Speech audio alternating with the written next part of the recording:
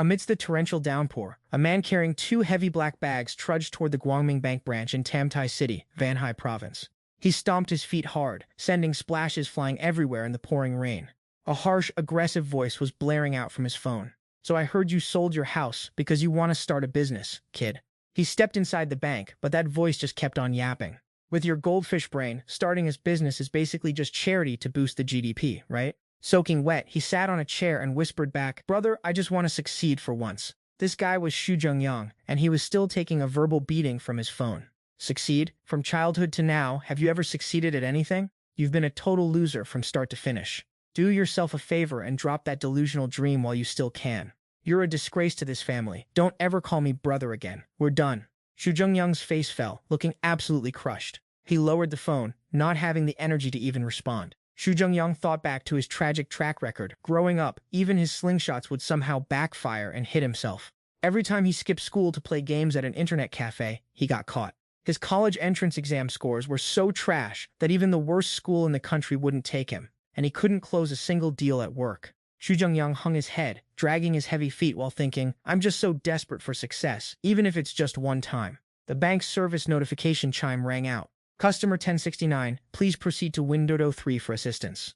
Xu Zhengyang told himself, "The money from selling the house is my final shot." Suddenly, a notification popped up. "The world depreciation system has finished downloading. Global prices have been adjusted down by a factor of 1 million. Only your total assets remain unchanged." Xu Zhengyang stood there, his jaw hitting the floor. The depreciation system continued its announcement. "Your current balance is 2,153,795 yuan. All loose change has been saved to the system." Xu Zhengyang stood frozen, asking, "A new world, price adjustments, what the hell is even going on?" Walking around, he glanced left and right, thinking, maybe I'm just so desperate for success that I'm hallucinating now. He placed the two big black bags on the counter, thinking, whatever, let's just deposit the cash and deal with it later. Once this is done, I'm going home to sleep it off. Xu Zhengyang said, "Hi there, I'd like to deposit some small change." The teller grabbed the two bags, thinking, so annoying. It's raining this hard, and I just want to go home early.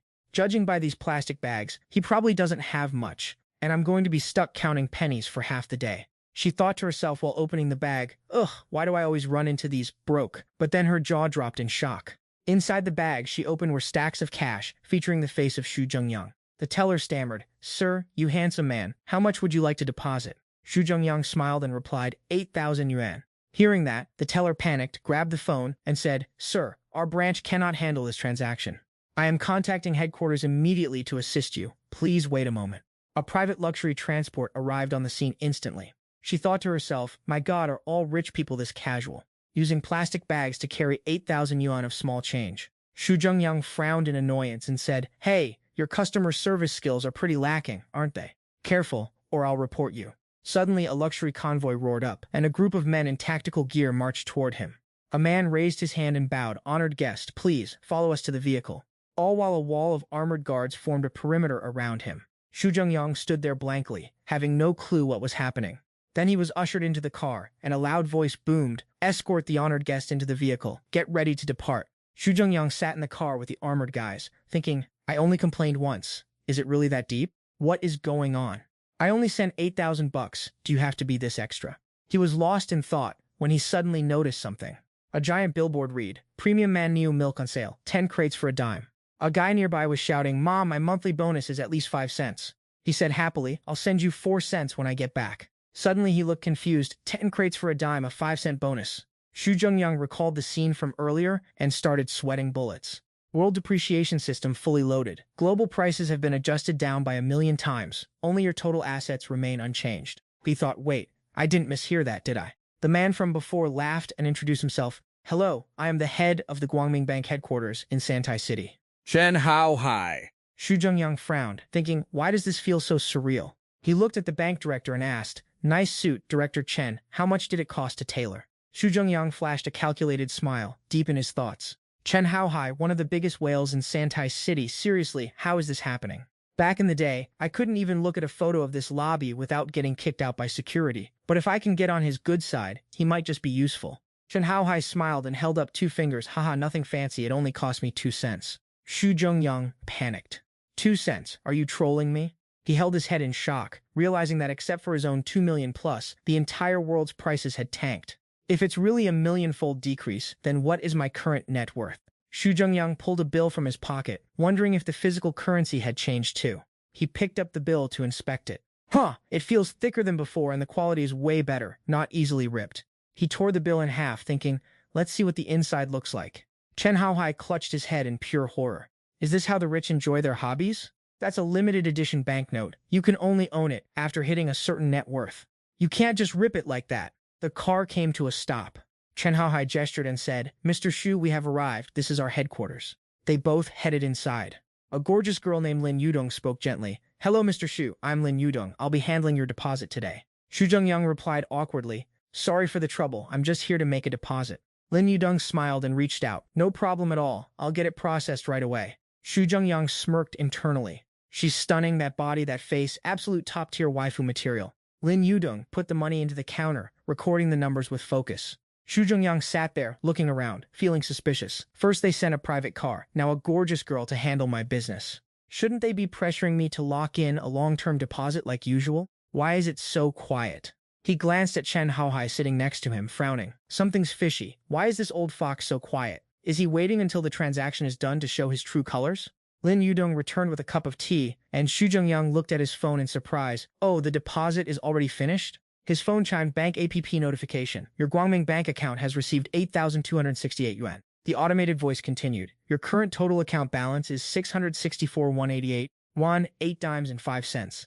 The teacup in Lin Yudong's hand fell and shattered on the floor. Both of them stared at him, trembling, with awkward grins on their faces. The voice on Xu Zhengyang's phone continued. To prevent you from spending money recklessly, 150. The remaining 10,000 was deposited into the system's flexible savings account. Based on the 10% annual yield, you'll be seeing about $200 in interest hitting your account every month. Our boy looked annoyed and muttered, Wait, is that really all? Chen Haohai's jaws dropped so hard it almost hit the floor. 660,000? Does he even realize the richest guy in Huaxia only has 380,000 to his name? Lin Hudong, standing right there, couldn't help but be absolutely shook. That's considered a little? Is this even human language anymore? What kind of god-tier billionaire is this guy, exactly? They both bowed low, and Chen Haohai pleaded, Sir, please, you have to give me the honor of hosting a dinner in your name. Lin Hudong chimed in. If you ever need anything else in the future, just give the word. Xu Zhengyang stood up, turned to leave, and replied, Sure, you guys get back to work. I'm out. Chen Haohai was practically glowing. Processing the paperwork for a billionaire this rich? My life is complete. Now I've got some major bragging rights for the National Bank Directors meeting. Lin Hudong was equally starstruck, thinking, he's loaded, hot and humble. What kind of goddess would even be worthy of a guy like him? Back at the Yunhai Fitness Club, Xu Zhengyang stood there, looking all tense and deep in thought. Chen Haohai went through all that trouble just to get a peek at his balance, didn't he? This old fox is definitely eyeing my assets, but who knows what he's cooking up. Forget it. I'll cross that bridge when I get there. No point in overthinking it. He stretched out, feeling better, and said, Time for a workout, then I'll go grab a bite with Chang Paula. Suddenly, a voice rang out. Yo! Back here to leech off the equipment again? Xu Zhengyang turned his head. Standing there with her hair tied up was Cheng Baola. She caught Xu Zhengyang flashing a thumbs up and snapped. What are you looking at? You want a beating? You want me to help you lie down on a bed for a long time? Xu Zhengyang waved his hands frantically and laughed. Ha ha, wouldn't dare. Cheng Baola sighed, looking discouraged, and Xu Zhengyang asked, What's wrong? Something happened? Cheng Baola threw a playful punch at him, pouting. It's all about the performance stats. They gave the new lead to that green tea snake by Zhang Lili again. She frowned, clearly salty. That's an $800 commission down the drain, just like that. Xu Zhengyang dodged her hits and chuckled. You're just not great at playing the office politics game, so it's no wonder you're being iced out. But honestly, her personality is way too straightforward for those slimy corporate schemes. He thought to himself, look at me acting like a mentor when I haven't even figured my own life out yet. He looked at her and said softly, all right. How about I buy your course so you can hit that #1 spot?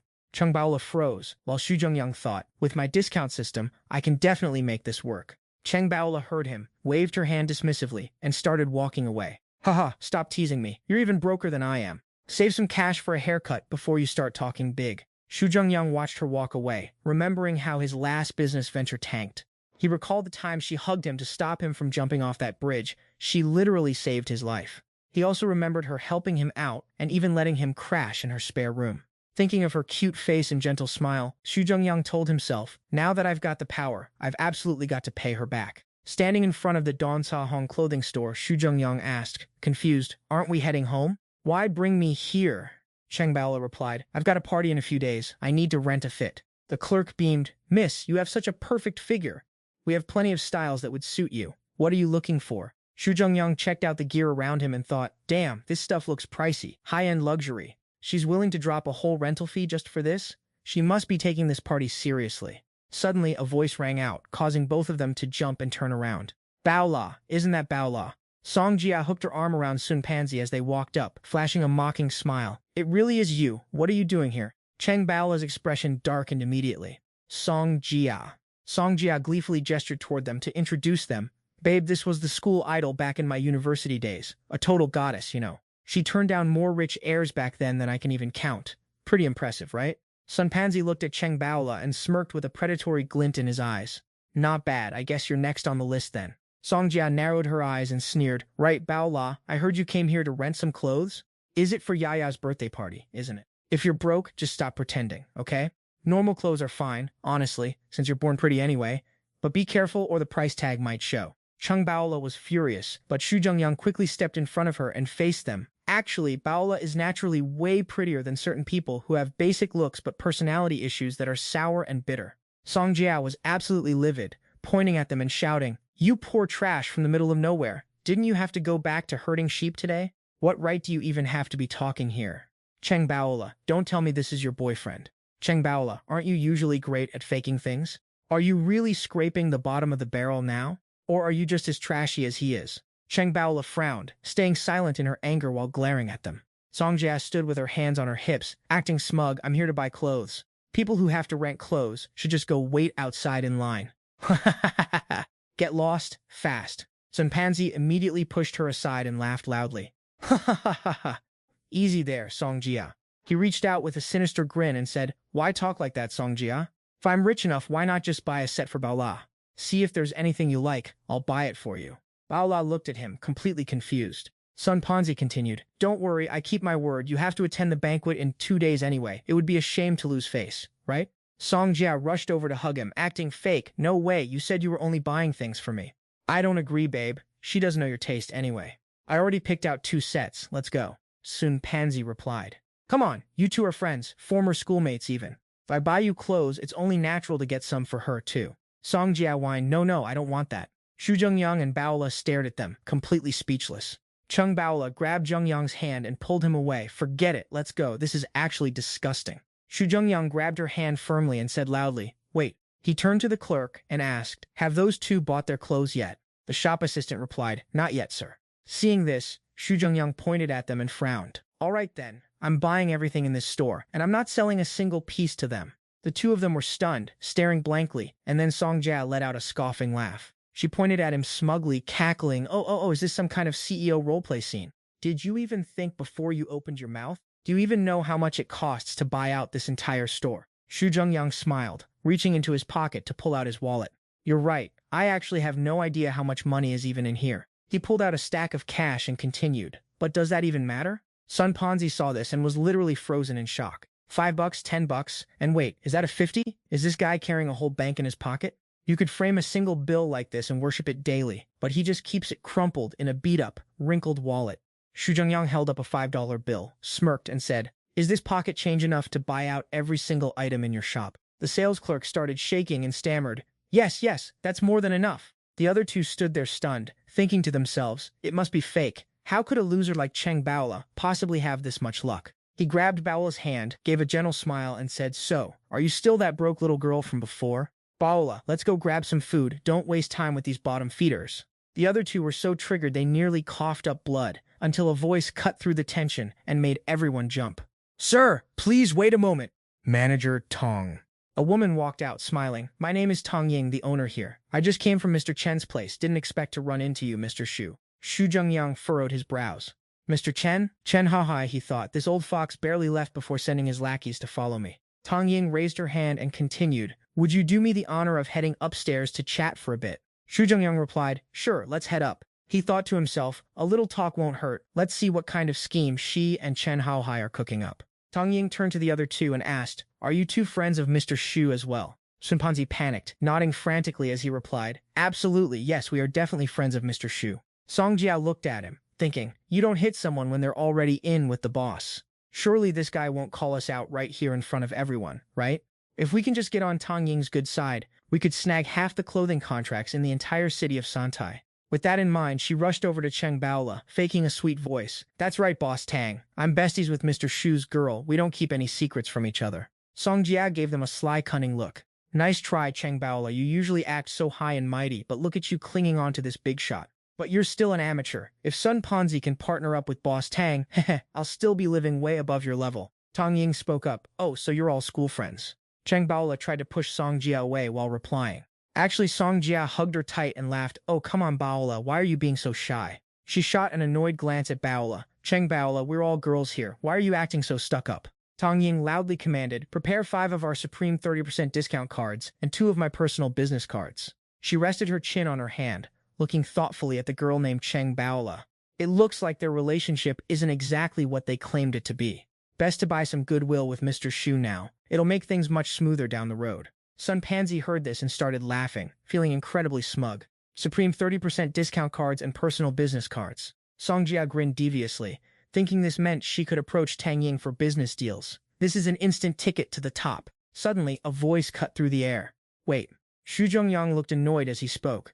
"If you want to get to know them, I'm not stopping you, but don't you dare use my name to do it." He grabbed Cheng Baola's hand and stated clearly, "Because a broke loser like me doesn't want to know people like them." He looked at Tang Ying and added, "You can ask your sales clerk what happened here just a moment ago." Tang Ying looked at him, wondering everything was going so smoothly, why is he suddenly popping off? The clerk quickly leaned into Tang Ying's ear and whispered the whole story. After hearing it, she immediately bowed her head and rushed to say, "Mr. Xu, I am so sorry. I totally misjudged the situation earlier." Tang Ying thought to herself, it's over. I tried to suck up to him and completely read the room wrong." With a cold flick of her wrist, Tang Ying barked, "What are you idiots waiting for? Throw these trash out," and her goons moved in immediately. "Understood, boss." The 2 pathetic losers were hoisted up by the bouncers in a heartbeat. Song Jia panicked, squeaking out, "Hey, what do you think you're doing?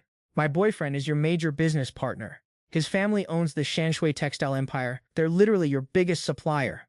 In a blink, both of them were tossed onto the sidewalk like yesterday's garbage. Tang Ying stood there, face cold as ice, and declared, "From today, Shanshui Textiles is blacklisted from every single brand under my name. Tell every other partner to cut ties with them until they pack up and leave Santai City for good." The store manager bowed deeply. "Consider it done, boss."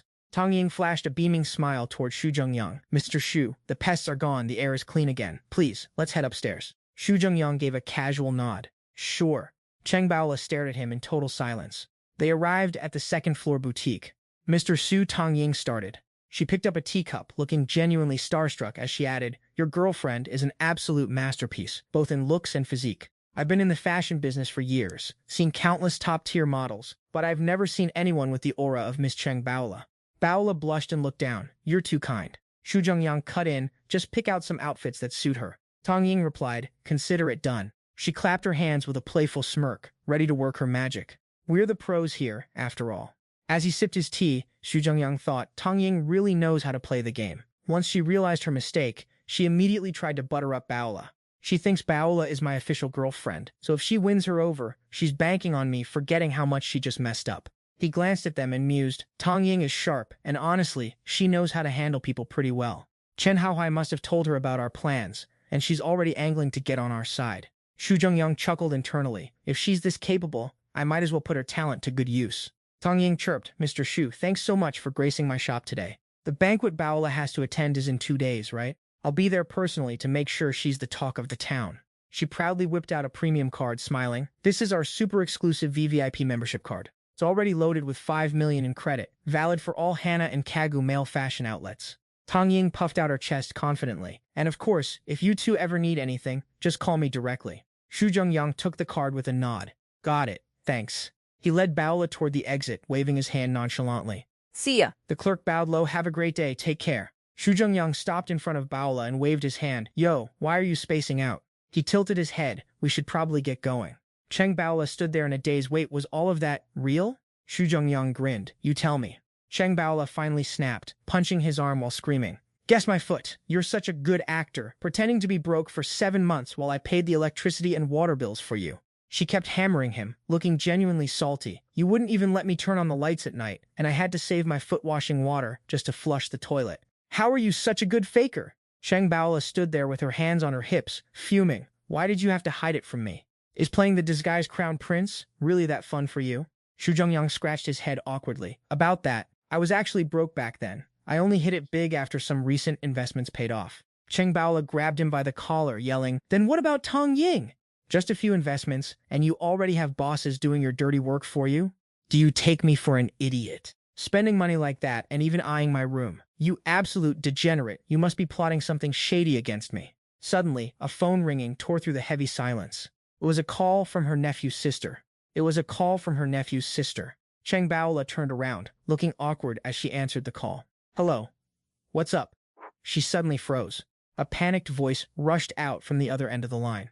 Baola, this is bad. Xiaomei is in trouble at the Xiwa restaurant. Cheng Baola responded, completely flustered. What? The car screeched to a halt in front of a high-end restaurant. The door opened and Cheng Baola rushed inside. Xu Zhengyang followed close behind, saying, Hey, slow down a bit. He thought to himself while chasing after her. Xiaomei is Baola's best friend, a bit of a savage with her words, but she doesn't mean any harm. There's definitely a reason Baola is in such a rush. Watching her hurried back, Xu Zhengyang mused, This girl cares too much about her friends. With her personality, she'd probably help the person selling her count the money. Suddenly, a hand grabbed Cheng Baola and she gasped in surprise. It's you guys? Didn't you say Xiaomei was in trouble? Where is she? Her friends pulled her along, laughing. Xiaomei? What are you talking about? We're the ones who wanted to see you. And now that you're here, just come hang out with us. Sun Li, a college classmate, was already seated and waved, saying, Yo, Baola, we've been waiting forever. Cheng Baola sat down, confused. Where is Xiaomei? Didn't you say she was in trouble? Her friend laughed it off. Forget about Xiaomei. We haven't hung out in ages. We just wanted to get you out here for a reunion. Sun Li smiled and pointed at Xu Zhengyang. Baola, is this handsome guy your boyfriend? Cheng Baola blushed and looked embarrassed. Yeah. Xu Zhengyang smiled immediately and chimed in. That's right, I'm her boyfriend. He gestured to an empty seat. Mind if I join you guys? Baola's friends responded gleefully. Of course. Xu Zhengyang looked at the lavish spread on the table and thought, Oh, a feast this big? Are we really here to reminisce? It's obvious they're treating Baola like a walking ATM and lured her here to foot the bill. Sun Li rested her chin on her hand with a smug, knowing grin. Handsome, if you managed to bag our Baola, you must be pretty loaded, huh? Xu Zhengyang laughed in response. Ha ha, just enough to get by. He turned to Baola and said, Everyone's already full. How about we head to another place, Baola? Xu Zhengyang told himself, Try to butter me up all you want. I've got money, but I'm not spending it on these gold-digging losers. Sun Li heard him and interjected, Who said we're full? We're just getting started. She sneered, thinking, There's no escaping now. If I don't have Cheng Baola and her boyfriend washing dishes here today, I've failed. Cheng Baola said, I'm not used to Western food. Let's go, Zhengyang. The group giggled, mocking them. How could these country bumpkins handle fine dining? One of them said with a sharp, sarcastic edge, Wow, you really just say whatever's on your mind, don't you? Ha ha ha. Xu Zhengyang snapped his fingers for the waiter to bring the menu, thinking to himself, So you're not full yet, huh? The group grinned smugly. Hook, line, and sinker, here comes the show. They smirked, watching them, planning to order the pre-ceased items so they'd be stuck washing dishes for a year. Sun Li picked up her phone and said, Hey cousin, we're having some Western food. Come over and join us. She put on her fake innocent act and asked, Is it okay if I invite my friends over? Xu Zhengyang clapped back. No problem. If you have more friends, call them all over here. Sun Li smirked and said, You said it yourself. Don't go back on your word in front of Cheng Baola. Immediately, her entire squad showed up, laughing and making a scene. Haha, Li, your friend is actually a total catch. He's even footing the bill for all of us.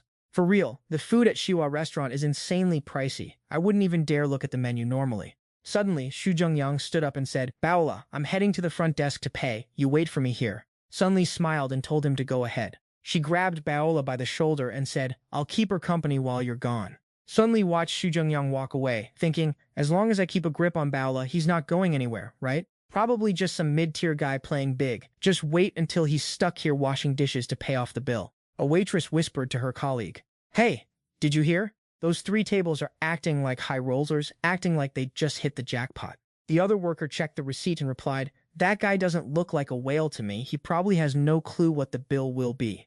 Once he sees the total, he's going to be so shocked he might actually wet his pants. Xu Zhengyang walked up cool as a cucumber and said, Hi, check please. The waitress scowled and said, "Sir, your 3 tables ran up a bill of 1.3 units." She turned her head, totally ignoring him. Xu Zhengyang pulled out his card, smiled, and said, "Could you do me a favor and calculate the total for every other table in the restaurant besides ours?" He thought to himself, 1.3 units. If that's 13,000 back in the day, I really need to get used to this currency conversion, or I'm gonna need a calculator attached to my hip. The waitress replied, "Besides your 3 tables, there are 15 others, making the total 5.4 units. Xu Zhengyang replied, "Got it." The waitress stared at him, thinking, is this guy actually dumb?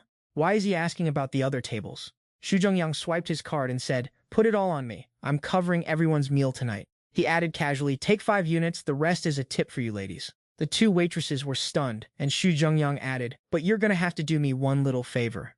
They both bowed frantically and said in unison, "Thank you, boss." "Attention guests, we have an announcement. Your entire dinner bill tonight has been settled by young master Xu Zhengyang. The restaurant will also be providing a complimentary dessert for everyone. We hope you enjoy your meal." The announcement blasted through the speakers, leaving everyone in the restaurant shook. Sun Li's friends were buzzing with excitement, saying, "Young master Xu Zhengyang? Is there even a wealthy Xu family in Tamtai City? Lili, is that the same Xu guy who was sitting with us?" Sun Li gave a forced smile, thinking, that idiot actually paid for the whole restaurant? That's gotta be a fortune. She clenched her fists, grinding her teeth in rage, thinking, how is this loser Cheng Baola so lucky to land a rich guy like him? Suddenly, Xu Zhengyang walked up, helped Baola stand up and said, "Baola, did you forget we have somewhere else to be?" Baola beamed and replied, "Oh, right, let's go." Sun Li stared daggers at Baola, thinking, fine, go ahead. You spent all that cash. I bet your investment funds are hitting 0 now, huh? She gritted her teeth in pure saltiness as she watched them walk away. I'm literally seething. Cheng Baola snags a rich guy who's also a total hunk? This is worse than death. Sun Li waved the server over. Hey, come here for a second. She put on a stern face, plotting her next move. Cheng Baola is clearly the one who brought him here. So how does she get to flex while my boyfriend pays for everyone else? I need to get that money back. Sun Li faked a smile, pointed at the bill, and said, you know that Xu Zhengyang guy? That's my brother. He just loves burning cash. Give me the money back. Just keep the charge for our 3 tables. The server smiled politely and replied, sorry, Master Xu already settled the account. We can't issue any refunds. He shoved the bill into Sun Li's face and continued, plus, these 3 tables aren't even included in that total. So, are you planning on paying up? Before he promised to leave, he left her with a parting question. What kind of animal would dare to look down on others? The waiter continued, besides, if you refuse to settle the bill, we'll be calling the police immediately to handle this. Behind him stood a group of aggressive-looking goons. He glared at Sun Li and added, your total comes to $3.2, so are you paying by QR code, card, or cold hard cash? Cheng Baola sighed dejectedly and said, great, now all those girls are going to treat me like their rival. Xu Zhengyang, walking beside her, replied, and what else did you expect? Did they ever treat you like a friend in the first place? Cheng Baola immediately started playfully hitting him in frustration. Why do you like throwing money around like that anyway? And picking up the whole tab? Do you have any idea how much that costs? Xu Zhengyang just chuckled while blocking her hits. It's not that much, just $5. Then the system's notification pinged. System detected host expenditure. You've earned 5 points, which can be used to purchase enhancement stats. It continued, the item shop function will unlock once the host accumulates 10 points, so please continue to spend generously, host. Xu Zhengyang looked confused and muttered to himself, points? What the hell is that? 5 points. Xu Zhengyang rested his chin on his hand. Lost in thought, 10 points to open the shop function. This feels kind of useless right now, but it'd be a waste to just ignore it. But based on the ratio of spending 1 coin, to earn 1 point, if I spend 5 more bucks, I should be able to open the function. Suddenly, Cheng Baola kicked his leg, cutting off his train of thought. She said, why are you zoning out? Let's head back. I couldn't eat much earlier because of those jerks, and now I'm starving. She turned around, laughing happily. Oh, right. You've been hiding things from me for so long, you owe me. You're cooking dinner tonight. Xu Zhengyang smiled and replied. Who has ever seen a top-tier billionaire cook for themselves? Cheng Baola pointed and laughed. Yeah, Mr. Billionaire, get to cooking. If you keep spending money like that, you'll actually end up becoming a real billionaire. Xu Zhengyang's phone rang with a call from Zhang Yu, so he opened it to check. Zhang Yu? Can't believe that guy is actually calling me. Xu Zhengyang thought as he hit answer, his situation is just as pathetic as mine. Maybe I can help him out. Suddenly, a loud voice boomed out, startling both of them. Ha ha ha, old Xu, I heard all about you going broke. Where are you right now? I've got a new path to riches. What do you think? Let's make some real money together. Xu Zhengyang said awkwardly. I've got stuff to do. Cheng Baola smiled happily and said, go ahead, you busy man. I'll go try on my new clothes. Zhang Yu laughed loudly. Haha, my future sister-in-law is so understanding. It's settled then. I'm coming to pick you up. Xu Zhengyang opened the door and stepped into Zhang Yu's car, asking calmly, still talking about that solar power project? Zhang Yu replied excitedly while driving. That old project is history, ancient news, but this time it's a massive deal. If we negotiate this right, we are going to be filthy rich. Xu Zhengyang asked with genuine curiosity. Yo, so what exactly is this big project? Zhang Yu replied, looking hyped up. You ever heard of that viral guy on the internet lately? I'm talking about that new Xuansheng dude, the one who calls himself an internal martial arts master and claims he knows Qigong. He raised his index finger, grinning at him as he continued. That guy wants to start a live stream, apparently. His team is looking for some actors to take a dive in a scripted fight. We just need to get on stage and let them knock us out. We're talking $8 a pop, $8 whole. Xu Zhengyang looked completely shook as he spoke. $3 is already trashed here, and now you're talking about this nonsense as a big project? Zhang Yu chuckled and replied, it's still better than you rotting away at home doing nothing. Honestly, I'm at this age now, but this is my first time playing a game this high stakes. Suddenly, a collision rocked Zhang Yu's car. Zhang Yu rushed to open the door and saw a red car had smashed into his rear. A girl stepped out of the other vehicle. Are you blind or something? She yelled at the top of her lungs, clearly triggered. How the heck are you driving? Zhang Yu was totally confused, saying, you're the one who rear-ended me, lady. It was a red light. Obviously, I had to stop. He glanced at that red car and thought to himself in a panic, oh, we are cooked. This girl is driving a BMW. She definitely isn't some harmless NPC. The girl pointed her finger right in Zhang Yu's face and started flaming him. You country bumpkin, don't you know you shouldn't just stop wherever you want in the city? Do you think this is your village road, or what? Zhang Yu frowned, not having any of it. A red light is a red light. I had to stop, period. The girl felt emboldened and started screaming even louder. Shut your trap and pay up $5. Don't even think about leaving until you do. Zhang Yu looked super annoyed as he shot back. $5? Are you trying to scam me? Suddenly, Xu Zhengyang cut into their little argument. Chill, I already called the cops. The girl kept on shouting like a maniac. Who even are you? Why are you even involved? Who told you to call the police? A police officer walked up and interjected. Hey, what's going on here? The girl looked frustrated, pointing at Zhang Yu and saying, Officer, these two country bumpkins slammed on their brakes and made me hit them, and now they won't even pay for the damages. Zhang Yu immediately defended himself. Officer, we were stopping at a red light. She's the one who hit us. The officer held up both hands to stop them. Cut the noise. What's all this yelling about? He quietly shifted his gaze to the spot where the two cars had collided. The officer looked stern and said, they stopped at a red light and you rear-ended them. We'll see the truth as soon as we check the surveillance footage. Hand over your driver's license first. The girl looked startled and panicked. It's totally my fault. She started slamming her hands against Zhang Yu's car in a rage, yelling, what kind of trash tier car is this anyway?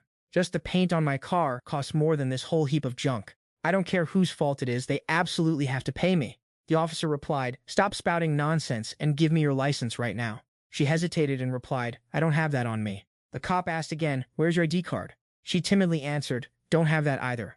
Zhang Yu and Xu Zhengyang couldn't help but laugh at this scene. Ha ha!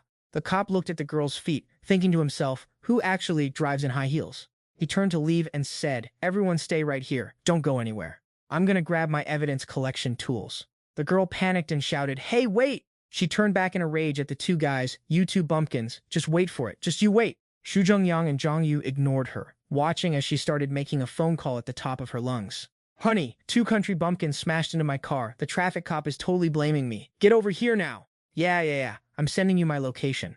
Hearing his phone ring, Xu Zhengyang wondered, who's looking for me at a time like this? Don't tell me it's a scammer? He pulled out his phone. It was Chen Haohai. Chen Haohai spoke up, hello, is this Mr. Xu? I heard Tang Ying is your girlfriend, and she's attending a birthday party in 2 days. He furrowed his brows and grinned. Since Tang Ying already prepared a gift for her friends, I was wondering if you needed me to... Xu Zhengyang replied, not necessary, it's just a small party. He thought to himself, this guy Chen Haohai gets his intel fast, but what kind of medicine is he selling in his gourd? Xu Zhengyang asked with a suspicious tone. Come to think of it, Tang Ying doesn't even have my number. How did you get it? The voice on the other end responded, don't be mad, I'm pretty close with the city's top brass, so I just did a little digging. Xu Zhengyang looked at the woman and said, oh, I see. In that case, I have a favor to ask. Help me look into something. He told himself, use a shrimp to catch a lobster. Let's see what this old fox is really up to. Chen Haohai asked, oh, what is it? He smiled confidently and added, don't worry, I'll handle this little favor perfectly. Xu Zhengyang replied, yeah, sure. If you could get her license revoked permanently, that would be even better. The girl heard this and exploded with anger, yelling, "Are you not afraid your tongue will fall off from all that capping? Do you think this is your tiny village? Revoke my license permanently? Once my boyfriend gets here, one word from him will have you two losers sewing machine parts in prison for the rest of your lives." Zhang Yu saw this and trembled in fear. "Zhengyang, maybe we should just let this slide?" Xu Zhengyang replied calmly, "It's fine, let's just wait and see." A few minutes later. The woman's eyes lit up and she cheered happily.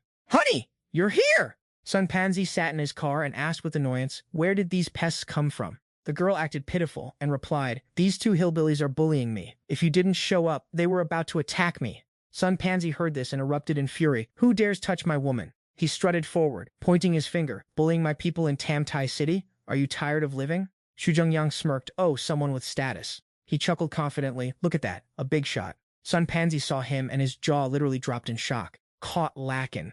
Sun Panzi stammered in fear. Mr. Xu. Fancy meeting you again." Xu Zhengyang smiled and said, "Twice in one day? Talk about destiny." He thought to himself, "This fatso is running through girls faster than he changes his clothes." Sun Panzi sweated profusely, giving a fake awkward laugh.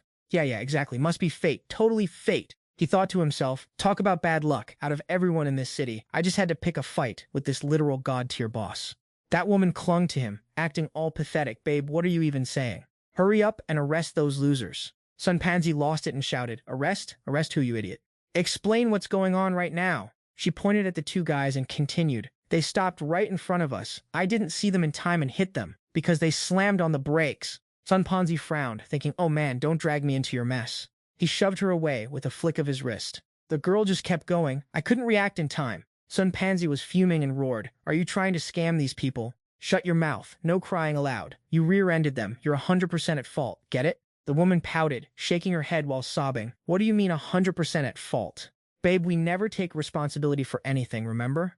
Xu Zhengyang and Zhang Yu watched them, completely speechless. Sun Panzi barked, "I told you to shut up." The woman covered her face and started wailing.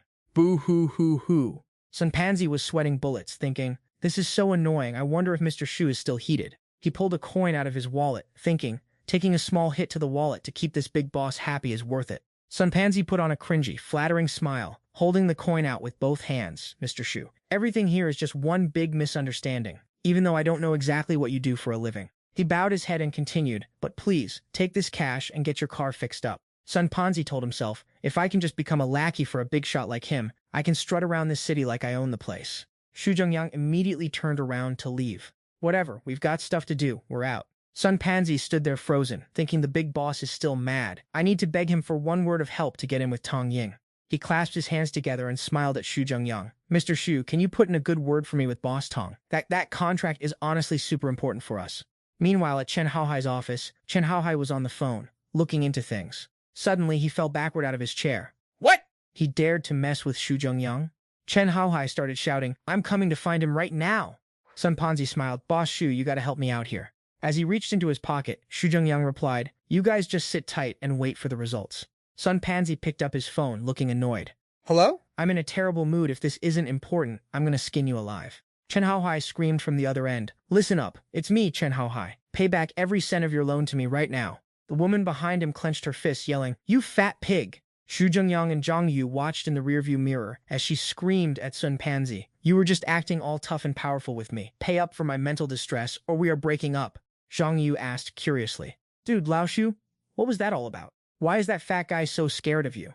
And what's the deal with Boss Tang?" Xu Zhengyang looked thoughtful while scrolling on his phone. "Boss Tong is just someone I knew back in my business days. That fat guy happened to need a favor from her, by the way. Do I still owe you some cash?" He asked innocently. "I don't have 50 cents. Is this enough?" Zhang Yu was so shocked he swerved the car and yelled. "What?" Xu Zhengyang said in a panic, "I'm begging you. Can you drive carefully?" Zhang Yu fumed. "Seriously? I lent you 12 cents and you're paying me back with 50? He wondered to himself, is this kid using all his savings to try and pull a massive hustle on me? Xu Zhengyang put his phone back in his jacket and said, "This money is for your mom. She worked way too hard to raise a goofball like you. If you don't take care of her properly, just make sure you keep acting the part later. We're gonna clean out that sheep Niu Xuansheng for everything he's got." He frowned, worrying to himself, wait, is this what the burden of being rich feels like? Having to make up excuses just to give people money. Zhang Yu laughed happily and said, "Bro, don't sweat it. What's a few drinks anyway?" Old Xu, just you wait. I'm gonna make us both filthy rich. I can't let your faith in me go to waste. Suddenly, the system popped up in front of Xu Zhengyang again, and he thought, oh, the system is back. The system displayed a message. Expense deduction system activated. 50 points received. Current balance is 55 points. Unlocking attribute enhancement. Xu Zhengyang stared at the screen. With this system, every point can be converted into an enhancement stat to upgrade his overall physical attributes. These stats include, but are not limited to, strength, speed, reflexes, damage resistance, hearing, vision, and smell. It then spat out a table of numbers. The screen showed the available attribute upgrades, ranging from minimum to maximum. Xu Zhengyang muttered, I spent half the day just for this? He stared blankly at the text for a second, then tapped the max button, telling himself, whatever, it's not like I have any other choice. Let's crank it to the max. The number on the display hit 55. Xu Zhengyang smirked slightly. All right, let's do this. I'm ready. He frowned and asked, System, are we starting yet? The system replied, Expense deduction system upgrade completed. Xu Zhengyang stood there with his jaw dropped. Wait, it's already done? You didn't just scam me out of my points, did you? He waited for Zhang Yu to speak up. Old Xu, why are you zoning out? Xu Zhengyang snapped out of it and replied, oh, it's nothing. He thought to himself that he really needed to research this properly later. Xu Zhengyang asked, so are you actually serious about working for New Xuansheng? I recall you saying you absolutely hated scammers like that. Zhang Yu laughed and responded, you only know one side of the story, not the whole thing. He said with a look of pure excitement. Let's go, find a place that serves barbecue. I'll lay out the details of my grand plan to you there. Xu Zhengyang frowned, actually curious to see what kind of grand plan a blockhead like him could cook up. The next morning at the Jim Yunhai Gym, Yao Zhangjing, the receptionist known as the Little Chili, smiled brightly and said, welcome, sir. The second she saw it was Xu Zhengyang. Her face dropped, thinking, ugh, this leech is back to use our equipment for free again. Xu Zhengyang waved enthusiastically. Morning. Yao Jingjing immediately grabbed the phone and said, are you here for Baola again? I'll go get her for you. Xu Zhengyang raised his hand and said, hold on, don't call her yet. How much for a membership card? Yao Jingjing looked at him with pure disdain and said, you have money? Xu Zhengyang chuckled. Is that how you talk to a paying customer? Yao Jingjing stuck her tongue out to provoke him. Come and hit me then. Nya, nya, nya! A notification rang out. A trainer was summoned because a client wanted to sign up for a membership. Sun Licha, the gym's super trainer, rushed out excitedly and shouted, who's the one looking to sign up? Xu Zhengyang put on a smile and waved, hey there. Sun Licha stopped dead in his tracks. He put his hands on his hips, looked around and asked, who are you waving at? Where's the actual client who wants to sign up? Sun Likaos wondered, why is this broke loser standing here? Yao Jingjing immediately flared up, slammed her hand on the table, and shouted, isn't he literally standing right in front of you? Sun Likaos spread his arms, mocking him. This scrub is just here to leech off Cheng Baola's class for free. Does he even deserve my time? Yao Jingjing pointed at his face in frustration. Sun Likaos, I asked you if you are going to process it or not. Sun Likaos frowned, thinking, this spicy little pepper loves to play by the rules and has the power to report me to the boss. There is really no way for me to flip on her right now. Thinking about it, he laughed and said, fine, I will do it. It is not like anyone else is signing up today anyway. Just like a toad crawling on your foot, it does not bite, but it is seriously disgusting. Yao Jingjing yelled in anger. Sun Lichaos, you! Xu Zhengyang raised his hand to stop her and said, if he does not want to do it, just let him be. You have the authority, right? I will just have you process the card. Sun Likaos turned around, laughed, and said, exactly, you doing it is the same thing, right? I will let you have the commission for this broke loser. Yao Jingjing sighed in frustration and asked, fine, how long do you want the membership for? Xu Zhengyang smiled and asked, are you not going to introduce the different card types to me? Yao Jingjing replied in confusion, we only have standard and platinum cards. Do you know more about this than me? What am I even supposed to introduce? Xu Zhengyang said nonchalantly, fair point, then make me 4 platinum membership cards, no time limits, and no restrictions on who can use them. 100,000 each. Yao Jingjing froze in total shock. Xu Zhengyang pinched her cheek to snap her out of it and continued, right, make sure to wrap 3 of them up nicely for me. I need to give them away as gifts. Yao Jingjing immediately snapped, are you messing with me? That is 4 platinum cards. We have not even had a single person do that all year. Do not joke around with people like this. Xu Zhengyang pulled out his phone to scan the QR code for the transfer. Why do you not believe me? I will transfer the money first. The sound of a successful transaction chimed. WeChat Pay 400,000 received. Yao Jingjing was completely stunned. She held the 4 cards in her hand. Oh my god, 4 of them.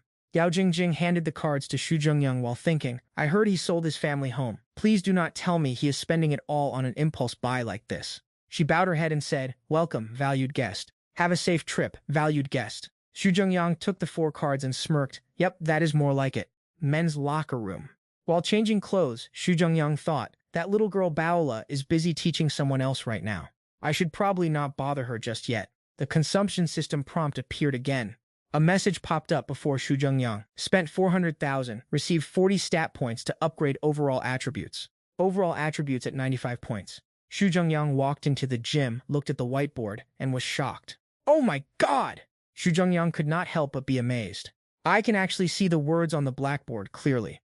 He read the lines written on the board. Looks like this attribute upgrade actually works, though as a female trainer, her performance is ranked second to last. Xu Zhengyang clutched his forehead in helpless laughter. Seems like this silly girl is really not cut out for sales jobs.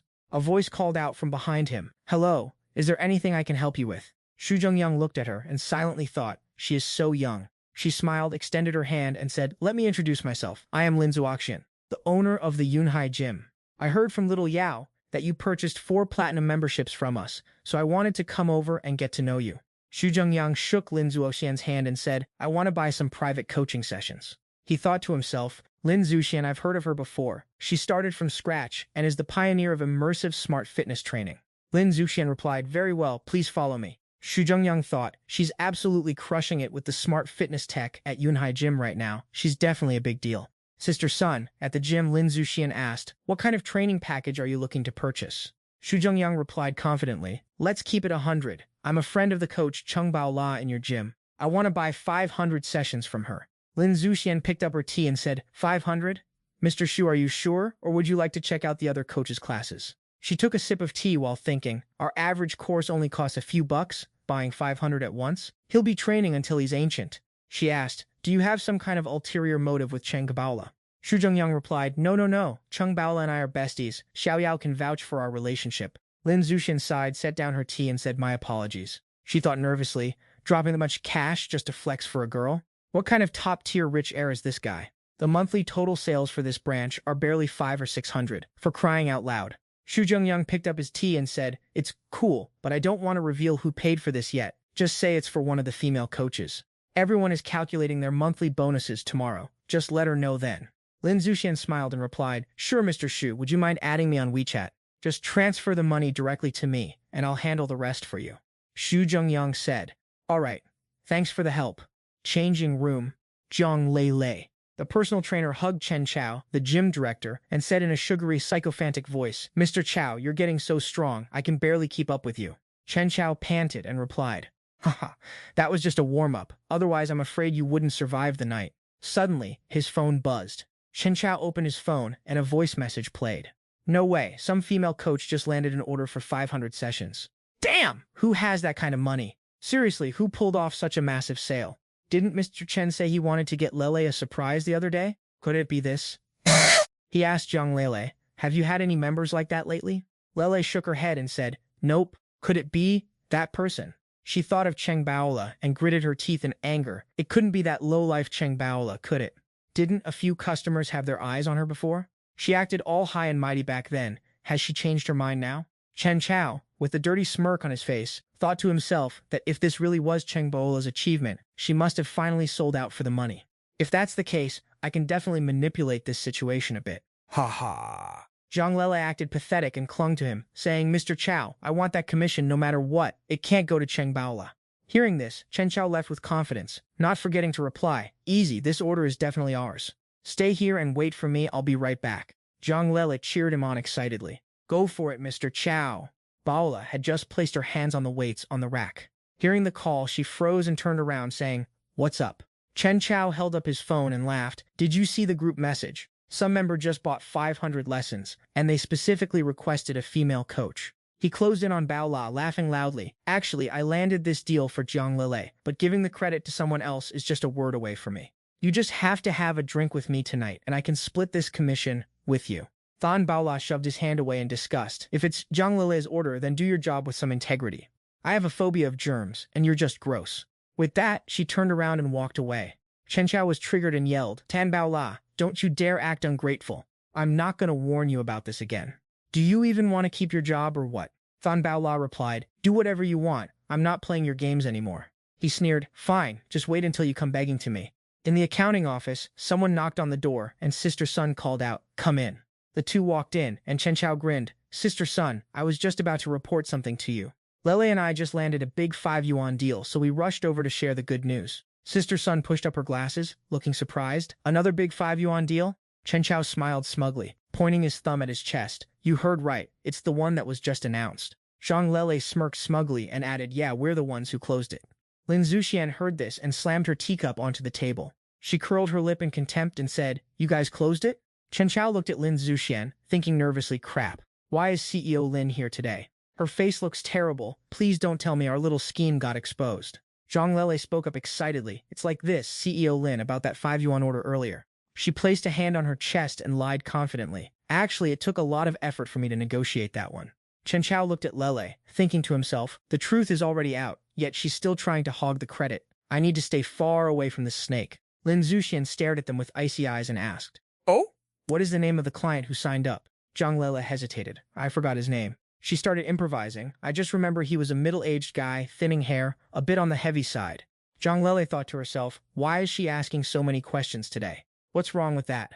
Right, isn't he the guy who drops money on the female personal trainers in the gym? He's definitely some tacky, bald, middle-aged guy. Lin Zuxian slammed her hand on the desk and snapped at her for lying. There wasn't a single middle-aged bald guy in the club today. Both of you pack your things and leave. I don't need trash like you on my team. Zhang Lele asked, looking completely lost. Wait, you're firing us? For what? Chen Chao rushed to stop her from digging a deeper hole. CEO Lin, Lele misspoke just now. It was 1 yuan, right, Lele? He looked at her and thought, Zhang Lele is actually brain dead. She's still asking why. Lin Zuxian was beyond furious, standing up to shout, I came here today specifically to deal with reports about you two manipulating and sabotaging the performance of other trainers. Perfect. I didn't even have to hunt you down. You delivered yourselves right to my door and put on a pathetic show while you were at it. She pointed right at their faces and continued, that deal belongs to Tan Bao La, yet you two stole it? My blood is literally boiling. Get out of my sight right now. Get out. Zhang Lele heard that name and ground her teeth in rage. Tan Bao La. She stormed out of the room, shouting, you and I are enemies for life. Zhang Lele thought to herself, I am absolutely going to make sure you never have a peaceful day again. She rushed toward Tan Bao La, swinging her arm and screaming. Ah! Suddenly, her hand was grabbed midair. Cheng Baola turned around and asked, Coach Yang, what's wrong with you? Zhang Lele shoved her hand away in a rage. You toxic snake, you dare to fight back? Xu Zhengyang suddenly grabbed her arm. This chick has been bullying Baola forever. Teach her a lesson. Zhang Lele screamed, you pathetic peasant, get your hands off me. Are you actually hitting me? Watch me. As soon as he said that, Xu Zhengyang tossed her to the floor like trash. He threw his hands up innocently, saying he had never heard such a weird request before. So, you're the one who asked for it. Cheng Baola chimed in, that's what you get. Suddenly, a voice boomed out, grabbing everyone's attention. Sorry to interrupt everyone. I have an announcement to make. Lin Zuxian said aggressively, I just caught this guy. And Zhang Lele, from the personal training department, red-handed, manipulating the trainer's stats. She pointed at Chen Chao and continued, I am now officially firing you two from the Yunhai gym. Lin Zuxian added, also, I want to congratulate our PT Cheng Baola. She just completed a personal training session worth $5. I hope Baola continues to work hard, and I hope you all take her as an example. Cheng Baola stood there stunned, while Xu Zhengyang folded his arms with a smug grin. Lin Zuxian pointed and commanded, get Zhang Lele and that trash out of here right now. Chen Chao helped Zhang Lele up, thinking to himself, this woman Zhang Lele is dragging me down, better try my luck somewhere else. Xu Zhengyang watched them leave in silence. Shang Baola pinched his ear in anger and said, that was $5. $5 is enough to buy a villa. She thought to herself, doing the math, Zhengyang has been spending so much money on me lately, and as his phone rings she thinks, with so much cash, maybe I should do something for him? Xu Zhengyang checked his phone and asked, do villas only cost $5? Cheng Baola replied, obviously, I've never seen anyone dump the price of a whole villa into a gym membership card before. She frowned, wondering, let me see if I can get that money back. If I help him save it, at least he'll have something to fall back on if he goes broke. Xu Zhengyang looked at his phone and realized Tang Ying was calling. Tang Ying immediately stated, Mr. Xu, Chen Haohai and the head of Tenglong Real Estate want to take you out for dinner. It's on the 3rd floor of the Haicheng restaurant, in the VIP room. Do you have any time later today? Xu Zhengyang thought, Chen Haohai, Dongchangming, Haicheng restaurant. He replied, sure, I'll be there in a bit. The person on the other end responded, roger that, I'll let Mr. Chen know immediately. Haicheng restaurant. Xu Zhengyang walked into the restaurant. Xu Zhengyang spotted Chen Haohai. Chen Haohai, finance mogul, and Dong Changming, the real estate shark. Dong Changming and Xia Jihao from the auto industry. Xu Zhengyang mused, and the other two members of the Yunhai Four Heroes are the leaders of their respective fields, plus Chen So-sheng from entertainment. These four showing up together can't just be for a casual dinner. They probably want something from me. Suddenly, a voice called out from behind Xu Zhengyang, and he turned around in surprise. Li Hu, Xu Zhengyang's old college buddy. He pointed at his face, laughing, "Is it really you? How have we not run into each other since graduation?" Xu Zhengyang thought, "Of course it's this unlucky loser. I couldn't stand this guy back in the day." He replied cheerfully, "What a coincidence. Here to grab a bite." Li Hu grinned happily. "Yeah, but I'm super stoked to see you." Ha ha. Then he gestured and said, "I've got a date with Meng Meng's family here. You haven't seen Meng Meng in a while, right?" Chen Meng, Xu Zhengyang's college friend. She spoke up, "Zhengyang, long time no see." Li Hu put his arm around Zhengyang's shoulder and introduced him enthusiastically. "Hey, this is a college friend of Man and me. He was a total legend back on campus, started his own business while we were still studying, and was absolutely crushing it." The guy smiled and said, "Is that so? Well, that's what I call a young prodigy." That guy Li Hu continued running his mouth. "You bet. Back then he had girls chasing him everywhere. Even Man was crushing on him." He shouted it out loud to grab everyone's attention. "Though I heard later on you went bankrupt, sold your house, and were drowning in debt. Did you pay it all off yet?" Xu Zhengyang looked at him and gave a mysterious mocking smirk. "Haha, so that's the play? Setting me up? Trying to use me as your personal stepping stone?" Li Hu laughed carelessly. "Old friend, heard you sold your house. Makes sense. How else would a loser like you afford to step foot in a place like this?" Xu Zhengyang asked, Man, what are you guys doing here?" Chen Man replied shyly, "Meeting a business client here, just talking shop." "What about you?"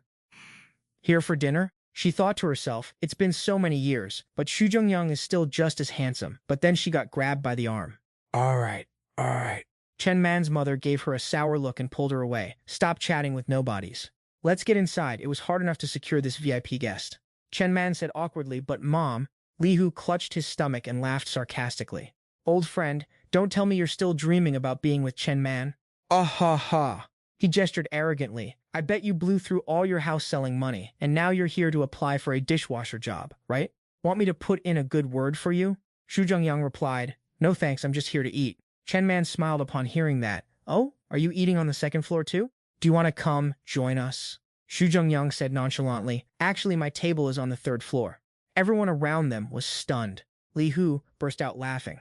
He pointed at his face and mocked him. "Haha, the third floor? You think this is a fast food joint? A single table on the second floor costs 4,000 or 5,000 already. Think you're special enough for the third floor?" Chen Man's father turned to leave. "Let's go, the VIP will be here soon." "It's a good thing Li Hu helped us get everything sorted. Don't let anything go wrong." Chen Man's mother added, "Exactly. Stop wasting time here. Let's head up." The two of them smiled to themselves. "Our entire future depends on today. Don't mess this up." Li Hu laughed until he was crying, slapping Xu Zhengyang on the stomach. "Haha, I'm dying. Are you really trying to flex here? As an old classmate, let me give you a little piece of advice." Then he glared and continued, "Crawl into a ball and get lost." Xu Zhengyang started walking away and said, "Haha, sure, but I have a little piece of advice for you too, old friend." He turned his head back and gave a faint smile. "Why don't you get lost yourself?" Li Hu was furious, pointing his finger at him and screaming, "Xu Zhengyang, you actually dared to tell me to get lost? You little piece of—" Chen Man stepped in to stop him. "Li Hu, watch your mouth." He whipped his head around and barked at her. "Chen Man, are you off your meds or something? I helped your family set up this meeting with a VIP, and this is how you talk to me." Chen Man's dad quickly stepped in. Man, why are you talking to Li Hu like that? He's your good friend. Let's just head upstairs already." Her mom chimed in, too. "Exactly, Li Hu. You two are practically besties. How could you be this mad, right? Just ignore the people who don't matter. Pretend it's just background noise, and let's get going." Xu Zhengyang raised his hand and said, "It's fine, Chen Man, don't sweat it. If Li Hu wants to talk trash, I'll just treat it like the wind. I'm heading up first." A voice shouted out, making him freeze in his tracks. "Who told you that you could go up there?" Li Hu was absolutely fuming, pointing his finger at him. "You're still treating my words like background noise? Get your butt down here and kneel for me." Suddenly, the restaurant manager appeared and asked, "May I ask what is going on here?" Li Hu immediately pointed at Xu Zhengyang and snapped, "You're the manager here, right? Why does your restaurant let just any random lowlife walk in? Dining with a broke loser like this is ruining my appetite. Kick him out right now." The manager gave a cold, stern look. "My apologies. We don't kick out customers for no reason, but your shouting is bothering others, so I'm afraid you'll have to leave." Li Hu exploded. "Open your eyes. This guy is a total bottom feeder. How could he possibly be one of your guests? Watch this." Saying that, he pointed right at Xu Zhengyang. Xu Zhengyang, I'm giving you 5 seconds to scram. Our boy replied, totally unbothered. Oh, 5 seconds is way too long. I think you could roll out of here in just 3. A voice suddenly boomed. Yeah, it would only take him 3 seconds to get kicked out. Li Hu yelled, this is between me and this broke loser. What does it have to do with you guys? He suddenly froze, his eyes popping out of his head. Li Hu stared at the 3 people, Chen Haohai, Tang Ying, and someone else who looked like a high-profile boss. Chen Man panicked and asked, Li Hu, what's wrong? The man stepped forward and said, Mr. Xu. He reached out his hand. I am Chen Shusheng, owner of the Honghai restaurant. Please forgive us for not greeting you sooner. Please don't take offense. We have everything ready for you. Please follow us. Then he turned around and barked an order. Someone? Throw this guy out in 3 seconds flat. Xu Zhengyang shook his hand and said, no need for that, Boss Chen. I was just messing with him. Chen Man's mom chirped, Sweetie, how come you never mention this friend of yours? I just talked to him like that. Why didn't you give me a heads up? Her dad signaled her to shush. Li Hu's face went black. Uncle, let's just go upstairs. Chen Man's mom replied, sure. Li Hu was grinding his teeth in pure rage. How on earth does Xu Zhengyang know Chen Shusheng, and why is the big boss acting so respectful? Is Chen Shusheng's brain fried, acting like a servant to a total loser? Inside the VIP suite of the Honghai restaurant, a man shook Xu Zhengyang's hand and smiled. Greetings, Mr. Xu. I'm Dong Changming from Tenglong Real Estate. That's really Dong Changming from Tenglong Real Estate. He said, for some personal reasons, I cannot reveal my face.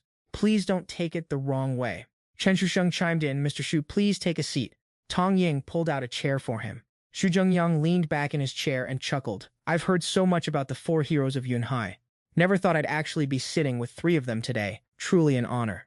Everyone around the table chimed in with nervous, sycophantic laughter. Haha, for a big shot like Mr. Xu to even know our names, we've clearly hit the jackpot in this life. Chen Haohai smiled, but deep down he was sweating. He knows all 4 of us? Could those moves at the Guangming headquarters have been aimed directly at us? Chen Suosheng gave a forced smile, waving his hand. Mr. Xu, you're too kind. Our little operation is nothing compared to your massive empire. He kept thinking to himself, this guy looks like a total average Joe, but he clearly knows way too much about the inside scoop. Dong Changming frowned, deeply unsettled, but if old Chen is so terrified of him, why on earth should we be acting all submissive to this guy? Suddenly, Tang Ying chimed in with a bright fake smile. Hey, how about we start with the food? I've been dying to grab a drink with Mr. Xu. Xu Zhengyang held up a hand, stopping her cold, mandarin tongue. Let's not rush things. He pointed a finger at her and smirked. Some topics just don't go down easy with alcohol, you know? Xu Zhengyang gave a cryptic, chilling smile. Let's talk business first. The show is about to start, he thought. Chen Haohai stuttered. Mr. Xu, you are. Xu Zhengyang took a slow sip of water. You lot are big-name power players in this region. I'm sure you don't like beating around the bush. With a heavy thud, he slammed his glass onto the table. I like people who keep it real. Just tell me what's going on, point blank.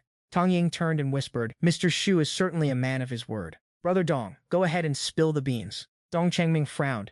If Mr. Xu is going to be that direct, then I've got no reason to hold back either. He began to lay out the situation. Last year, a massive land developer from out of town moved into Yunhai, crushing all the local companies here. My company, Tenglong, is one of the pillars of this region, so naturally, we became their ES1 target for destruction. Dong Changming continued, with them blocking our every move, Tenglong's stock price plummeted, and we've hit a serious liquidity crisis. If I can't secure new capital, it's not just me. Brother Haohai and the rest of us are in deep, deep trouble. Xu Zhengyang asked in a cold, serious tone. So, you guys want me to bail you out? A mental image of Xu Zhengyang appearing as a god-tier savior filled their heads. Dong Changming spoke with desperate resolve. Just 10,000, and I can turn this whole situation around in a heartbeat. Xu Zhengyang poured another glass of water and shrugged. 10,000? Peanuts, I've got that. He picked up the glass and added, but this mess of yours? It's a total dumpster fire. Unless... Dong Changming jumped to his feet, eyes wide. Unless what? Xu Zhengyang locked eyes with them, his gaze sharp enough to cut glass. Unless this whole mess, he dropped the bomb, becomes mine. Chen Suosheng gasped, Mr. Xu, are you saying? Chen Haohai's jaw hit the floor. He wants a controlling stake in Tenglong. Xu Zhengyang waved a hand dismissively. I provide the cash, you guys do the legwork, and I stay the silent boss in the shadows. Deal? Everyone around the table was staring at him like he was an alien. Are you serious right now? Dong Changming's hands were shaking. A controlling stake in Tenglong for just 10,000? He could just give us 16,000, and we could pool the rest ourselves to survive this nightmare, he thought. Xu Zhengyang pulled out his phone, looking totally bored. Give me your company account number. Ding! The transfer notification chimed. Your Guangming bank account ending in 6688 has received 100,000. The 4 of them stared at the phone screen, mouths agape. 100,000? Is this what true wealth looks like? Dong Changming's hands trembled. The big boss plays on a different level. He just casually dropped a massive 100,000 like it was spare change. Xu Zhengyang smirked. Just 100,000? As long as I'm farming those system points, I'd drop another 100,000 without blinking. How many points is this going to net me? Suddenly, the system screen slammed into his vision with a loud thud. The notification popped up. Congrats on spending 100,000, but due to suspected point farming, you've only been awarded 1,000 points. Xu Zhengyang was furious. WTF. He slammed his hand against the system screen. You didn't mention this earlier, you piece of trash. Are you trolling me? If I'd known this broken system would nerf my points, I would have just transferred it 10,000 at a time. Suddenly, a voice called out. Lord Xu, are you ready? He turned to look at them standing at attention. It was time to show some loyalty to the big boss. The trio bowed respectfully and declared, from now on, we are the subordinates of Lord Xu Binglong, and we will follow your every command. Xu Zhengyang waved his hand and said, haha, no need to be so formal. We're all family now. Bring out the food. Tang Ying responded happily. Understood. I'll arrange it right away. At the dinner table, Xu Zhengyang spoke up, regarding what we need to do next. He held his wine glass and continued, it's time to play big. That prime piece of land at Lake Tiandao that no one can seem to sell. Let's take the whole thing. Chen Haohai and Chen Suosheng were left completely stunned. That golden plot at Lake Tiandao is something even Liu Jin, the richest tycoon in the Xia Kingdom, hasn't been able to secure yet. Xu Zhengyang added, creating a new lake city would be pretty interesting, don't you think? He furrowed his brows in thought. The system only gave me 1,000 points, but hey, better than nothing. He thought to himself, I'll just dump all these points into my stats. The system interface popped up with the stat-boosting menu, and he was so shocked by what he saw that he dropped his wine glass. The glass hit the floor with a crash and shattered into a million pieces. Tang Ying panicked instantly. Lord Xu? Xu Zhengyang stood up, forcing a smile. It's nothing, just an old ailment. I'll be back after I hit the restroom. He placed his hand on the table, and suddenly, cracks began to spread across the surface. As Xu Zhengyang gripped his stomach, a burst of energy surged from his hand and shattered the table completely. The onlookers witnessed this scene and whispered in awe, wait, that's top-tier ancient Hainan wood. Lord Xu broke it with just a light tap. They gasped, their jaws dropping to the floor. Is he warning us not to try any funny business in front of him? Is this the boss we've decided to follow? The three of them looked at him with pure admiration, thinking, what an absolute superhuman. Xu Zhengyang looked in the restroom mirror, breathing heavily. Damn, those 10,000 points weren't wasted at all. He realized his strength, speed, and senses had spiked. A fly buzzed toward him. Xu Zhengyang effortlessly caught the fly between two fingers. He was a whole new man. He listened closely, finding he could even hear sounds from far away. Xu Zhengyang eavesdropped on the dinner table. Everyone, do you think Lord Xu is just flexing his power to intimidate us? Probably, but as long as we stay loyal, who cares about a little intimidation? He questioned himself. I can even hear things from even further away. Meanwhile, on the second floor, Chen Man spoke up. CEO Liu, we had a verbal agreement. If you didn't want to take our chickens, that's one thing. But why tell other slaughterhouses that our products are defective? How did we ever offend you? CEO Liu laughed maliciously, pointing his finger. Little Chen, evidence is everything. One more lie and I'll sue you for defamation. Besides, haven't I already told you guys what you need to do? Chen Man looked resentful and bowed her head. I cannot agree to come to your house to drink in the middle of the night. I don't understand your intentions, and I don't want to. Li Hu tried to flatter him, offering a drink. CEO Liu, please show me some face. Forget about the drinking. How about we give you our chicken at half the wholesale price? What do you say? CEO Liu immediately kicked him away. Li Hu groaned in pain as CEO Liu pointed at him angrily. Me coming here today is already showing you huge respect. Who do you think you are to talk back to me? He glared. Let me be crystal clear. CEO Liu looked at Chen Man and her mother with a perverted, drooling expression. Tonight, you're going to entertain me properly, and your supply of chickens will be sold out in no time. It's a total win-win situation, so why say no to that? Just then, someone suddenly grabbed Chen Man's wrist. Xu Zhengyang appeared out of nowhere, scowling as he said, how about I handle this for you instead? CEO Liu panicked and shouted, who the hell are you? Who even let you in here? Li Hu wheezed while struggling to stand. Xu Zhengyang, why are you everywhere I go? Get lost right now. Xu Zhengyang glanced at him with pure disgust. You piece of trash. Chen Man spoke up nervously. Zhengyang? Xu Zhengyang replied firmly. I heard everything that just went down. You don't need to beg this loser for anything. He held up 2 fingers and declared, from now on, just deliver your chickens to Haicheng Hotel. I'll pay you double the market rate. Chen Man was moved to tears, thinking to herself, looking at his expression, Zhengyang doesn't seem to be lying at all. This is amazing. The biggest problem is solved. But how am I ever going to repay Zhengyang for this? CEO Liu raged, listen here, kid. Your mouth is writing checks your body can't cash. Haicheng Hotel? You think you can just drop off supply whenever you want? Get out while I'm still feeling generous, or I'll have you finished. Xu Zhengyang looked at the two of them and thought, I thought they were supposed to be big shots, but even Li Hu was talking back. These guys must be bottom-tier wannabes. Suddenly, a voice boomed. Who did you say you were going to kill? CEO Liu shrieked in a fit of rage, I'll kill whoever I want. He squinted and glared. What are you going to do about it? But the second he saw the four people walking in, he froze. Wait, is that CEO Liu thinking, Tang Doing and the Yunhai trio? His eyes went wide with pure shock. Why are these absolute legends all here together? Chen Sheng walked right up to him and slapped him hard across the face. Does this answer your question? CEO Liu started screaming in terror. Ah, please, Lord Chen, have mercy. Li Hu trembled as he looked at Xu Zhengyang, thinking Chen Haohai, Chen Sheng, Tang Doing, and Dong Changming. Why are they all here for him? Wait, they just took Xu Zhengyang's side. Xu Zhengyang cut him off. Enough. Chen Sheng wiped his hands with a tissue and said, Understood. He bowed his head and asked, Mr. Xu, what shall we do about this? Li Hu and CEO Liu were shaking in their boots watching this. Chen Sheng is actually acting like a subordinate to this kid? Who even is Xu Zhengyang? CEO Liu looked at Xu Zhengyang, his whole body rattling. Chen Sheng is a known underground boss. Killing him would be easier than squashing a bug. Could this young guy actually be the heir to some massive hidden dynasty? He broke out in a cold sweat, realizing how much he messed up by talking trash to him. Chen Sheng laughed. Since Mr. Xu has spoken, I'll definitely make it happen. Our Haicheng Hotel branches are endless. Don't talk about 2,000 chickens. We can take 5,000 without breaking a sweat. He handed over his business card with both hands and asked, You're Chen Man, right? Here is my card. Chen Man stammered back. Oh, yes. Thank you. Chen Sheng gave a thumbs up to Xu Zhengyang. Mr. Xu, how do you want us to dispose of these two? Xu Zhengyang walked up to CEO Liu, touched his shoulder, and gave a sinister grin. If you ever bully Chen Man's family again, watch how quickly you just vanish. CEO Liu panicked. Ah! He started sobbing. I know, big boss, please. Xu Zhengyang waved his hand. Get these two out of my sight. Chen Chusheng bows his head in obedience. Understood, big boss. Chen Meng says shyly. Zhengyang. She thinks to herself, the gap between us is getting bigger. I absolutely have to find a way to help Zhengyang out. She speaks up, Mr. Xu, let me give you a ride home. Xu Zhengyang smiles and replies, No need, my friend is coming to pick me up soon. Zhang Yu stands leaning against the car, gestures and says, Old Xu, I got the notification. New Xuansheng's operation doesn't start until tonight. Let's find a spot to chill and wait for the show to begin. Xu Zhengyang turns to him and responds, Sure, things got a bit chaotic earlier. I haven't even had a bite to eat yet. He opens the car door and continues, Let's go find somewhere to grab some food first. Zhang Yu is absolutely shook when he sees the car door fall right off. Xu Zhengyang's face turns pale, thinking these 1,500 attribute points are way too broken, aren't they? Zhang Yu starts bawling his eyes out. Damn it, old Xu, what are you doing? Why did you dismantle the car? I borrowed this car, man.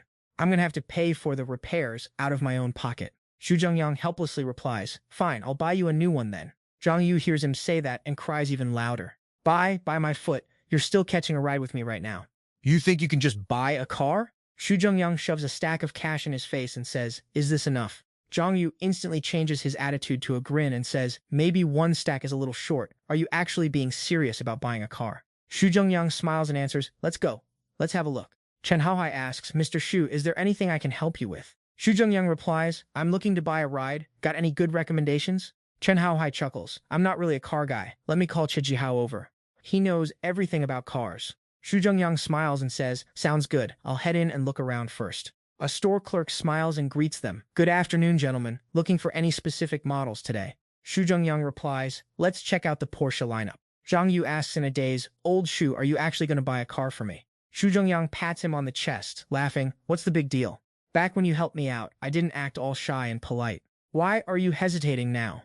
Zhang Yu thinks seriously to himself, Old Xu, you treat me way too well, dropping cash and buying cars. We are brothers for life. I definitely won't let you down on this business venture. With that, he excitedly shouts, All right, I won't hold back then. Get me that Ford Puma.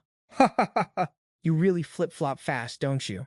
In the lounge, the clerk from earlier brings over 2 cups of tea and smiles. Please wait here for a moment. I'll have the contract ready for you both shortly. Zhang Yu says joyfully, never even dared to dream about it. Zhang Yu, I actually have a day where I can buy a car cash in full. Xu Zhengyang playfully kicks him. Back when I was at my lowest, didn't you help me out? Even though I took a loss, I was planning on buying a car for myself anyway. Buying one for you is just a bonus. Stop showing off. Suddenly, a voice stops them in their tracks. Ma Ling, what are you doing? The woman named Ma Ling says arrogantly, Obviously I got here first. The staff member rolled her eyes and snapped, "Who gave you the right to cut in line?" Zhang Xiaoyan fired back, "Ma Ling, do you even know how to run a shop, or is first come first served too hard for you to grasp? What makes you think you can just skip ahead?" She screamed in frustration, "Move it, my client is waiting." The guy behind Ma Ling spoke up with an annoyed look, "Hurry it up, don't you know how valuable my time is?" Ma Ling gave an awkward smile, "Young Master Lin, I am so sorry, please just wait one more second." She then turned around and yelled, "Zhang Xiaoyan, are you blind or just stupid? Do you even know what kind of order this is? Do you even know how much a DO8 costs? Your entire sales quota for the month wouldn't even cover half of this order." Zhang Xiaoyan hesitated, but a hand suddenly swung out of nowhere. That blonde girl slapped Xiaoyan right across the face. "I was here first, okay?" The girl shrieked angrily. "You dare talk back to me? Get lost, don't stand in the way of us getting our car." She then smirked with total arrogance. "I'll teach you a lesson so you know exactly who you can and can't mess with." Xu Zhengyang handed a tissue to Zhang Xiaoyan, barely glancing at the Dio. He said nonchalantly, "You think buying just one Dio makes you someone we can't touch?" That CEO Lin puffed out his chest. "It's not a big deal, just a little ride to run some errands, that's all." The woman leaned into him and laughed. "Kid, do you even know who you're talking to? This is Lin Zhongfeng, the second young master of the Sanlin Pharmaceutical Group." Xu Zhengyang shrugged, acting clueless. "Sanlin Pharmaceutical? Is that the company famous for selling fake medicine?" The two of them started laughing mockingly. "Ha ha ha." Lin Zhongfeng held his head and laughed. "If you're going to talk like that, I'm actually starting to get annoyed now." He stepped closer to Xu Zhengyang. "Listen here, kid. I'm trying to be nice. Don't push your luck." Lin Zhongfeng barked at him. "Who gave you the guts to run your mouth like that? You really want to talk to me with that attitude?" Zhang Yu stepped up and rolled up his sleeves. "What now? Want to throw hands?" He thought to himself, "You really think you can mess with my brother?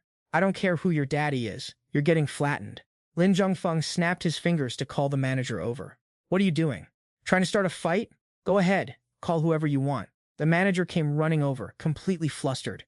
I'm here, he shouted. "Ma Ling, why aren't you processing young Master Lin's paperwork yet? What are you doing?" Ma Ling complained. "Manager, I was trying to, but Zhang Xiaoyan kept making a scene and insulting young Master Lin." The manager declared loudly, "Young Master Lin is our VIP. He has absolute priority. If you want to buy something, wait your turn. Otherwise, the exit is to the right."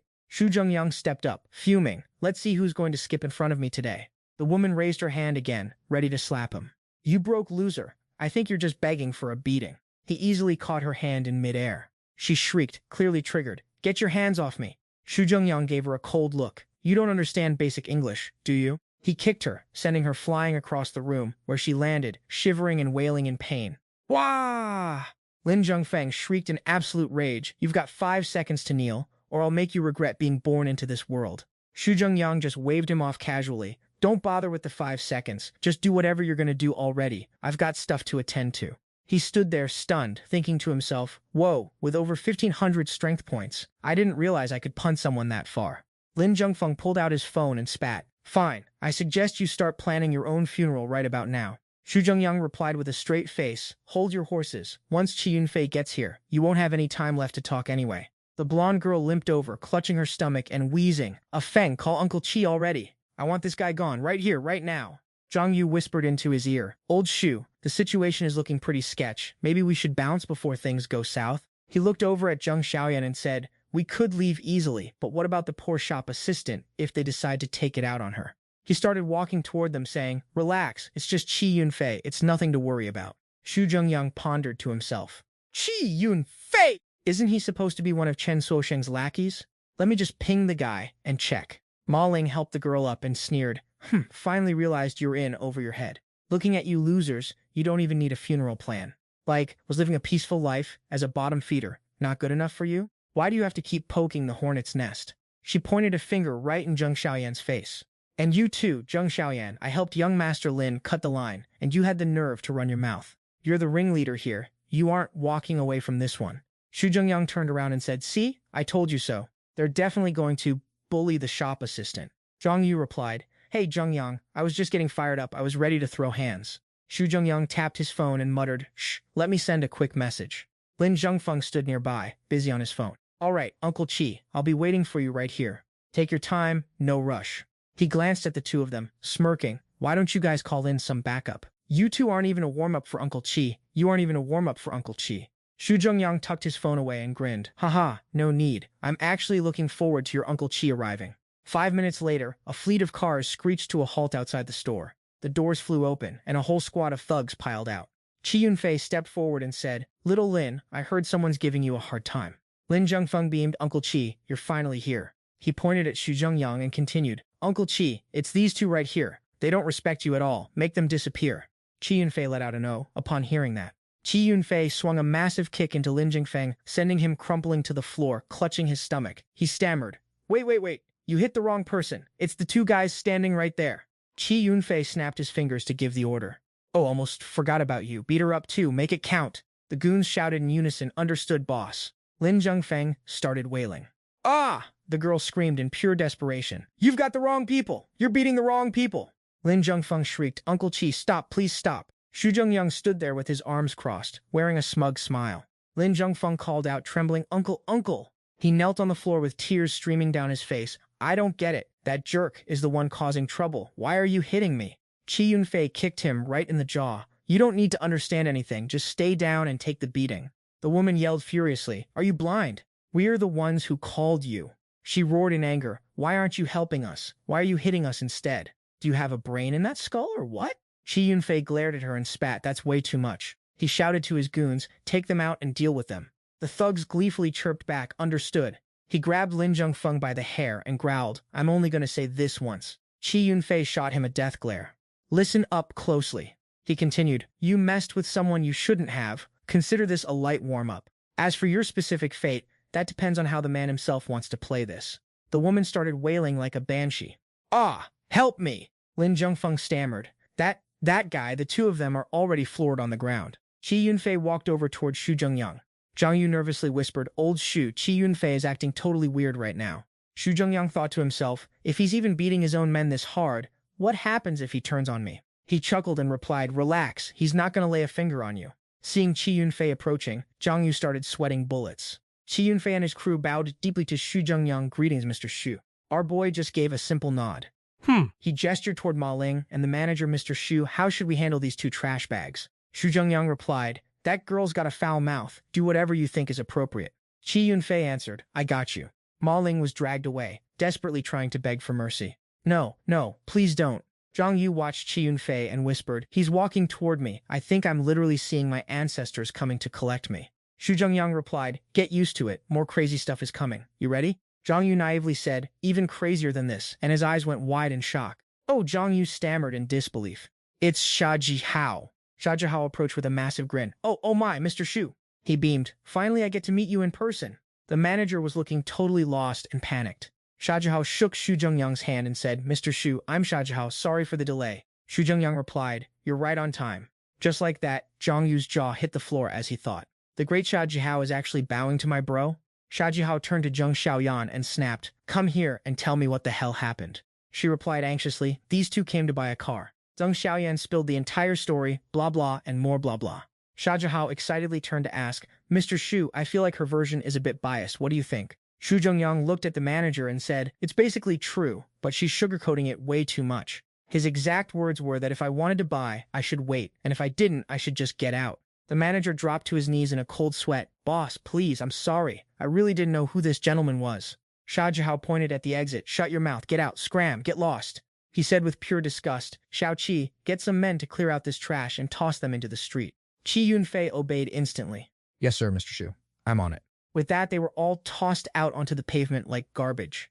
Qi Yunfei pointed at the group and ordered, "Anyone who dares to mess with Mr. Xu, tell the boys to beat them on sight."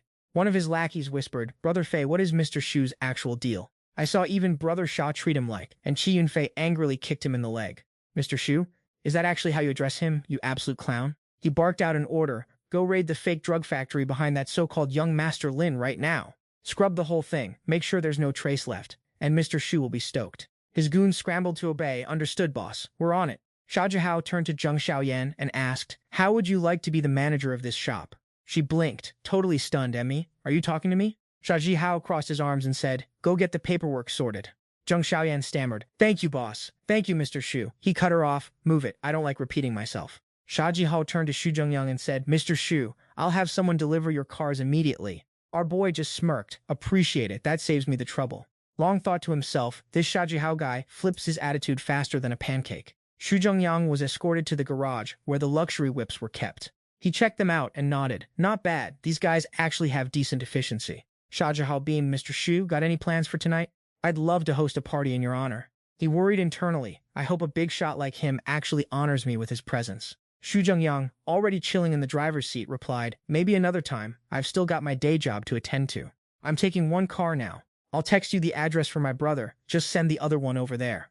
Zhang Yu, sitting in the passenger seat, was completely shook. Shah Jahan bowed low, seeing off his guest with pure anxiety. He panicked. Damn, the big boss didn't look happy. What if he's displeased? If this ruins our partnership, we're finished. I need to call the crew and figure this out.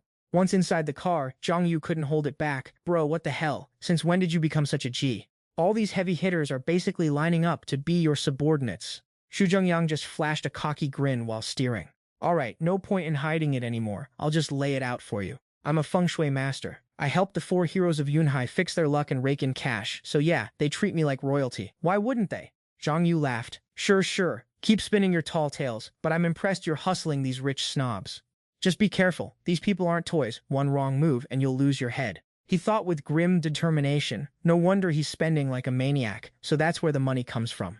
What if this gets exposed and Zhengyang ends up in hot water? I need to start building up my own influence, and fast. Xu Zhengyang replied with supreme confidence. Relax, I know exactly what I'm doing. Now time to clock in for New Xuansheng. The performance venue was absolutely chaotic, with the crowd screaming their lungs out for the performers on stage. Xu Zhengyang raised an eyebrow. How much do you think they're raking in from this show? Zhang Yu chuckled. Who knows? I'm just here for the paycheck. Watching the performers, Xu Zhengyang thought, these so-called masters treat netizens like absolute idiots to scam them, and the netizens just watch them like monkeys. It's a win-win scam, I guess. Do you think these guys even realize that just a few shows like this can skyrocket their income? Zhang Yu said casually. Haha, what if they actually are legit masters? Even if they're mostly frauds, Xu Zhengyang poked his belly. You better watch yourself too. You really dared to take this gig. Watch out, or your girlfriend will beat you to a pulp. Zhang Yu laughed it off. Don't sweat it, I know my limits. Suddenly a guy from behind whispered, you two get ready. When you hit the stage, trade a few blows with the master, then take a dive. Make it look dramatic. A car pulled up in front of the line of fans waiting for the Qigong master, Niu Xuansheng. The guy called himself a master of the Lianzhen Huijing and grandmaster of the Tai Chi Godly Palm external style. He stepped out of the car with a stern face surrounded by bodyguards and shouted, Make way! Move it! Move it! Master Niu has arrived. Niu Xuansheng approached the mic, cleared his throat, and declared with force gravitas, Today, I bring my Tai Chi disciples here to prove our skills and crush the internet rumors. Everyone leaned in to see what the fraud would say next. It truly pains my heart, for there are fewer than 10 people on this earth who understand true martial arts, and I am one of them. Xu Zhengyang eyed him and chuckled. Look at this old geezer. You should just go home and babysit your grandkids. Zhang Yu replied, it's fine, we're just here to make that bag. Just ignore the old geezer. Niu Chunsheng raised his hand and declared, As for what internal force is, I can't just explain it to you peasants, because the Tao cannot be taught so easily. I'll just put on a little show, and you'll get it immediately. Everyone watch. He's holding my hand right now. The moment I say fall, he's going to hit the floor. Xu Zhengyang, wearing number 7, yawned. That's actor number 3, right? When is it our turn? Zhang Yu, wearing number 8, replied, Who knows? Probably just in numerical order. Xu Zhengyang looked at them and said, I feel like the guy directing us through the earpiece is having a rough time. Niu Chunsheng barked an order. Number 3, take a dive. That's it. Convulse, twitch, roll around on the floor, hurry it up. After 4 rolls, he turned to the audience and yelled, See that? He just went flying. That was my internal force putting in the work. Since it's Qigong, it's gotta have AoE damage, like a terrain-crushing artillery shell, dealing massive area of effect damage. Niu Chunsheng continued, Now get 4 people on stage to attack me at once. Xu Zhengyang covered his mouth, shaking as he tried to hold back his laughter. Ha ha ha ha ha. AoE, terrain-crushing artillery, I'm literally dying of laughter. Zhang Yu said with a tremor. Ha ha ha, this old man is surprisingly trendy. Suddenly a notification came through the earpiece. Number 5, 6, 7, 8, get up there. Number 7 asked again before hitting the stage if they could just fight however they wanted. Xu Zhengyang heard that and started grinning. This is perfect, pure professional quality. As he climbed the steps, he thought, are even the dialogue lines being fed to us live? Xu Zhengyang said with a mocking tone, pointing his finger, anything goes, right? Niu Chunsheng stood his ground and countered. That's right, fight however you want. I don't even have to look. My Qigong will make it impossible for you to get close. A red glint flashed in Xu Zhengyang's eyes. He smirked and said, All right then, now I can go all out. The command echoed through the earpiece. Number 7, later on, pretend to be blasted back and roll 3 times. Xu Zhengyang threw a fist and rushed forward, and Niu Chunsheng went flying backward like he was hit by a truck. Everyone was stunned, their jaws hitting the floor. What on earth is happening? Suddenly, Zhang Yu's eyes lit up as if he realized something, and he rolled up his sleeves, ready to jump in. How could such an important performance be missing me? Old Xu, I'm coming. Are you calling yourself a Qigong master? You're ruining traditional martial arts with this fraud. Watch this. With that, he charged at the old man, thinking to himself, Old Xu is really looking out for me here. Seizing the opportunity, the director panicked over the earpiece. Number 7. Number 8. What the heck are you two doing?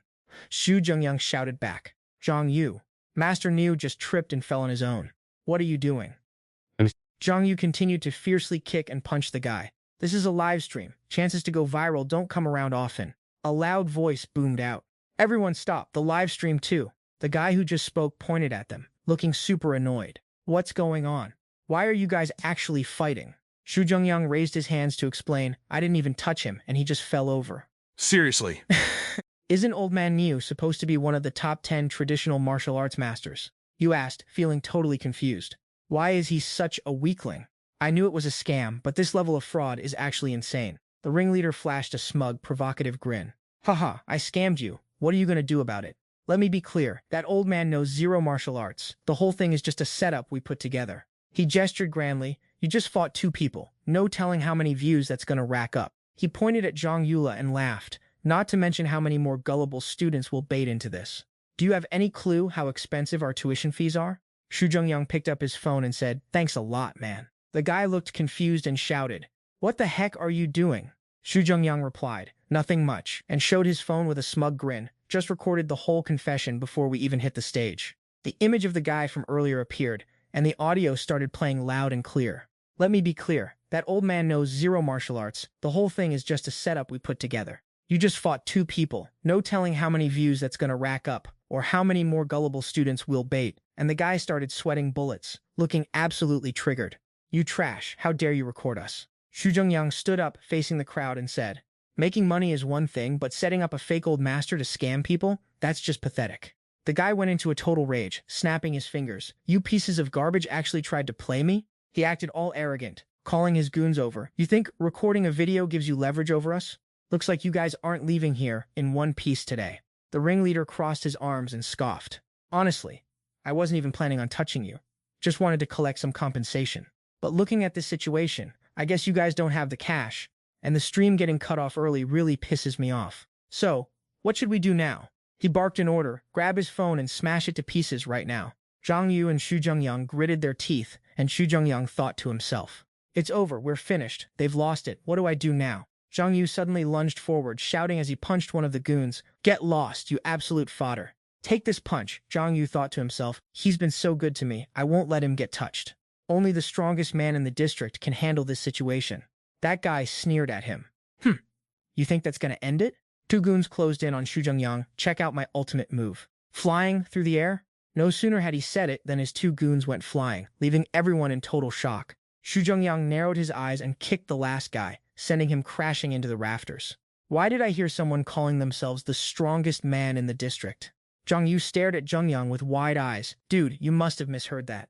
I didn't say anything. He thought to himself. I only planned to save old Xu to vent some steam, but he ended up saving me, so I immediately grabbed the chance to drag Zhang Yu away. Zhang Yu? Let's bounce, he thought to himself. My stats are high, but I've got 0 actual combat training. If we run into a real pro, it's game over for us, Zhang Yu panted while chasing him, looking confused. Old Xu, how the heck did you kick that fat guy like that? Since when did you start training? I've never heard you mention a single word about this before. Xu Zhengdao laughed and replied, I told you to come work out with me. He flexed his arm with a badass grin. If you don't show up next time, don't blame me. Zhang Yu got hyped and said, For real? You definitely have some secret sauce. Even a professional gym coach couldn't pull off a kick like that. Let's go, I'm buying you skewers. Tell me your secrets. Xu Zhengdao replied, You couldn't learn it even if I taught you, but the skewers are on you. Meanwhile, inside the hotel, someone screamed, Who the hell called these guys in? Niu Xuansheng was absolutely livid, fists clenched as he shouted, No martial arts ethics whatsoever. Daring to pull a sneak attack on me. Someone else replied. That extra said you tripped over your own feet and fell, he didn't even touch you. Niu Xuansheng continued, You still want to keep going with this? How are the livestream stats just now? The assistant sitting nearby calmly replied. Because of the live stream drama, local media outlets have pushed this straight to the top of the trending list. The internet is flaming us right now. If we don't fix this fast, our stock prices are going to take a massive hit. Suddenly, the guy from earlier walked in and said, actually, this is our chance to flip the script and take things to a whole new level. He smirked, looking super confident. As long as our master Niu makes a move, nothing is impossible. Xu Zhengyang replied with a grim expression. I'll post a statement saying, they ambushed me, and I just let my guard down? If not, they're going to pay for this. He added, and I'll remind them. Know your place. Think it over. The guy watched the old man and thought to himself. This old geezer is a top-tier actor. The assistant asked anxiously, Boss, if that kid releases the video, are we in serious trouble? Could Niu's plan make everything collapse? Should we ask the higher-ups for help? The guy pulled out his phone and smirked. Yeah, help old Niu out. I'll handle the rest. He thought to himself, guess I have no choice but to call her in tonight. At an apartment complex, a woman sitting in the room spoke up. You're talking about the guy who recorded the video of old Niu getting beat? Her face darkened as she continued. That curly-haired kid even admitted we're running a scam and deceiving fans in that video. The guy on the screen replied nervously. That's right, the public backlash is way too strong. We can't handle it. We have to ask Miss Zhao for help. With her interference, everything will be cleared up in no time. The woman rose from her chair and said, I can't believe a bunch of you are being played by him. Seems like this guy actually has some skills. She started walking away and said, to kill the rumors, we need to snatch that video first, the woman ordered. Find their hideout within 3 minutes. The assistant bowed and replied. Understood, miss. At the same time, on a busy street, Zhang Yu was munching on meat skewers and said, Old Xu, so you were plotting a big play this whole time and didn't even tell me? Xu Zhengyang clapped back. You have the nerve to say that? The guy tripped on his own, and you just had to jump in and stomp on him. If I told you, the whole plan would have leaked. Suddenly, a car screeched to a halt beside them, and a voice echoed out. Why is it Xu Zhengyang? The person in the car said coldly, Get in, I have something to discuss with you. Zhang Yu looked surprised and said, Old Xu, not bad, rich and successful. When are you going to introduce me to a baddie like that? Xu Zhengyang immediately thought, what kind of flex is this? Am I not worthy of this level of attention? He just pointed a meat skewer at him and said, Why don't you get in the car instead? Xu Zhengyang shouted at them, I'm starving, and I don't have time for you. If you want to talk, get your butt out of the car. One of the guys in the car stepped out, annoyed. Listen here. The woman from earlier intervened.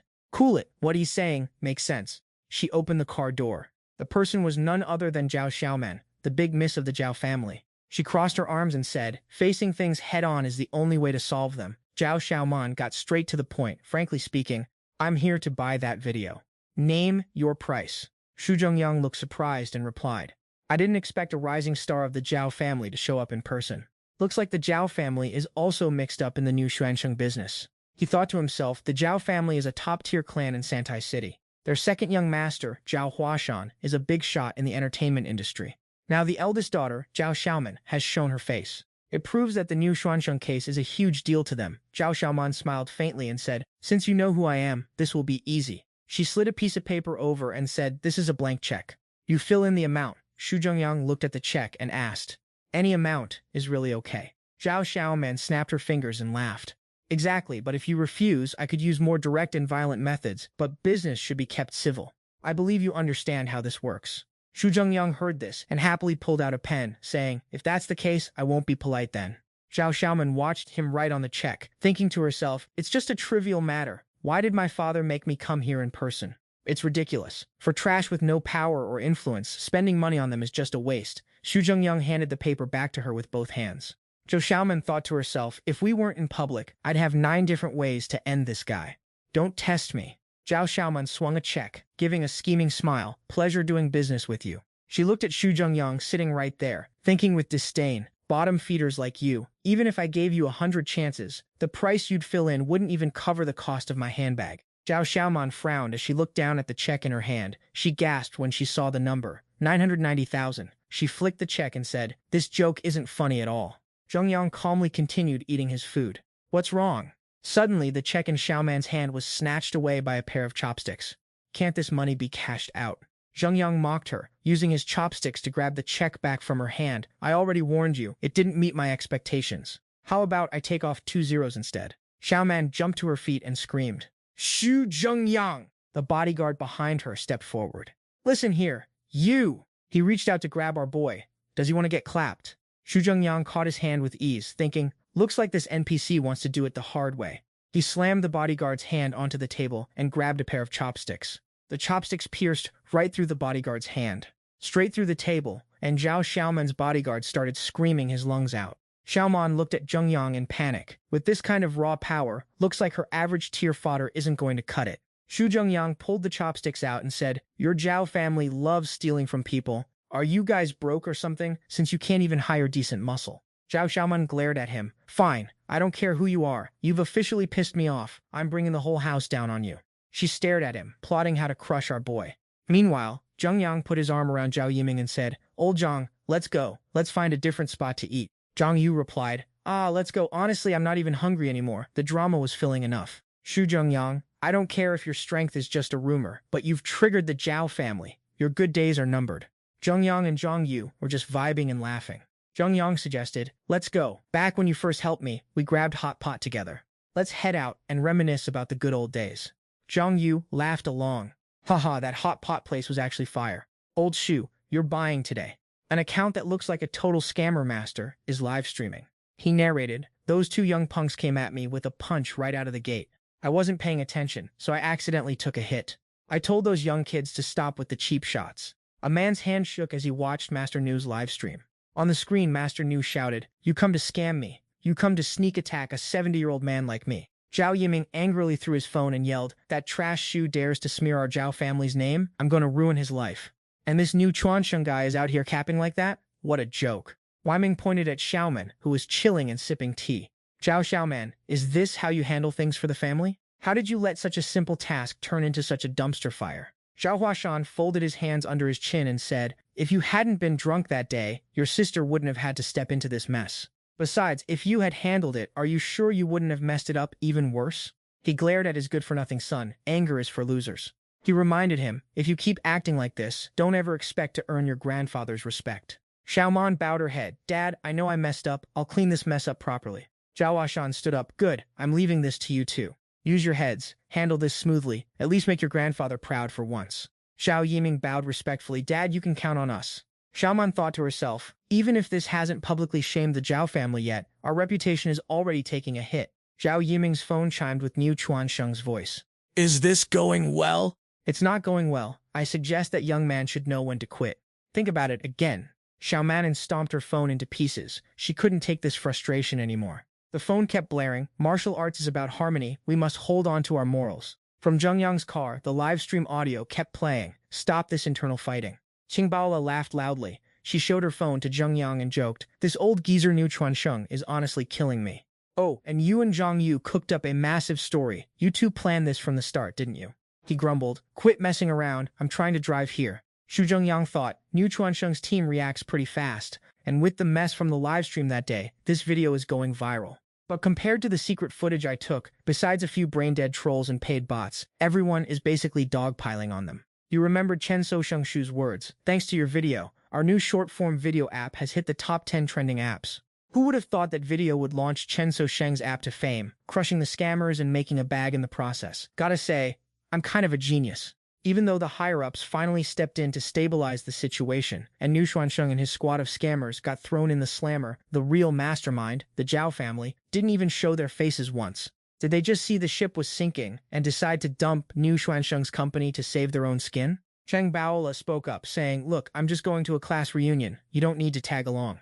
Zhengyang, being a total narcissist, replied, with a face like this, if I pretend to be your boyfriend, these thirsty NPCs won't even dare to breathe in your direction. They arrived at the venue, and Baola laughed. Fine, you win. Let's go, little Yangzi, time to meet my classmates. Zhengyang thought to himself, if I weren't worried about this little airhead getting bullied, I wouldn't even be here. Just then Li Yiru walked over, saying, Baola, you made it. Baola handed her a gift. Happy birthday, Yiru. Zhengyang watched them from afar, thinking, seems like she and Baola are tight, but looking at the others, they don't seem friendly at all. This reunion is definitely going to go south. Suddenly, someone screamed, Cheng Baola, you still have the nerve to show your face here? Sun Li yelled out, what's the matter? Is Cheng Baola addicted to mooching off people now? Did you show up today just to ruin Yiru's birthday again? Baola shouted back in defense. Sun Li, don't push your luck. It was you guys who... She cut her off. Shut your mouth. Stop spouting trash. You clearly said you'd host the dinner, but then you bailed. Sun Li pointed at Baola and criticized, playing us for fools, right? You think you're pretty clever, don't you? Why don't you go look in a mirror? The crowd behind Sun Li joined in. For real, though. How can someone have such bottom-tier character? Wasn't Cheng Baola exactly like this back in school? Zhengyang watched from behind, thinking that if this clueless little Baola runs into toxic players like Sun Li, she's definitely going to get cooked.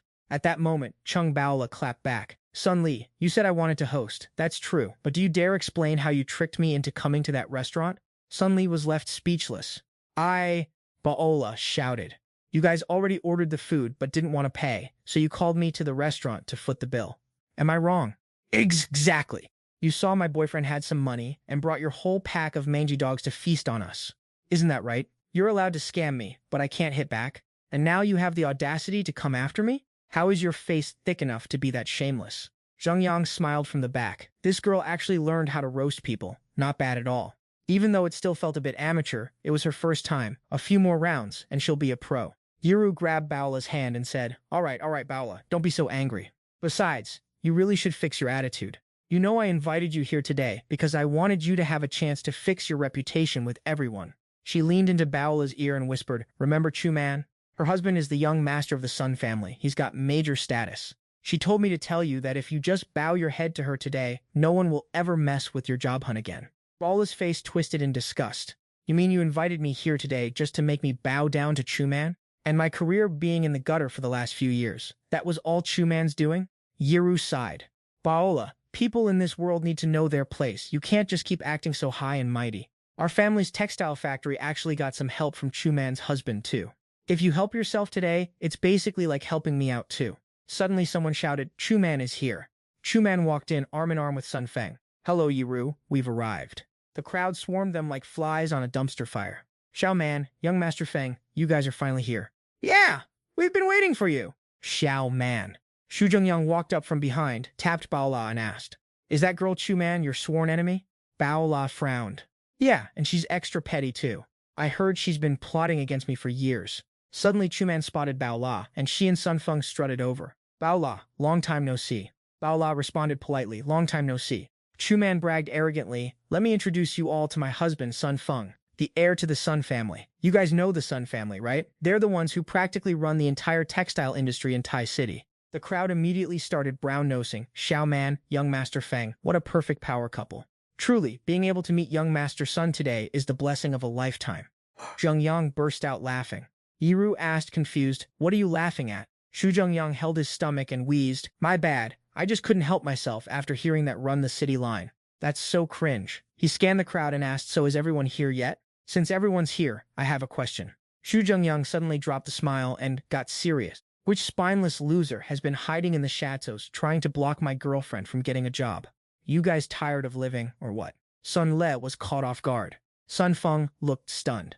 The crowd chuckled, and one person sneered. Baola, your boyfriend is something else, huh? Does he have no idea what kind of influence the Sun family has in Tai City? Another guest chimed in, Man's husband is leagues above this guy in terms of status and class. How does he even have the audacity to speak like that? Chu Man said with a look of pure disdain.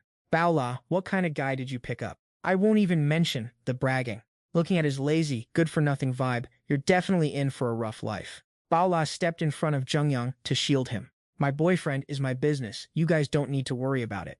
Chu Man acted all high and mighty. How can we not worry? Since your job situation is a mess, and your boyfriend is a total scrub, maybe I should hook you two up with a gig. Chu Man looked smug, clearly thinking about some dead-end security or nanny job. It's not like it takes more than a word from my hubby to make it happen. Sun Feng chimed in, That's easy. Our sales department is looking for a director. If this guy is interested, I can set him up. He looked at Baola with lecherous eyes, thinking, although Man doesn't like her, she is a total bombshell. If I could bag her, that'd be a huge win. Sun Feng said with a shameless grin, I'll give you 5% of the profits as base salary, plus commission. What do you say? The crowd was shocked and impressed. Sun Feng was being so generous. He leaned closer to Baola. Life isn't just about you. You have to think about the people around you too.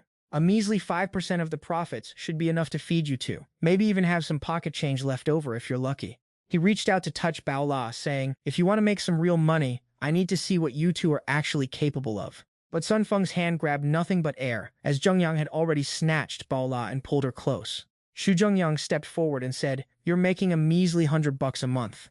Are you actually insane for thinking I'd leave her with you? Thanks for the offer, but we're busy, so we'll be taking our leave now. Chu Man screamed. Stop right there, you ungrateful lowlife. I'm offering you a job and you reject it? Who do you think you are to be making more than $100? Is this some kind of cheap script for your delusions? She pointed at Bao La and said with a thick face, Bao La, I want you to kneel down right here and scream, I'm trash 100 times. After you admit you're a piece of trash, maybe I'll let you go. If you don't, I guarantee you won't be able to land a single job from this day forward. Zhengyang turned his head slightly and asked, Are you really going to let her bully you like that? Sun Feng approached with a lecherous expression. If she becomes my woman, she can have anything she ever dreamed of. He licked his lips, thinking, she's just a woman anyway. As long as she's obedient in bed, I'll grant every single one of her wishes. Zhengyang didn't bother arguing with these clowns and shoved his hand into his blazer. I don't like people doing whatever they want, so I've decided she's going to get a little lesson today. He pulled out his phone and glared at the group in front of him. You actually dared to set a trap for my wife? Well, now you're going to pay for it.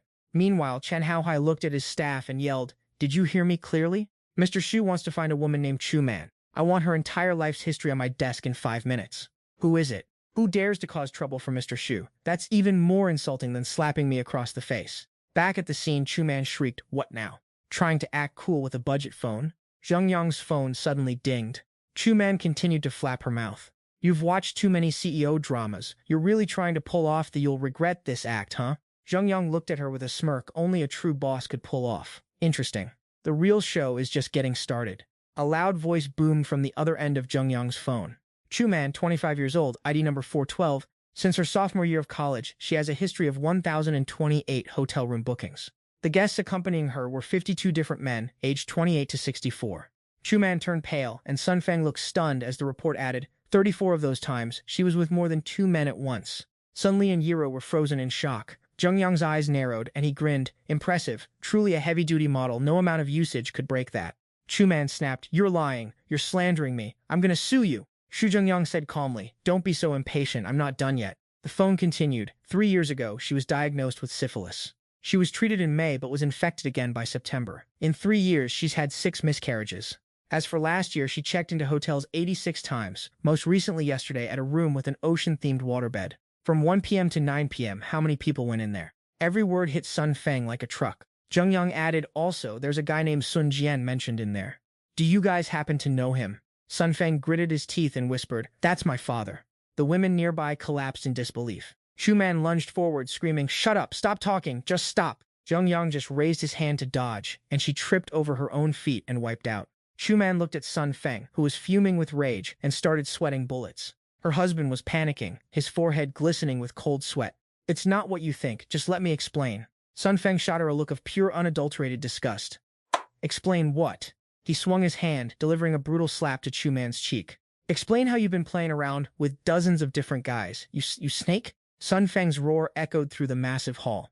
Yesterday, didn't you tell me you were going to the spa yesterday afternoon? At the Haithan Hotel, right? He yelled. Was it with those guys, huh? The crowd stood there with their jaws on the floor, absolutely living for the drama. Chu Man sobbed and begged, I was wrong, hubby, please don't hit me anymore. Hua Zhengyang gave a cold smirk and tucked his phone back into his jacket. Sun Feng was panting heavily, his chest and shoulders heaving with rage. Sun Feng whipped around and pointed a finger at Zhengyang. You dog, you've really pissed me off now. But this young master only married this trashy woman for show. I never even touched her. Veins were bulging on his forehead, and his eyes were practically popping out in pure frustration. It's all because of this broke loser. If it weren't for him, I wouldn't be losing face like this.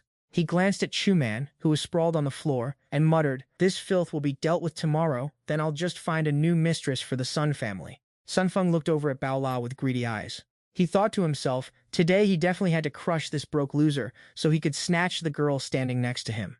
If he could bag a beauty like that, it would all be worth it. Hua Zhengyang stepped right in front of him and said, I thought you were pathetic for being cucked dozens of times, but looking at you now, you totally deserve it. Sun Feng twisted his face. Oh, the pathetic one is you. So you dug up some dirt, big deal? I can fix this with a single phone call. Zhengyang smirked. Well, what are you waiting for? Call them then.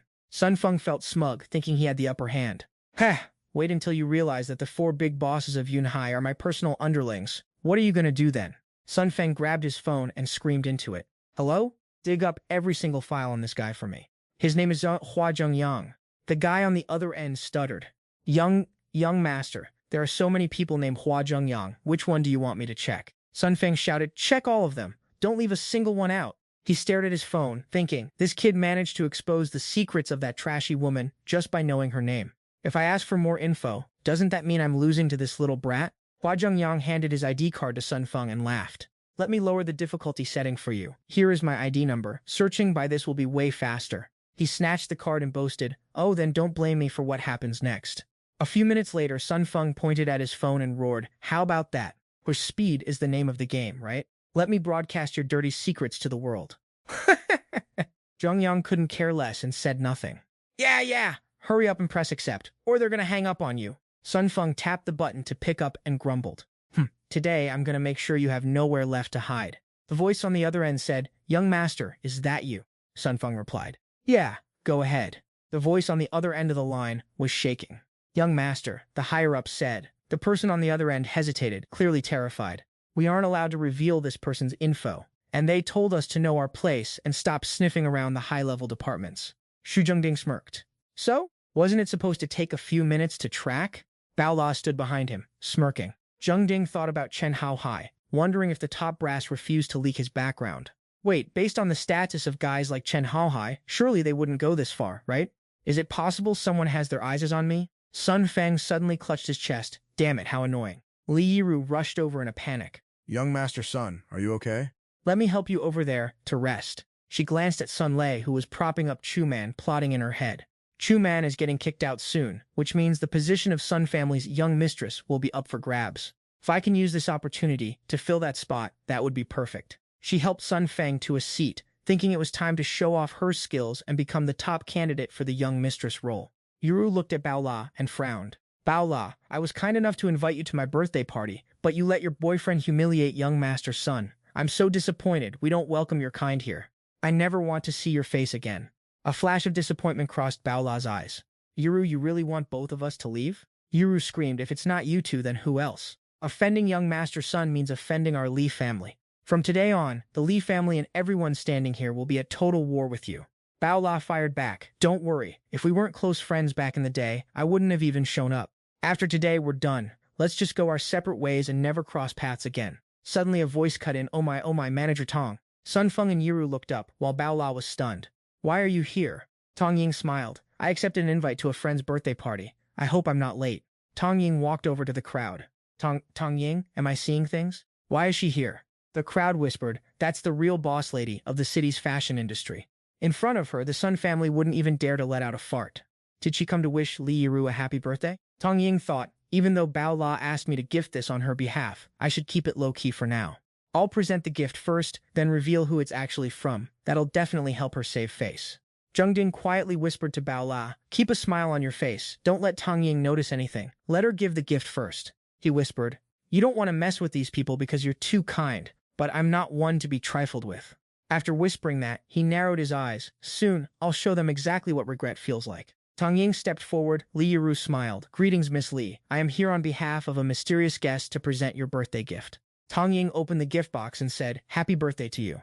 Inside the box was a massive gold phoenix. Yiru looked stunned. Who could this mysterious guest be? Would I have the honor of meeting them? She glanced at Sun Feng standing behind her, thinking, if you can make someone like Tong Ying deliver a gift for you, what kind of status must you have? Even the big shots here aren't guaranteed to pull that off, let alone Sun Feng. Yiru accepted the gift, looking like her brain had just checked out. Whatever happens, I absolutely have to network with this mystery person. And if they happen to be a guy, maybe I could just slide into his DMs? Talk about a massive W. Suddenly, Zhengyang spoke up, making Yiru freeze mid-motion. Tong Ying, get that golden phoenix statue back. They aren't worth it. I'll just toss them a backyard chicken later and call it even. Suddenly shrieked like a dog that got its tail stepped on. You broke loser! Since when do you get to address CEO Tang so casually? What does Yiru's golden phoenix have to do with you two anyway? Who do you think you even are? Li Yiru, completely clueless, started screaming, Bao La, you already offended young Master Sun earlier, and now you want to ruin my birthday party too? CEO Tang is here to celebrate my birthday today, and I won't have you two ruining her mood. I'm not saying this a third time. Get out right now. She started daydreaming about sipping wine in a throne chair while Sun Feng knelt behind her. Now that I've buttered up Tang Ying, I can definitely climb the ranks in the fashion industry. Once I'm at the top, even Sun Feng will have to bow down and beg for my attention. The crowd started dogpiling on them. Yeah, for real. Get lost. You two trash-tier nobodies, leave before you ruin CEO Tang's vibe. Where did this absolute clown come from? What a total mood killer. Tang Ying walked right up to Xu Zhengyang and Bao La, eyes wide with questions. Xu Bao La, what is actually going on here? She was clearly confused.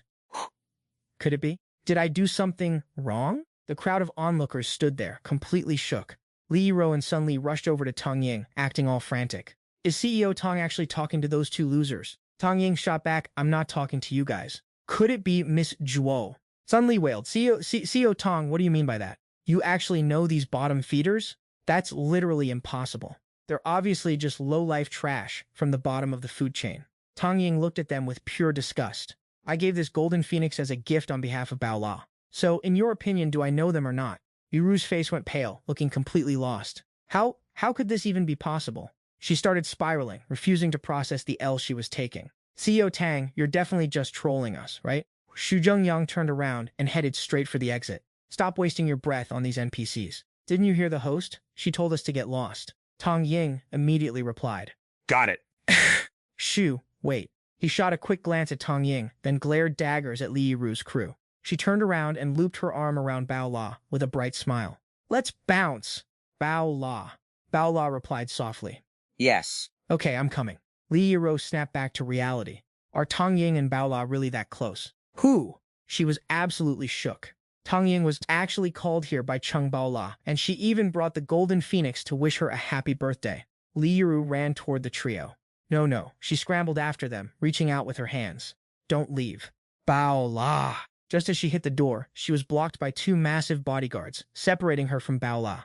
Bao La, I was wrong. We're still besties, right? She screamed, begging for mercy. Can you just not blame me, please? Bao La just gave her the cold shoulder. Cheng Bao La turned her head around, tears streaming down her face. Why don't you ask yourself, are we really friends? I never once offended you. I even walked on eggshells around you. But how did you guys treat me? Zhengyang placed a hand on Bao La's shoulder to comfort her. He spoke up, to everyone who bullied Bao La, I'm giving you 2 hours. The entire family better scram out of Santai City. Xu Zhengyang glared at them with pure disgust. After today, if I see any of you in Santai City, you'll have to deal with the consequences. Li Yiru collapsed to her knees, panicking. 2 hours isn't enough to liquidate our assets or handle all these contract breach penalties. This guy is literally trying to drive us to our deaths just to vent for Cheng Bao La. She still couldn't wrap her head around who exactly they had messed with. Walking out, Zhengyang gave Bao La a playful pat on the back. All right. It's all over now. Tang Ying watched the two flirting and thought to herself. Bao La is still young. What happened today and in the past is just a light drizzle compared to what I went through at her age. She felt relieved, thinking that with him there, to shield her from the storm, she wouldn't have to suffer anymore. Zhengyang turned to look at Tang Ying. Oh right, Sister Tang. I've thought through the feng shui layout for you guys. Let's schedule a meeting with Chairman Chen to tear down that plot of land. He calculated internally, I need an excuse for Bao La. Otherwise, she's going to keep asking where all this money is coming from. Playing the feng shui MasterCard is the perfect way to explain our connection to the public. Tang Ying beamed. Then thank you so much, Mr. Xu. I'll transfer your fee later. She thought to herself, almost forgot about that. Perfect time to compensate him. As they left the building, Bao La called out to Zhengyang. She said shyly, about today, thanks. Before she could finish, Zhengyang cupped his ear, acting like he couldn't hear a thing. Huh? What did you say? It's too windy. I can't hear you. Bao La pinched his ear. You jerk, is bullying me not enough? Did you secretly learn some feng shui scam too? No wonder Tang Ying is so respectful to you. Turns out you're just a con artist. He grabbed her hand to stop her and flashed a smirk. But hey, didn't you always say you wanted to open a barbecue joint? I'll put up the capital from some shady funds, and you put in the hard work. Deal? Zhengyang thought to himself, that's the only way to get her to actually accept the money. Sigh, trying to help her out requires such elaborate setups just to get her to agree. I finally understand the struggles of being filthy rich. Bao La reached out to playfully slap him. Fine, we'll open it, but I'm warning you, since this is scam money, if we go bust, don't blame me for having no remorse. Zhengyang gave her a doting smile. Sure thing, if it tanks, feel free to blame me. He thought to himself, imagine the world's greatest money laundering genius standing right in front of you. Bao La laughed, like I'd ever let us go bankrupt. You said it yourself, so don't come crying to me if you lose everything. Zhengyang, 3 parts helpless and 7 parts whip, replied, if we lose, it's all on me. Early the next morning, Bao La dragged Zhengyang out. Step 1 to opening our shop. Find a location and start decorating. Xu Zhengyang yawned. Boss lady, have you seen the time? She just kept walking, leaving him in the dust. Hey, you're my big investor. Go grab me a drink and help me scout some locations. Chop chop. Zhengyang stepped into a real estate office and said, no problem. The manager greeted them immediately. Welcome. How can I assist you today? I'm looking to lease a commercial space. The manager beamed, easy. Let me get our top consultant to help you out. He called over a woman wearing glasses. Xiaoya, go provide some professional advice to these two. Xiaoya looked down her nose at them. Manager, I've told you before, I only deal with high-end clients. Xu Zhengyang stared at her, stunned. Only serving high-end clients? The staff behind them started whispering again. I heard at her last agency she only ever dealt with VIP clients. Not exactly, she served men before, but only the ones who fit her high-quality standard. Is there something wrong with her? And how is someone with that attitude even the top salesperson here? The manager looked annoyed. Xiaoya. Seriously? Zhengyang couldn't be bothered to argue. Everyone's the same. If you don't want the commission, just find someone else. Xiaoya narrowed her eyes at Zhengyang. Just like all the other guys. Trying to play it cool by acting like I'm nothing. Isn't he just trying to get my attention? People who act all indifferent just to fish for my attention. I've seen it a million times. I'm not wasting my time on a pathetic poser like him. A cold drink touched Xu Zhengyang's face as Baola leaned in. Which one do you want? The other employees saw Baola and started roasting Xiaoya. Yikes. She actually thought he was trying to pick her up, but he's already taken. Look at his girlfriend compared to her. That's a total reality check right there. Look at her. That's a real goddess. That's what a high-quality client looks like. The manager made an executive decision. All right, Xiaoya, if you aren't going to help them, move aside. Kale, you take the clients. Kale sprinted over with peak energy. Yes, manager! By now, the sun was blazing high in the sky. Kale went over the requirements for Zhengyang and Baola. Based on what you're looking for, this place is huge. 538 square meters spread across 2 floors. Kayla beamed. It's perfect for a high-end restaurant. And the owner is in a rush for cash, so they're willing to rent or sell. Baola hesitated, looking unsure. It's okay. It's just a little pricey. Zhengyang comforted her. This area is perfect. Don't sweat the money. It's not an issue. A guy in flip-flops strolled up and asked, are you guys here for a house viewing? Mr. Zhao scratched his head awkwardly. I'm the owner. My surname is Zhao. I actually plan to live here myself, but there's a family emergency and I need cash fast. If you two want it, the price is a steal. Feel free to buy it. Xu Zhengyang was confused. Then Kala leaned in and whispered, his kid is deathly ill, bro. The specialized medicine costs over 10 million a dose, and he needs 4 of them. Between the hospital bills and all those tests, the man is basically broke now. A flash of pity appeared in Zhengyang's eyes. Poor guy really caught a bad break. Zhengyang spoke up clearly. In that case, we'll take... Before he could finish, someone yelled, hold it right there! Xiaoya strutted in with a blonde-haired guy looking like he owned the place. Mr. Zhao, we're here to check out the place too. This is Peter. He just got back from doing business in the UK, looking for a spacious place to rent. Mr. Zhao, why don't you reconsider? Mr. Zhao nodded. You two, wait a second. I'm with these customers. Wait until they decide if they want it or not, then it'll be your turn. Xiaoya started mooing like a cow, but Peter waved her off. Oh, it's fine. Peter stepped toward Baola, trying to charm the beautiful girl. Delighted to meet you. Would I have the honor of getting to know you? I've spent over 10 years in the UK, and I've never seen a girl as stunning as you. He scanned Baola up and down, thinking her figure and looks were absolutely top tier. He imagined kissing the back of her hand, and wondered if she'd be swooning over his gentlemanly vibe. Baola didn't get the hint, and just waved her hand in greeting. Peter, expecting a classic Diao-chan moment, just froze, so he covered it up by saying, it's nothing. Baola was confused and whispered to Zhengyang, I just waved at him. Why did he say that? It's nothing? Zhengyang smirked. Haha, guess the guy has a screw loose. Xiaoya put her hands on her hips and screeched. See? Peter wanted to do a hand-kissing ritual. If you had any class, you'd cooperate. I'm telling you, low-class people are so annoying, don't even know basic etiquette. Xu Zhengyang sneered back. If you don't know, study more. Don't assume everything should go your way. Hand-kissing rituals are for married women. Doing that to a single girl? That's just being a creep. Zhengyang didn't hold back. Are we the rude ones, or are you guys just uncultured? Xiaoya looked embarrassed, so Peter stepped in to play the mediator. No worries, no worries. Does this beautiful young lady like this shop? He announced loudly. I've looked around, and I really like this place. I don't think I need to look at any others. This spot is perfect. Baola said, sorry, we like this place too. Zhengyang nodded in agreement. Peter bowed with a fake smarmy smile. In that case, I'm willing to yield to you. Fighting over a pretty girl like you would be so ungentlemanly of me. Baola and Zhengyang were both shocked and annoyed. Does this guy not know what a Q is? Didn't he hear what Mr. Zhao said a second ago? Is this place written in your name? Why are you acting like we're the ones trying to steal your stuff? Peter decides to start acting like a main character now.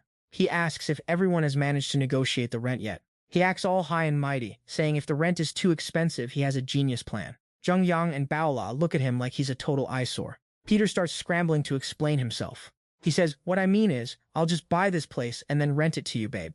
I'll give you a price that'll definitely make you happy. Trust me. Mr. Zhao on the side looks completely stunned. He stutters, Are you being serious right now? Xiaoya butts in and brags. Peter's dad owns an interior design firm in both the country and the UK, with assets worth hundreds of millions. Peter plays it cool like, oh, it's nothing, really barely worth mentioning. Mr. Zhao leans over to Zhengyang and whispers, brother, you know my situation, right? I'm truly out of options. If this guy really wants to buy it, I have to prioritize him. Zhengyang gives a cold smirk and replies, I get it, but I never said I wasn't going to buy it. Mr. Zhao is caught off guard. Wait, what? You want to buy it too? Zhengyang answers, isn't the point of a house to either rent it or sell it? I was planning on buying it outright anyway. Baola whispers a warning. How much cash do you even have on you? Don't try to flex against this clown. Mr. Zhao says loudly, I see. If both of you want it, then I'll just sell it to whoever gives me the best deal. But Xiaoya interrupts, shouting, fair auction. Whoever bids the highest gets the property. Right, Mr. Zhao? Zhengyang hears her loud mouth and just shrugs. Fine by me. Peter stands there with a sly, villainous grin. I agree to those terms. Peter asks Mr. Zhao, even if it's the highest bidder, I still gotta ask, what's your baseline price for the place?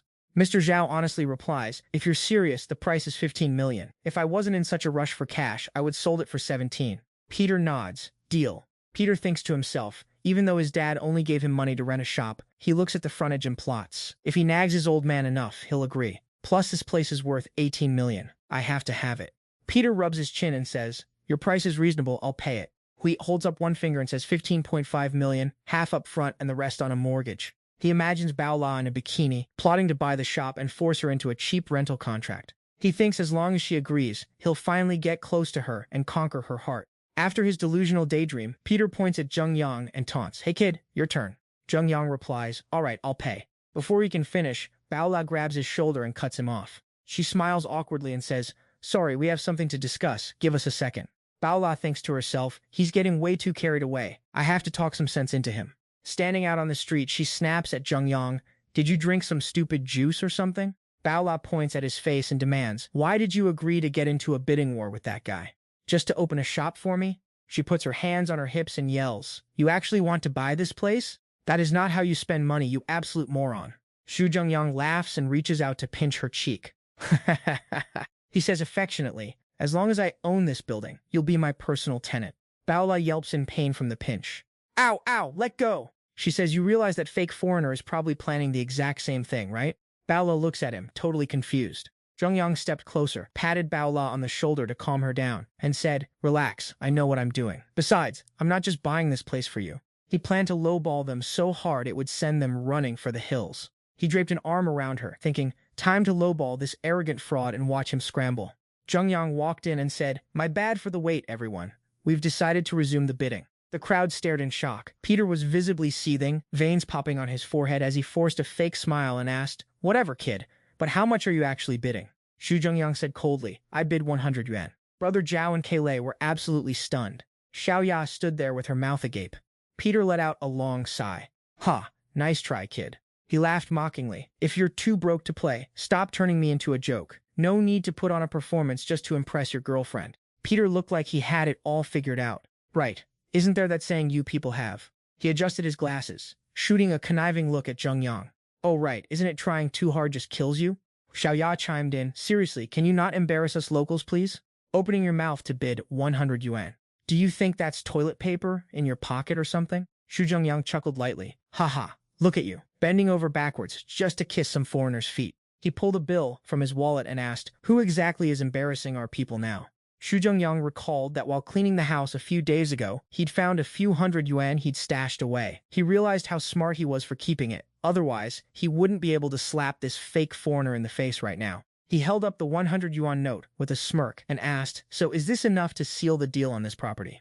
Everyone in the room lost their minds. 100 yuan. Xiaoya's jaw dropped. Considering the assets exceeded 1,000 yuan, the paperwork was strictly regulated. Brother Zhao frowned, noticing there seemed to be more than just one 100 yuan bill in that wallet. Is this kid some kind of hidden mega tycoon? Baola asked confusedly in a whisper, why is everyone frozen? Was the bid too low, or? Zhengyang warned her, hey Baola, hold your horses for a second before you bid any higher. He tucked the money back into his pocket, thinking there was no way he'd let her see just how much he had. Zhengyang looked at Peter and said, Mr. Peter, you're a high-class guy. Please, by all means, continue the bidding.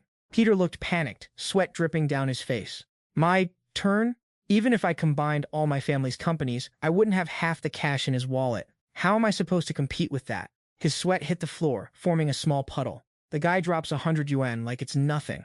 Is he trying to bury me in cash? Suddenly, Peter started clapping. Sure enough, you really are wealthy. His hands clapped frantically, but his face looked absolutely miserable. However, wasting money like this will just burn through your parents' fortune sooner or later. I'm out. You win. Besides, I can't really mess with someone like this, but that doesn't mean I actually lost. After speaking, he turned to Brother Zhao, looking for some validation. I drove the price up this high. Don't you think you owe me a thank you? Brother Zhao stood there blankly, completely speechless. Ugh, Zhengyang picked at his ear, looking annoyed. Is this guy for real? He couldn't win the money game, so now he's acting like a life coach? He flicked his earwax away and said boredly, keep talking, loser. In your eyes, $100 might be a huge fortune, but for me, that's just loose change. Xu Zhengyang flicked some earwax at Peter, mocking him for trying to use his pocket money to flex against my pocket change. I guess that's as far as your vision goes, huh? Our boy pulled out another bill. And honestly, this $100? Xu Zhengyang grabbed Mr. Zhao's hand to show he meant business, not just for the house, but to help out his two kids. Mr. Zhao stared at the $100 bill in his hand, unable to believe his eyes. Brother, what do you mean? Zhengyang looked at Kayla and explained. Didn't the salesperson just say your two kids are super sick and need some expensive medicine? If a dose is $10, 100 is more than enough to cover the rest of their treatment. Kayla replied softly. Yes, that's right. He gave a kind smile and held Mr. Zhao's hand tight around the money. So this is just a little token of my sincerity. Please don't refuse it, Mr. Zhao. Mr. Zhao dropped to his knees. Brother, you? He bowed his head, ready to kowtow in thanks. Brother, thank you so much. Zhengyang quickly pulled him back up. Mr. Zhao, get up, please. Suddenly, the system popped up, and Xu Zhengyang screamed internally. What the hell?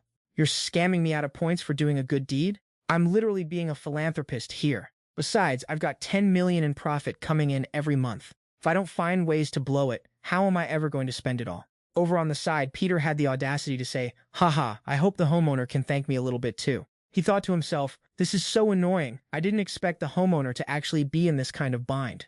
I can't let all the clout and reputation go to that guy. I've got to figure something out. Peter turned around and said, look, if I hadn't bid, he wouldn't have been salty enough to raise the price to 100. I think I deserve a little bit of credit here. Xu Zhengyang's face darkened. You really have zero shame, do you? You saying that makes it sound like you want a cut of the credit? He stepped closer and roasted him. What I pay has absolutely nothing to do with you. Even if I paid 50, do you think you could have outbid me anyway? You're literally trying to steal credit with a straight face. Is this how the upper class acts? Peter was left speechless. He looked at the aura coming off the guy in front of him and felt a chill. Someone who can drop 100 million without blinking is not someone he or even his family can afford to mess with. I'll drop it for now and find a way to save face later. After thinking that, he ran out and yelled, my bad, excuse me.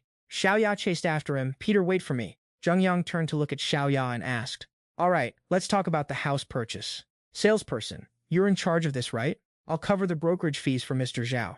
Xiaoya replied politely. Yes, of course. Please follow me. Mr. Zhao was tearing up, completely moved. Brother, thank you so much. Seriously. When you come to visit my two kids later, I want them to thank you personally. Xu Zhengyang gave a cheeky grin. No need for that. We've still got work to do. Once the sales contract is signed, we're out of here. Baola let out a sigh of relief. Finally, we actually managed to rent the shop. By the way, how much was the rent? He turned to her and asked, what's up? Do you want to split the bill? He couldn't tell Baola yet that he'd already bought the whole building. Baola pouted. We agreed you'd invest and we'd work hard to stack that cash together. Zhengyang answered nonchalantly. What are you planning to do? How about fortune-telling? That makes bank. Cheng Baola took a swing at Zhengyang, but he dodged, and they kept messing around. You total scam artist. Aren't you afraid of getting your face smashed in? He explained. Actually, this is just a classic case of the willing victim playing the game. Suddenly, Xu Zhengyang froze. His eyes were locked onto the back of a woman with long hair. Zhengyang's expression turned to pure shock. That person is... Cheng Baola tripped into Xu Zhengyang because he was too busy staring at some girl's silhouette. Baola asked, barely keeping her eyes open. Hey, what's wrong with you? Why did you just stop all of a sudden? Xu Zhengyang gritted his teeth, then turned around and started sprinting away. I've got something I need to handle. You go home first. Bao La stood there, completely confused. Wait, where are you going? Xu Zhengyang ran as fast as his legs could carry him to catch up to the woman. No way, that person shouldn't be here. She died years ago. He scanned the alleys. How could she possibly be here? Xu Zhengyang shouted, "Stop right there." Suddenly, tears started streaming down his face. The woman just gave a faint smile at the sound, then picked up the pace to ditch him. This caught Xu Zhengyang off guard. She's way too fast. While chasing her, Zhengyang thought to himself, my body has been buffed by the system. My total stats are over 1600 now. Yet I still can't even catch up to her? Just what kind of background does she have? He chased her into a dead-end alley. There's nowhere left for you to run. Zhengyang growled, "Turn around, let me see your face." Without a word, she just soared into the air. She used some insane power to vault over the walls and escape the alley. Zhengyang stood there, completely stunned. How is that even possible? Is that even a human movement? He suddenly spotted a security camera right above him. Xu Zhengyang stormed into the security room and slammed a stack of cash on the table. I need the surveillance footage from the alley out back. Copy it for me, right now. A moment later, a voice rang out from the monitor room. Take your time, don't rush. Xu Zhengyang turned around and walked away. Bao An bowed his head, saying, if you need anything else, just let me know. Seeing his back disappear into the distance, he let out a smug, calculated smirk. He pulled out his phone to make a call. Listen, boss, the guy you told me to watch is here, and I even snatched some surveillance footage of him. He nodded like a bobblehead while listening to instructions on the other end. Understood, loud and clear. I'll send the video to you right away. They were busy reviewing the security footage. I've been keeping tabs on Xu Zhengyang lately. This is from one of our hotels, and my contact told me that Xu Zhengyang was the one who bought this specific clip. Hearing this, Zhao Huashan immediately asked, judging by your tone, do you know who she is? Zhao Xiaoman handed over a file. I've always been interested in this mysterious organization, so I've done some research on her. If my hunch is right, she's definitely part of the Zhengyang. Zhao Huashan muttered, Zhengyang, you say? Zhao Xiaoman continued slowly. It's an ancient martial arts sect. They call themselves guardians, but their true motives are shady, and they've made countless enemies by operating in the shadows. So, I suspect that the reason I couldn't dig up any info on Xu Zhengyang all this time is because the Zhengyang has been shielding him. Also, is there any blood relation between this woman and Xu Zhengyang? If that's the case, plenty of major powers would kill for the chance to have dirt on the Zhengyang. Zhao Yiming was hyped. Well, that's simple enough. I'll just send some goons to block his path and see if the Zhengyang shows up to save their boy. Xiaoman replied, the logic holds up.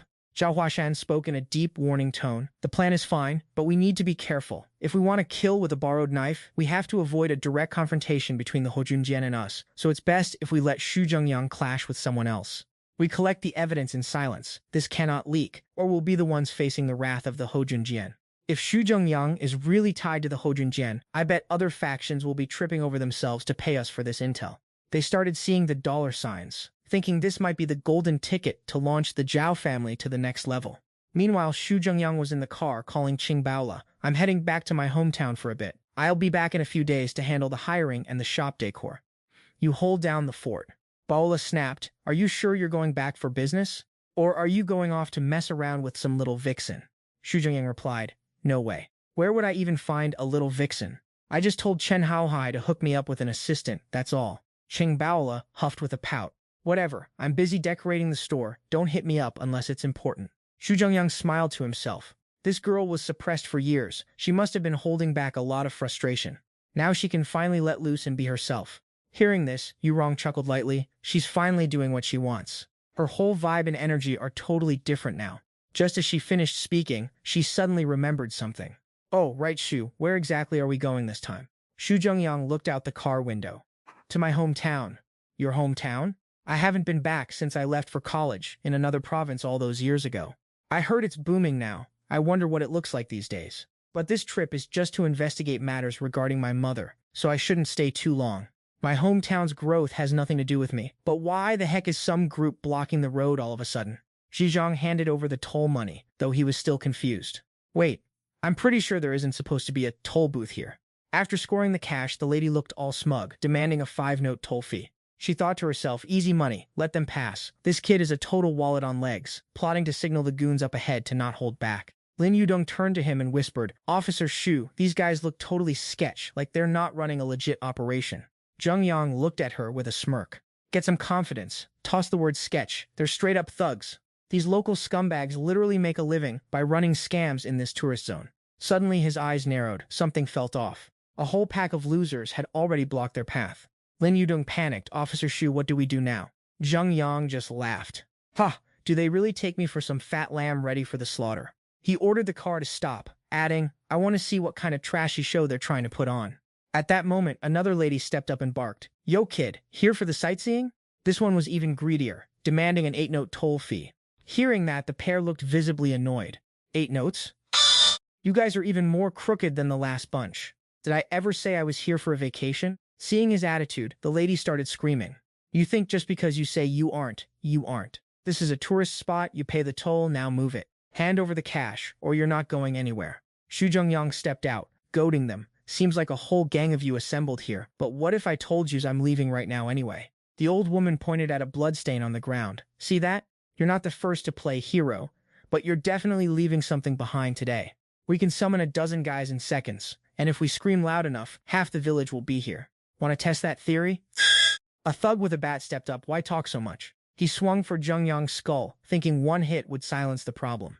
Zhengyang caught the bat with one hand and delivered a brutal strike straight to the guy's dome. He grabbed the thug's face, his eyes cold. You violent trash really don't value human life, do you?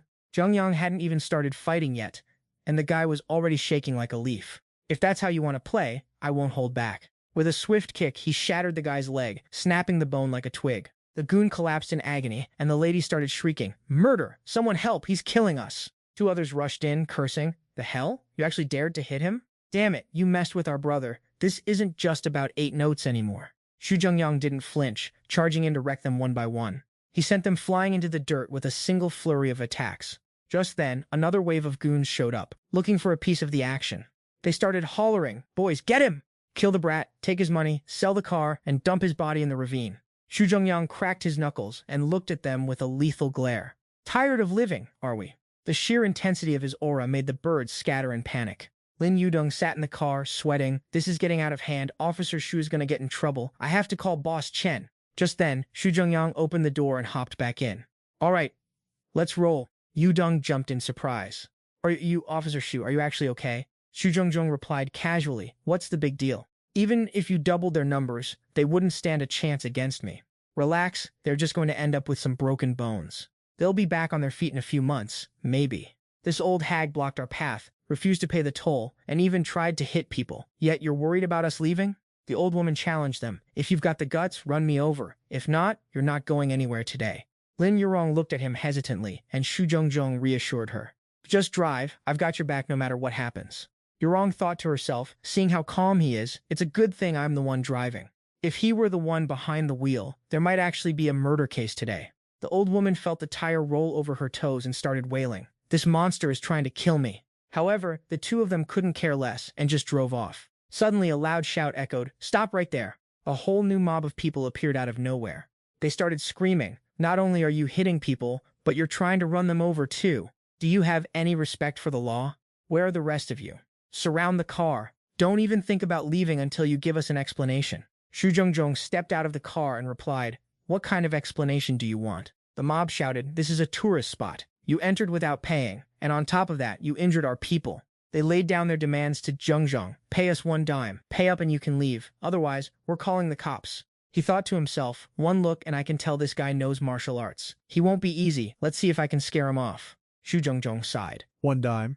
If it were before, I would have told them not even a penny. But since they're actually only asking for a dime, it's a bit funny. Xu Zhengyang announced loudly. Even if you guys brought 10 times the crowd, I'd still fight you. I'd rather pay for your medical bills in the hospital than give a single cent to you scammers.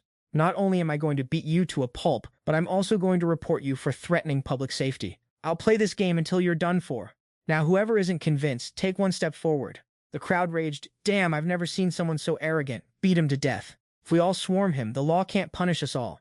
That's right. Rush him. Just as they finished speaking, a wooden staff flew through the air and smacked one of them right in the face. A group of men in black suits stepped forward, looking sharp. Wait, who forgot to zip their pants? Daring to cause trouble on our turf? Do you think my brothers are weaklings? One of the guys from the mob stepped up to explain. Brother Lee, here is what happened. He hadn't even finished his sentence before he took a staff to the head. Did I tell you to speak, scum? After saying that, the old man walked over to Xu Zhengyang. He bowed respectfully and said, Master Xu, we apologize for the scare. We were sent by Boss Qi to protect you. Zhengyang glanced back at the car. Boss Qi Yunfei, must have been Lin Yurong who tipped them off, right? This girl is sharp as a whip. Chen Haohai had assigned her to follow him, after all. Investigate how many more of these thugs are blocking the road to collect fees. Round them all up and break their legs for me. They've been acting like tyrants for too long. They've already made enough. Let them spend the rest of their lives in wheelchairs. The subordinate saluted. Understood. We'll handle it in a day. As soon as their car drove away, screams erupted from the scene.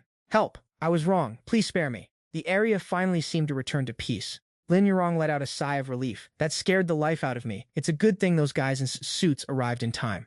Zhengyang nodded. Exactly. Good thing I know a bit of self-defense to stall until they got here. He scanned her up and down. Honestly, even I'm simping for that figure and face. If there were a bunch of thirsty degenerates in that crowd, well, yikes. Yurong giggled and said, Brother, you're always teasing me. Xu Zhengyang gave a shy, awkward laugh. Haha, I'm just messing around. Don't take it to heart. Just then, Yurong pulled the car up in front of a house. Brother, are you saying the house up ahead is our final destination? Zhengyang quickly replied, That's right. Lin Yurong looked at him. Brother, what's wrong? Zhengyang answered heavily, It's nothing. Just suddenly remembered some trouble I have to deal with, so I'm a bit bummed out.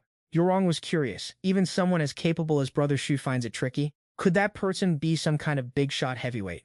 Exactly, a real top-tier menace. Xu Zhengyang walked over with the bags, grinning, Brother, I'm back. He thought to himself, he's always been against me getting into business and even threatened to cut ties with me. Looking at his brother, he thought, but we're blood-related after all. He won't kick me out, right? His brother is named Xu Liqiu, the eldest of the Xu family. Xu Zhengyang handed the gifts to his brother with a bright smile. Here are some gifts for you and sister-in-law. Please don't turn your nose up at them. Xu Liqiu looked surprised. Yeah, got it. As soon as he took the gifts, he immediately gave Xu Zhengyang a few playful kicks. You little brat, can't you even help your girl with the bags? If you make her mad enough to leave, I'm gonna beat you up. Xu Zhengyang dodged the kicks, saying, Yeah, I'll keep that in mind. Lin Yurong stood to the side, giggling as she spoke up. You've got the wrong idea. I'm not his girlfriend. Xu Liqiu turned around and shouted toward the house. Bihei, come out here quick, the little brat is finally back. Xu Zhengyang watched his brother's back and thought, looking at him, I guess he isn't mad at me anymore? That's good. At least now I can casually ask him about Mom. A woman opened the door and said excitedly, The second son is back? That was Chen Bihe, Xu Liqiu's wife. Seeing Lin Yurong, she looked flustered and slapped Xu Zhengyang's shoulder, saying, Oh my, you brought your girl home without a heads up? I didn't prepare anything. The house is a mess. What is she going to think of our family now? Lin Yurong blushed and said nervously, Sister, I'm really not. Chen Bihe pushed Xu Zhengyang aside, walked up to her, and said happily, Stop standing outside. Come on in and sit with me. Just leave the grunt work to the guys. That afternoon, at his brother's house, Xu Liqiu crossed his arms and asked seriously, Spill it. What are you doing back here this time? Did something happen again? Xu Zhengyang smiled and replied, Brother, you really underestimate me. Suddenly, his expression turned grave, and he frowned as he continued, I just have something important to discuss with you. Xu Zhengyang said with a firm tone, I saw Mom. Xu Liqiu's jaw dropped in total shock. What did you just say? Under the clear blue sky, Xu Zhengyang recounted his story. He leaned against the railing and continued, So that's how it happened. Even though I got the surveillance footage, I still haven't identified that woman. Xu Zhengyang turned to him with a dead serious look. Brother, regarding our parents, are you hiding anything from me that I don't know? Xu Liqiu turned away. Wait here for a second. Xu Zhengyang watched him go, thinking, judging by his vibe, he's definitely hiding something from me. He thought it over, wondering if this tiny clue could actually lead to his mom, just as Xu Liqiu walked back in. He handed him a ring and said, Take a look at this. Xu Zhengdian stared closely at the ring, and Xu Liqiu said, You've never seen this one before, have you? After our parents passed, I found it in Mom's jewelry box, and there's a sword engraved on the ring. He continued, There's one more thing I need to tell you. While talking, Xu Liqiu pictured the man's face, recalling how a guy claiming to be a family friend handled the cremation for their parents. He pointed to his brow, noting that the man had a surgical scar right above his right eyebrow. Xu Zhengdian spoke up, Bro, do you know how Mom actually ditched me back then? He frowned as he described the scene. She literally tapped her foot against the wall and jumped like 15 feet into the air. If she had moves like that, she was either a ghost or a martial arts grandmaster. No way was she just some ordinary person. Xu Liqiu's eyes went wide with pure shock. Wait, what? Xu Zhengdian put the ring away and smiled. Don't worry about this for now. I'll handle the investigation myself. Xu Liqiu crossed his arms, asking seriously, What kind of skills do you even have? How are you planning to find them? Your little company already went bust, didn't it? Just give it up and find a real job, would you? Xu Zhengyang put an arm around his brother's shoulder and laughed. Bro, I know you're only roasting me because you care. Don't sweat it. I'm making bank now. I'll send you a fat stack soon so you can finally live the good life. Shu retorted, clearly annoyed. Who said I care about you? With your current dead-end gig, you'll probably get fired and end up sleeping on the streets. And don't even think about coming back here to inherit my breakfast stall. Xu Zhengyang said, totally carefree. Sure, save that place for my future nephew. I wouldn't dare steal it from him. Then he grinned, oh right, I just transferred you $500 to fix up the place.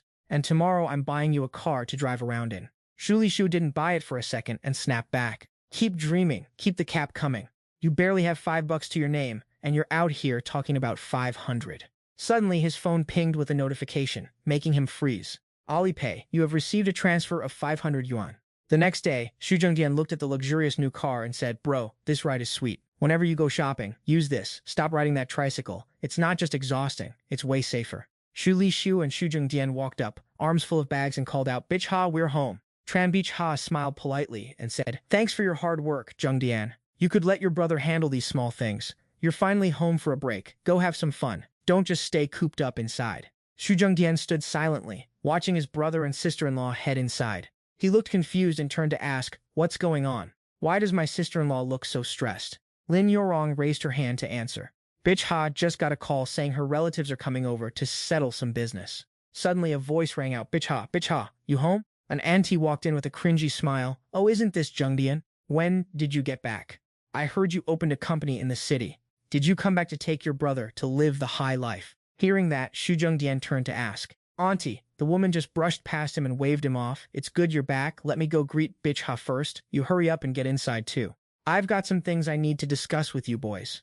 The blonde guy next to her started leering at Lin Yurong's chest, and she looked visibly grossed out, asking, are they seriously related to sister-in-law Bitch Ha? Xu Zhengyang replied, yeah, they're my sister-in-law's aunt and cousin, but their relationship is absolute trash. Xu Zhengyang explained, my sister-in-law's father died young. Back then, this aunt's family didn't just refuse to help, they literally stole her family's farmland. Later, when she married my brother, my family clearly gave her mom money, but these people are still shameless enough to come back for seconds. He stared at that blonde-haired fraud and continued, and as for that guy Chen Xin, not only is he a lazy, good-for-nothing parasite, but he's also a degenerate gambler. Bottom line, I don't believe for a second that they're here just for a friendly family visit. Wu Li curled her lip into a mocking smirk and spoke up loudly. Ah! Shuluthu Biha, your aunt is hitting a rough patch right now. Can you two help her out with this? Shuluthu hung his head and replied hesitantly. You mean this? Yeah. Suddenly, Xu Zhengyang clicked his tongue and said, man, I actually thought you guys came over to catch up on old times. Wu Li covered her mouth with a fake manipulative giggle and replied, oh, I absolutely came to catch up, but isn't it true that my family is running into a few tiny complications? It just so happens I came to you two to see how we could fix my family's situation. Xu Zhengyang asked. Spit it out. What's the issue? Wu Li gestured toward Chen Xin, who was busy playing on his phone, and chuckled. It's like this. Aunt Wang introduced a girl to Ham 2 a few days ago, and they hit it off. But our family has no house and no car, and Ham 2 doesn't even have a job. It would be a waste of such a good girl, don't you think? Xu Zhengyang gave a faint smile and replied, yeah, it would definitely be a waste of her life. Wu Li immediately slapped her thigh and said, exactly, so I was wondering if you two could figure out a way to help us out. Her face twisted with greed as she reached out her hand and continued, look at you two, Luthu and Biha are living the high life right now. Zhengyang even owns a company. You must have saved up a mountain of cash. Can't you lend our family a little bit? With that, Wu Li held up 2 fingers, smiling with pure malice. Our family doesn't need much. Just 200,000 is enough. What do you say?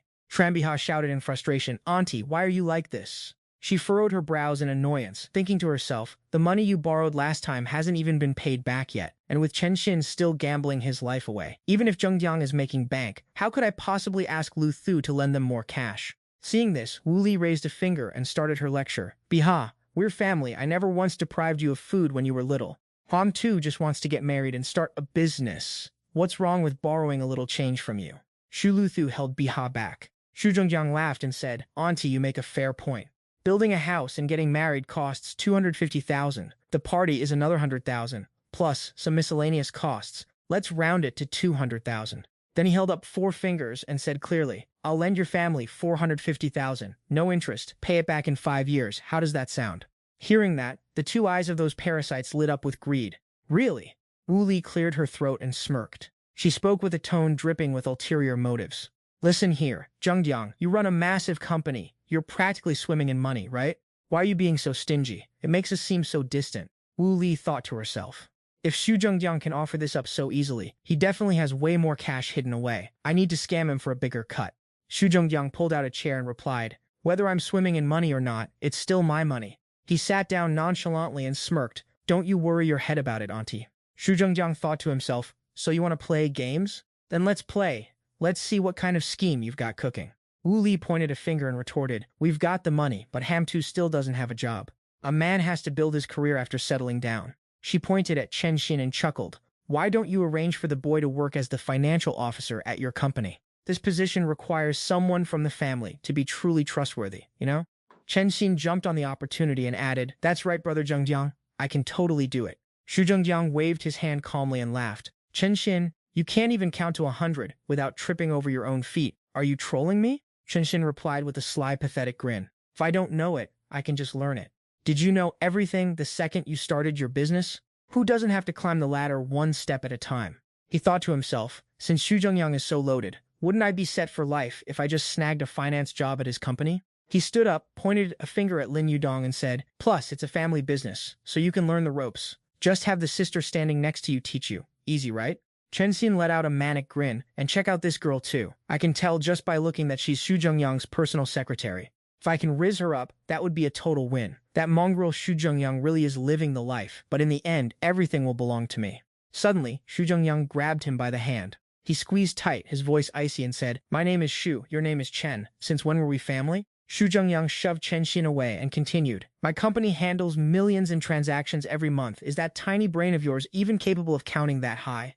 You look like a total disaster, and you're dreaming way too big. I don't need trash like you working in my finance department. Wu Lian rushed over to support Chen Xin, screaming in a rage. What did you say? Zhengyang, do the words of your elders mean absolutely nothing to you? You can't even sort out a simple job for your own relatives? She shrieked, totally unhinged. Plus, you're handling all that cash every month, and you only give your cousin a lousy 450? Xu Zhengyang flashed a look of pure contempt. I'm not giving you a single cent anymore, mostly because looking at you people is ruining my day. Chen Xin hid behind his mother's back and barked, hey Xu, what kind of game are you playing? Xu Zhengyang looked furious, cracking his knuckles as he replied, my point is for you two to get lost right now. If you ever dare show your faces at my house again, I'll break your legs and make sure you spend the rest of your lives begging on the street. Wu Lian was seething, gritting her teeth as she hissed, fine, fine, fine. You're doing great, kid. She stormed out of the house, shouting, let me see how you handle the fallout from this mess. Wu Lian dropped to her knees and started wailing, help! Someone come help me! These Xu siblings and that Chen Bihua are nothing but ungrateful brats. Her wailing grew louder, acting like she didn't care about a little bit of pride or silver coins anymore. Wu Lian kept screaming, totally forgetting who actually worked hard to raise them up. Xu Zhengyang laughed mockingly. You didn't get your money, so now you want to start a public scene and play the victim? If I let you walk away with even a single cent today, then my name isn't Xu Zhengyang. The crowd heard the commotion and quickly gathered in front of the Xu family home, whispering amongst themselves. What's going on? What happened to the Xu siblings? Wu Lian is leading her son in a cry fest right outside the Xu house. Oh, I see, she probably smelled the money and wants to be their mother now. Suddenly, a car pulled up right in the middle of the crowd. A man stepped out, and the people around started whispering in shock. Oh my god, isn't that County Magistrate Zhao? Why is County Magistrate Zhao here of all places?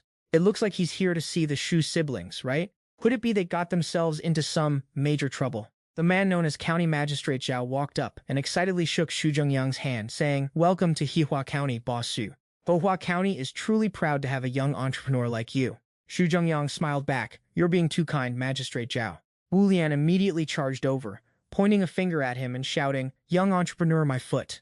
We tried to borrow a little cash from them, and they kicked us out. We raised the granddaughter and married her into their family, and they don't even have the decency to show some gratitude. With a twisted face, she continued, and you, Magistrate, you aren't even going to stand up for the common folk like us? Chen Bihua was furious and snapped back. Auntie, stop spreading your lies. Every time you came to borrow money, did I ever say no? Have you paid back even a single cent? My brother offered you 450 to help you buy a car and a house, and you two still complained it wasn't enough. She lost her mind and lunged at Bihua like a wild animal. Wu Lian thought to herself, I can't let this woman expose everything, or I won't be able to stir up any more trouble. Xu Zhengyang instantly stepped in and shoved her hard onto the ground. He pulled his hand back and said calmly, "What's the rush? Scared of my sister-in-law telling the truth?" Suddenly, Chen Xin grabbed a rock from the ground, charged forward, and screamed, "Nobody hits my mother. I'm taking you down with me." Xu Zhengdong didn't hesitate to deliver a swift kick, sending Chen Xin and his mother face-planting into the dirt. Xu Zhengdong turned to Bicha and said, "Sister-in-law, you weren't finished earlier, so why don't you spill the rest now?" He shouted to the crowd, "Let me see who else has the audacity to cause a scene now." Chen Bicha saw her opening and could no longer hold back her pent-up rage. Zhengdong already agreed to a loan, but the auntie wasn't satisfied, demanding that her loser son get a financial role in Zhengdong's company. Does she not know what kind of garbage her own son is? Sending him to help out? More like sending him to be a professional bloodsucker. She continued, "After my dad passed, you guys snatched our land, and now you have the nerve to claim you raised me? I'm married to Li Shu. You even snuck behind my back to shake Zhengdong down for a second dowry. On what grounds, exactly?" Wu Li lay there clutching her head, grinding her teeth in defeated silence. Chen Bicha couldn't resist and raised her hand, ready to throw hands. "You've done all this trashy stuff, and now you're pulling a classic toddler tantrum on the floor. Are you actually trying to push my family to the grave before you're satisfied?" Xu Lishu quickly stepped in to hold her back. All right, Bicha, take a breath. Everyone is watching." Xu Zhengdong turned to Magistrate Zhao and said, "My apologies, you had to witness such a pathetic family drama. Since you're already here, I actually have an announcement to make." He held out his hand and said, "Boss Xu, the floor is yours." Xu Zhengdong pulled a bill from his wallet and said, "Heihua County raised me, but the infrastructure is lagging. Forget schools and hospitals, even the roads we're walking on are falling apart." He smiled and handed the money to Magistrate Zhao. "This 100 yuan note is my brother's and my personal contribution to Heihua County, a small token of gratitude for our hometown." Magistrate Zhao accepted the bill with both hands, his mind racing. "I only came here to see if the rumors about the local thugs being shut down were true, but I never expected Boss Xu to be this invested in the community. Now that is a businessman with actual principles." He turned to the crowd and announced, "I promise you all that every cent of this money will be used exactly where it needs to go. This funding will be poured entirely into developing Heihua County, and I will ensure full financial transparency, so you can all sleep easy." The crowd erupted in cheers, shouting, "Zhengdong, you're the best. Thank you, Boss Xu.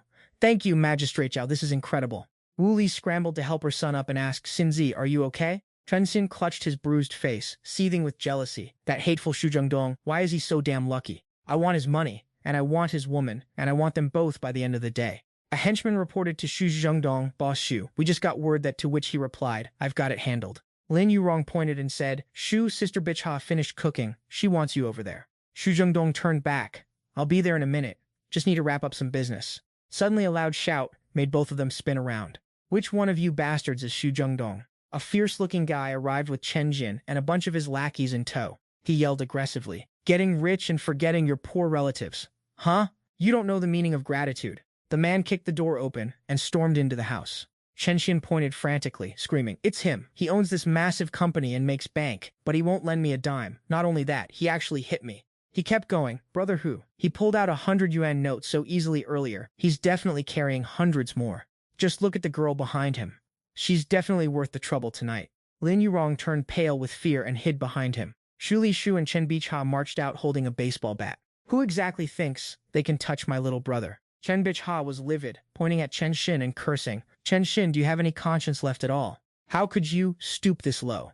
The guy called Brother Hu looked confused and turned to ask, "Wait, Chen Xin, didn't you tell me we were here to teach Xu Zhengdong a lesson? What is going on?"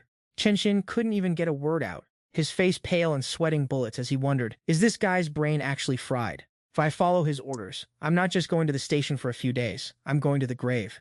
Chen Xin immediately snatched the stick from his lackey's hand. What am I even afraid of? He swung the club and charged forward like a total maniac. Kill him and bury him, who's even going to know? Xu Zhengyang just raised a hand, clearly not taking this lowlife seriously. He grabbed the guy's arm and said coldly, "Still don't know when to be afraid, huh?" Xu Zhengyang swung his leg out and continued, "Remember what I told you earlier? I said if you dared to show up at my house and try to kick me, I'd break your legs." The guy's balls basically turned into scrambled eggs. The agonizing pain hit him so hard he froze, his face turning a lovely shade of purple. The rest of his gang saw the carnage, their jaws dropping, as they instinctively covered their own crotches in pure terror. Nah, it wasn't just fear, that was pure, unadulterated pain. Chen Xin collapsed to his knees, clutching his family jewels, his third leg officially out of commission.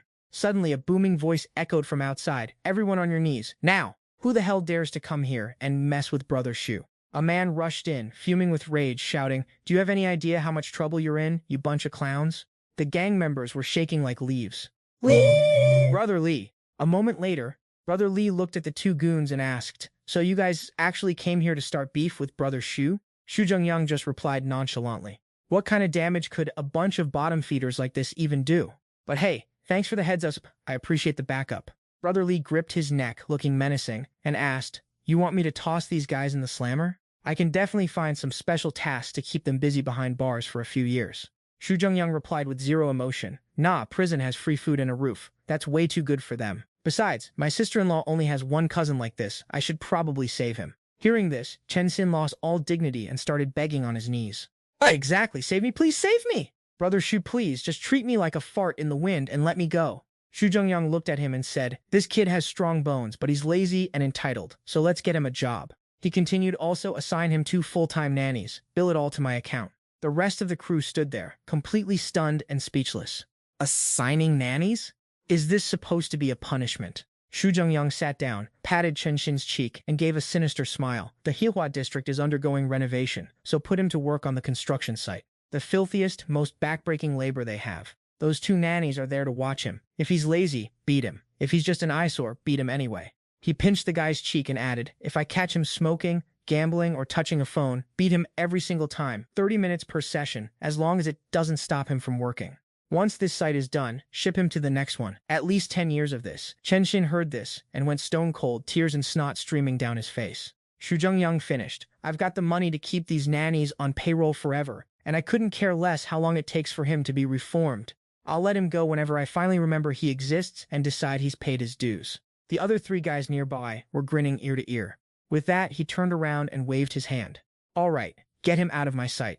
Chen Xin wailed desperately, "Brother Xu, I was wrong. I don't want anything anymore. Just please let me go." Brother Li pointed at the rest of the gang and asked, "Brother Xu, what about the others?" Xu Zhengyang shot them a side-eye and said, "Send them to reform in jail. If they come out and still haven't learned their lesson, we'll handle them permanently next time." The goons immediately started slamming their heads against the ground, sobbing, "We'll go turn ourselves in right now. We promise to change." Xu Zhengyang just dropped a single "get lost," and those clowns scrambled away instantly. Yes, we're leaving right now, sir." Xu Zhengyang spoke up. "All right, consider this little problem handled." A few days later, Xu Zhengyang said cheerfully, "Lin Yudong, you've been killing it lately. Once we're back, I'll talk to Chen Haohai and see if I can get you a transfer to my division." Lin Yudong replied while driving, "Yes, thank you so much, Mr. Xu." She looked down, thinking to herself, "I've been following Mr. Xu for a few days now. I think I've finally earned his trust. If I can take things to the next level later, the rewards will be way bigger than what I've got now." Suddenly, she saw a motorcycle dart out right in front of them. Their car accidentally clipped the bike. The rider went flying.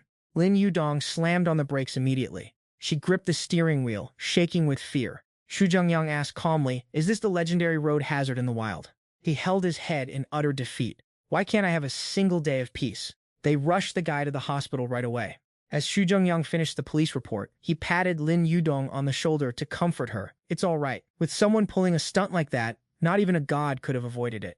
Luckily, the kid only broke his leg. No fatalities. We'll settle this smoothly and be out of here." Lin Yudong turned to the officer and asked hesitantly, Officer, since I was the one who hit him, can I go check on the patient?" The officer looked confused and asked, "Huh?"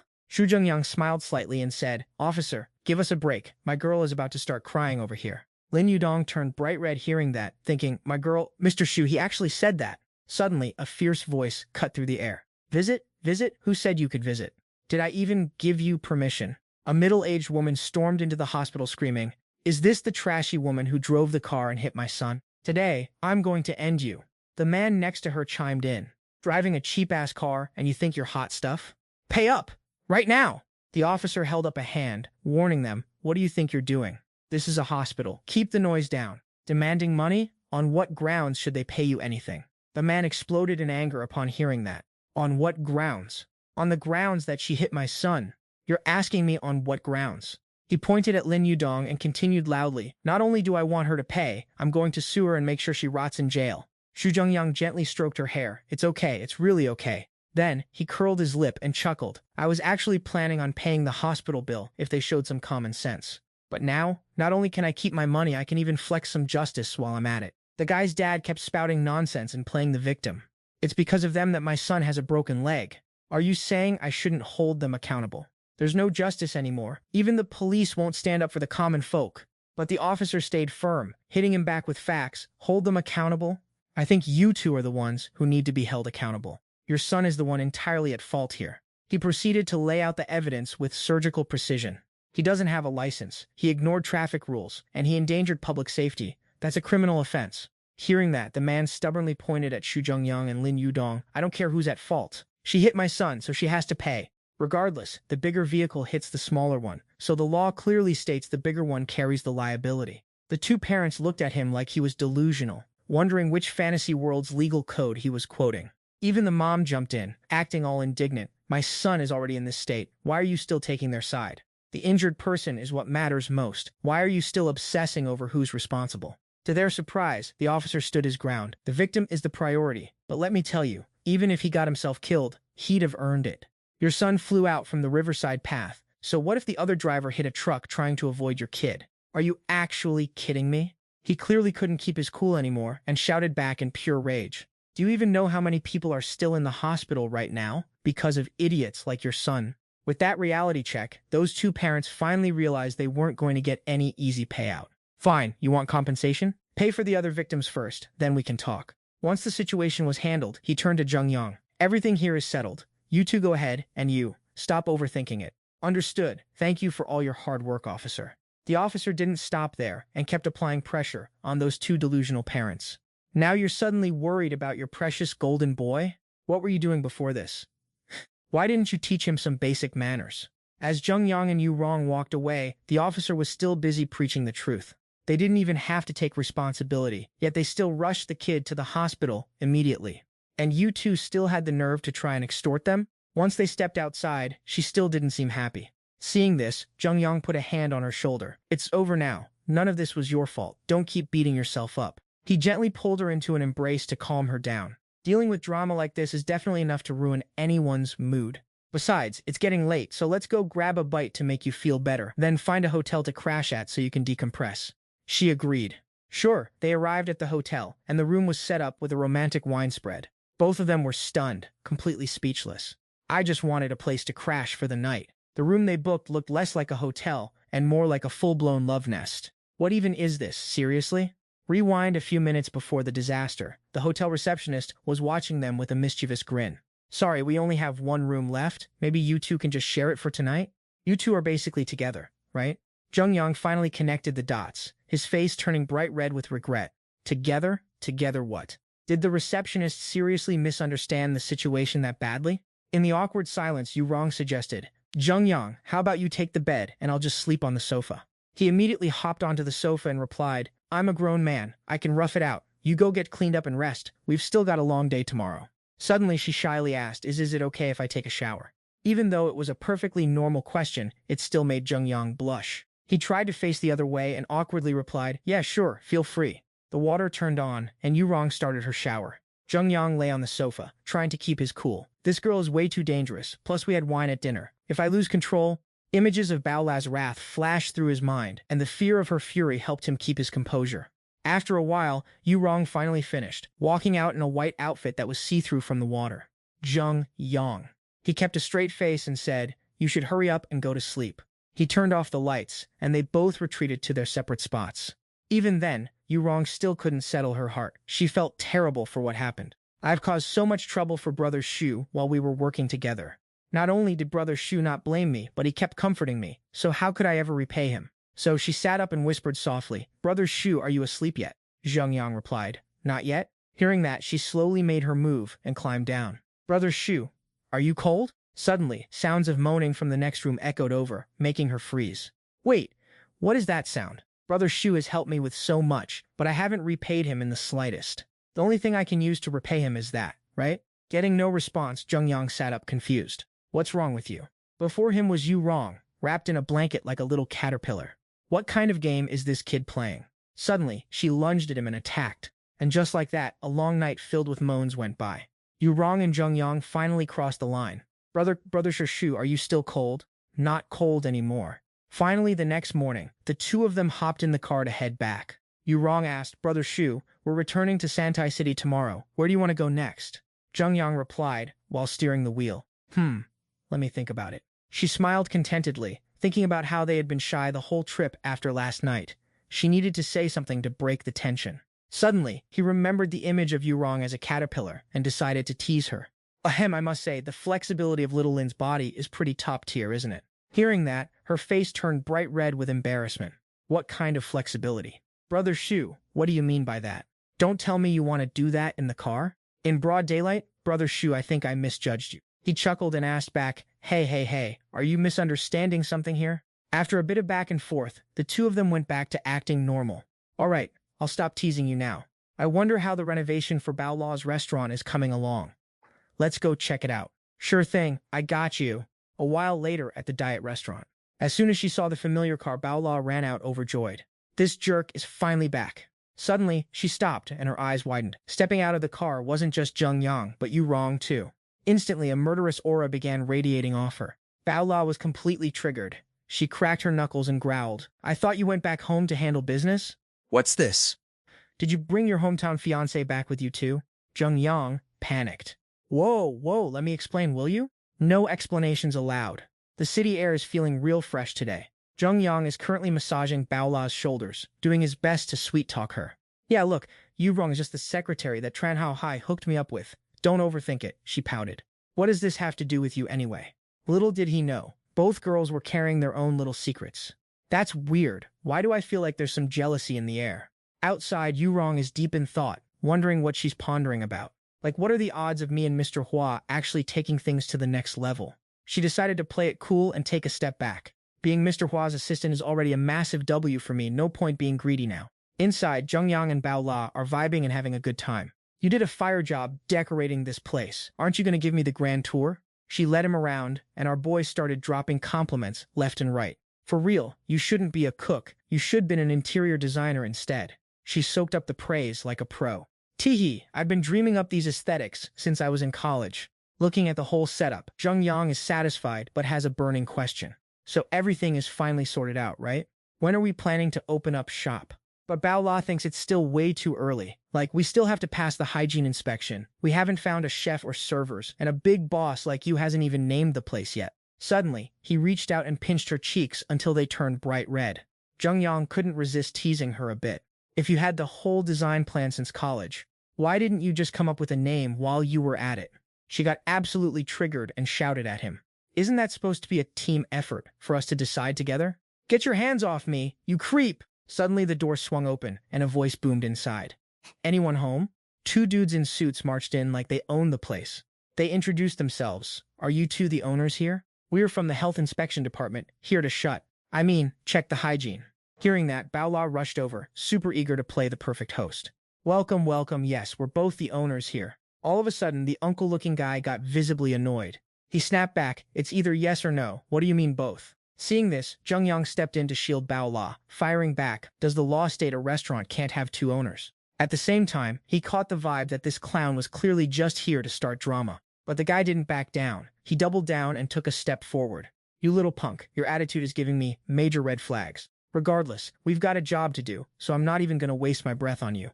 Like that, he just shoved past him, and Zhengyang couldn't really do anything about it. Don't worry, I'm definitely going to be fair with this inspection. Time to do a thorough investigation.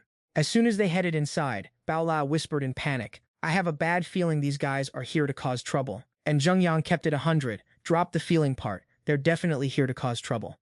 Keep an eye on them, I'm heading out to make a call. Stepping outside, he started thinking about how he'd offended the Zhao family earlier, so it wouldn't be a shock if these clowns were sent by them to mess with him. He didn't forget to signal Yurong to head inside and have Bao La's back. Tran So Sin has been grinding in this industry for years, so asking him to find the right contacts to deal with this guy should be easy. Finally, he picked up, Tran So Sin, it's me.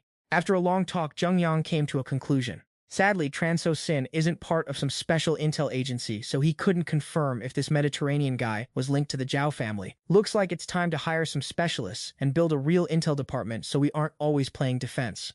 Turns out, those meatheads really were there to stir up trouble, confidently claiming the restaurant didn't meet health standards. Stop right there. He wore a sinister grin, ready to drop the accusation. We just found rats and cockroaches everywhere. Is this a restaurant or a petting zoo? That complete nonsense made Bao La lose her cool. She fired back, "No way, our kitchen is completely sealed, and we haven't even brought in the ingredients yet. How could there be any pests?" Still, he decided to write up the violation anyway, saying, "Whether it's possible or not is for me to decide, get it?" Paola had no way to fight back and could only watch helplessly as he prepared to put pen to paper. "I said you have them, so you have them. What are you going to do about it?" Right at that critical moment, Zhengyang stepped in. "Don't jump to conclusions just yet." He returned with his signature confidence, saying, "Climbing to a senior supervisor position isn't easy. If you get fired, it'll be hard to feed your family, right?" Hearing that, the guy got triggered and shouted, "Are you threatening me?" Zhengyang kept his cool and replied, "Just a friendly reminder so you can go down with a bit more dignity." The guy immediately started scribbling on his report, laughing with total contempt. "Let me die with dignity? A nobody like you is pretty funny. I'm writing the inspection report right now. What are you actually gonna do?" And just like that, the failed inspection note was written down. "I'm the senior supervisor, and everyone above has to listen to my report to issue the fines." He kept up the power trip, trying to intimidate Zhengyang in return. "You think the higher-ups are going to come down here personally just for a restaurant and a kid like you? Well, I'm done writing, and now I have to take this back to file the report. What are you going to do about it?" Suddenly, a voice radiating pure authority echoed from nowhere. "What exactly do you want me to do?" He walked in looking like a total boss. Supervisor Zhang. "You're something else. Truly, you're quite talented at this." The guy started panicking instantly. "Director Lee," he asked, totally shook. "Why did you come here personally?" Director Lee snatched the papers right out of his hand and said, "Obviously to see how a senior supervisor like you does his job." Then he shifted his attitude and turned to Zhengyang. "Sorry for the trouble." Zhengyang replied, "Don't worry about it, just do your thing." Director Lee went to inspect every single nook and cranny, and every corner of the kitchen was spotless and shining. Once finished, he took careful notes while absolutely roasting Supervisor Zhang. "Supervisor Zhang, looks like you're really good at making life difficult for people, huh?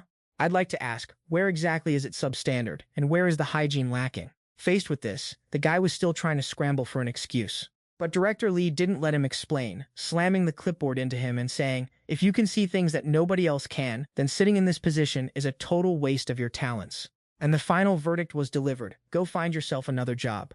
Our place isn't big enough to hold a big shot like you." Supervisor Zhang collapsed on the ground, his career officially over. Suddenly, Zhengyang spoke up, "Director Lee, I don't think this is as simple as it looks. You already know this was just a setup to frame us, don't you? Don't even try to pull that move on me. I see right through it." Our boy quickly cooked up a whole script of fake accusations against him. He claimed the inspector threatened him, demanding a bribe to pass the inspection, or else he'd have his family's goons take me out. Something this shady definitely needs a deep dive investigation. It turns out his schemes go way deeper, so this is the perfect chance to see if the Zhao family is pulling the strings. I might not be able to nuke them yet, but I can definitely trip them up. Hearing this, Inspector Zhang Huang panicked and started waving his hands. "No way, I never said that. He's totally framing me."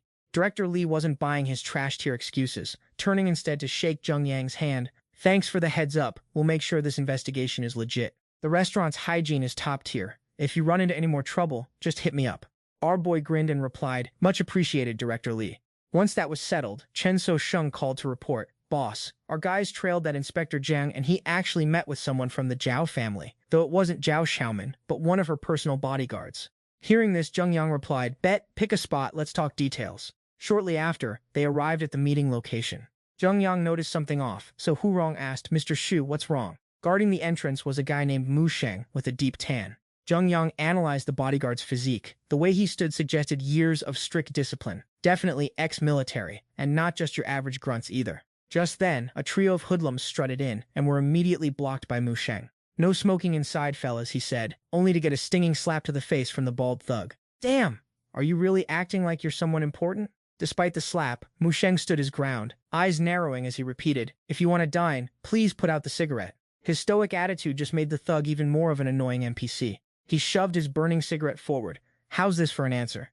This is our restaurant's policy, and you're gonna follow it." The thug laughed like a maniac and jabbed the cigarette right toward Mu Sheng's nose. "Since I can't find an ashtray, you'll just have to be the one, kid." Even in pain, Mu Sheng didn't lift a finger to retaliate. "Sir, please respect our establishment's rules." Suddenly, someone gripped the thug's wrist tight. It was none other than Zhengyang. He snapped the guy's wrist like a twig, while keeping a deadpan expression. "Which family do you belong to? Did your parents never teach you any manners?" Zhengyang kept an iron grip on the bald guy's hand. "Yo, whose brat is this? Are there no adults around to keep you on a leash?" The thug tried to yank his arm back, cursing, "Motherfer, let go or I'll end you." Seeing this, his goons got heated and started making threats. "Who the hell are you? Let him go, right now." Zhengyang didn't even blink. He just shoved that cigarette right into the bald guy's head. "Smoking in public is bad for your health. Better put it out." The guy screamed in agony and started spewing toxic trash talk. "You little piece of trash. You really love sticking your nose in other people's business, huh? Fine, just wait. You're dead meat. And that bodyguard is catching these hands too. If I don't break both of your necks, I'm changing my name." Zhengyang just brushed his hands off coolly, while Mu Sheng apologized. "Sir, I've dragged you into this mess. You should probably bail." However, those thugs weren't about to let them walk away. They pulled out weapons and charged in. "Bail? In your dreams. Anyone who tries to mess with me today isn't leaving in one piece. I'm breaking every limb on your bodies and cutting those tongues out right now." Talk about all bark and no bite. The guy got grabbed by the throat by Zhengyang before he could even blink. Our boy tightened his grip, looking like he was about to drop a masterclass in pain. "Like, we live in a civilized society. Can you not use your indoor voice? Do you really have to run your mouth with that trash tier language every single second? The backup you called hasn't even shown up yet, but you're already acting like the main character. Who gave you the confidence to act this entitled?" Getting choked out by a literal iron grip, the fraud started begging for his life. "I'm sorry, I won't do it again. Just let me go."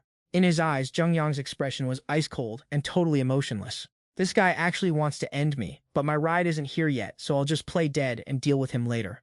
Unexpectedly, his squad actually arrived, and the guy shouted, "He's here, he's here! You're finished now!" But the plot twist was legendary. The people getting out of the car were none other than Chen Shusheng and Qi Yunfei.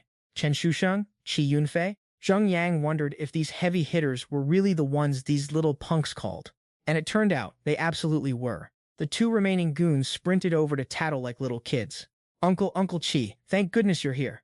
"Exactly. You guys have to help us. This young master was getting bullied. You guys need to set things straight." Shusheng just kept walking like he owned the place, while Yunfei coldly shoved them aside. Seeing the big bosses, Zhengyang let go, and the punk collapsed to the floor, gasping for air. He was already celebrating in his head, thinking that even if he didn't call Qi Yunfei directly, their family ties meant he wouldn't let this slide, especially against this random guy and his bodyguard. They are dead meat today. Both sides stared each other down, the tension rising faster than a crypto scam. However, things didn't go according to his script. Chen Shusheng actually bowed respectfully to Zhengyang. The three little thugs were left shook, their jaws hitting the floor. "Wait, Qi Yunfei, the big boss, is bowing to that random guy?" With everyone finally present, Zhengyang started giving out orders like a boss. "Chen Shusheng, come inside with me. Qi Yunfei, you guys stay out here and hold the fort. These punks said they wanted to call people to deal with me, so make sure to give them a proper welcome." Yunfei replied, "Understood, young Master Xu." Shusheng then timidly chimed in, "Young Master Xu, those little punks are—" Before he could even finish his sentence, Zhengyang cut him off. "I was just minding my own business, but they kept yapping about breaking my limbs and cutting off my tongue." Hearing that, Shusheng stopped caring about those low-life nobodies instantly. He barked out an order. "You bastards actually dare to mess with young Master Xu? Do you have a death wish or something? Qi Yunfei, break their limbs and cut out their tongues, and don't you dare let their little backup squad slide either." The three punks started shaking like leaves as they were surrounded by a crew of jacked-up bodyguards. Suddenly, another car peeled into the lot, and it was the rest of the muscle the punk had summoned. He jumped out, screaming threats at the top of his lungs. "What the hell? Who's the blind idiot messing with the second young master of the Lin family? Watch me take you apart." But before he could finish his monologue, he ran straight into Qi Yunfei. Yunfei didn't even flinch, just raised an eyebrow with a sinister smirk. "What a total coincidence. So you're the ones I've been looking for. I was just wondering when you losers would show up." The thugs instantly went soft like puppies. Yeah, total coincidence, man." As they walked inside, Zhengyang curiously asked Chen Shusheng, "What was that whole bit about the second young master of the Lin family back there?" He replied, "That's the second young master of the Sanlin Pharmaceutical Company. His big brother once tried to mess with you, and even though we haven't found the smoking gun yet, the evidence we have is enough to put those losers behind bars. If you're talking about the guy he mentioned, that's Lin Zhengfeng. Everyone at Sanlin Pharma is cut from the same trashy cloth, but if you're gonna strike the snake, you better make sure you crush its head." Hearing this, Zhengyang ordered them to keep digging. "No rush, the opportunity will present itself soon enough." Before heading inside, he patted Mu Sheng on the shoulder to gas him up. "You did great, man." Then, he walked right in. Mu Sheng just stared at him from behind with a look of pure confusion. Outside in the lobby, those wannabe gangsters were getting a taste of their own medicine. Screams of agony filled the air. Please, Lord, have mercy on us. Spare us. We promise we'll never do it again. Spare our lives, please. Back in the quiet, peaceful room, Zhengyang and Xu Sheng sat down at a huge feast. Xu Sheng said, "Don't you worry, young master. We'll handle the Zhao family issue properly. As for those little brats from earlier, Qi Yunfei already gave them a reality check and even sent me the pics." Hearing that, our boy replied with satisfaction, "Just keep an eye on those punks and handle it however you see fit." However, Xu Sheng's face looked a bit strained, like he was holding something back, but he added, "I trust you guys can handle the rest." Zhengyang immediately caught the vibe and asked, "What's wrong? Is there something bothering you?" Xu Sheng shook his head. Nothing at all, just a minor issue. We've totally got it under control." Suddenly, Zhengyang got interested in assigning a new task. "Oh right, get the info on that bodyguard from earlier and send it my way once you've got it sorted." Xu Sheng, being the reliable bro, promised don't sweat it. "I'll hit up the hotel's manager right now and get the file on that guard for you." Zhengyang recalled how Mu Sheng didn't even flinch when a lit cigarette was pressed into his face. That guard was clearly built different. He checked his phone while thinking, there's no way he isn't ex-military. Zhengyang decided he was going to recruit this guy. He was just thinking about building his own squad, and here was a hidden gem.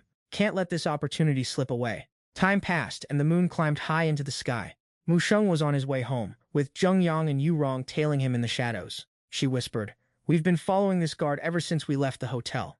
I have no idea what's going on in that brain of yours.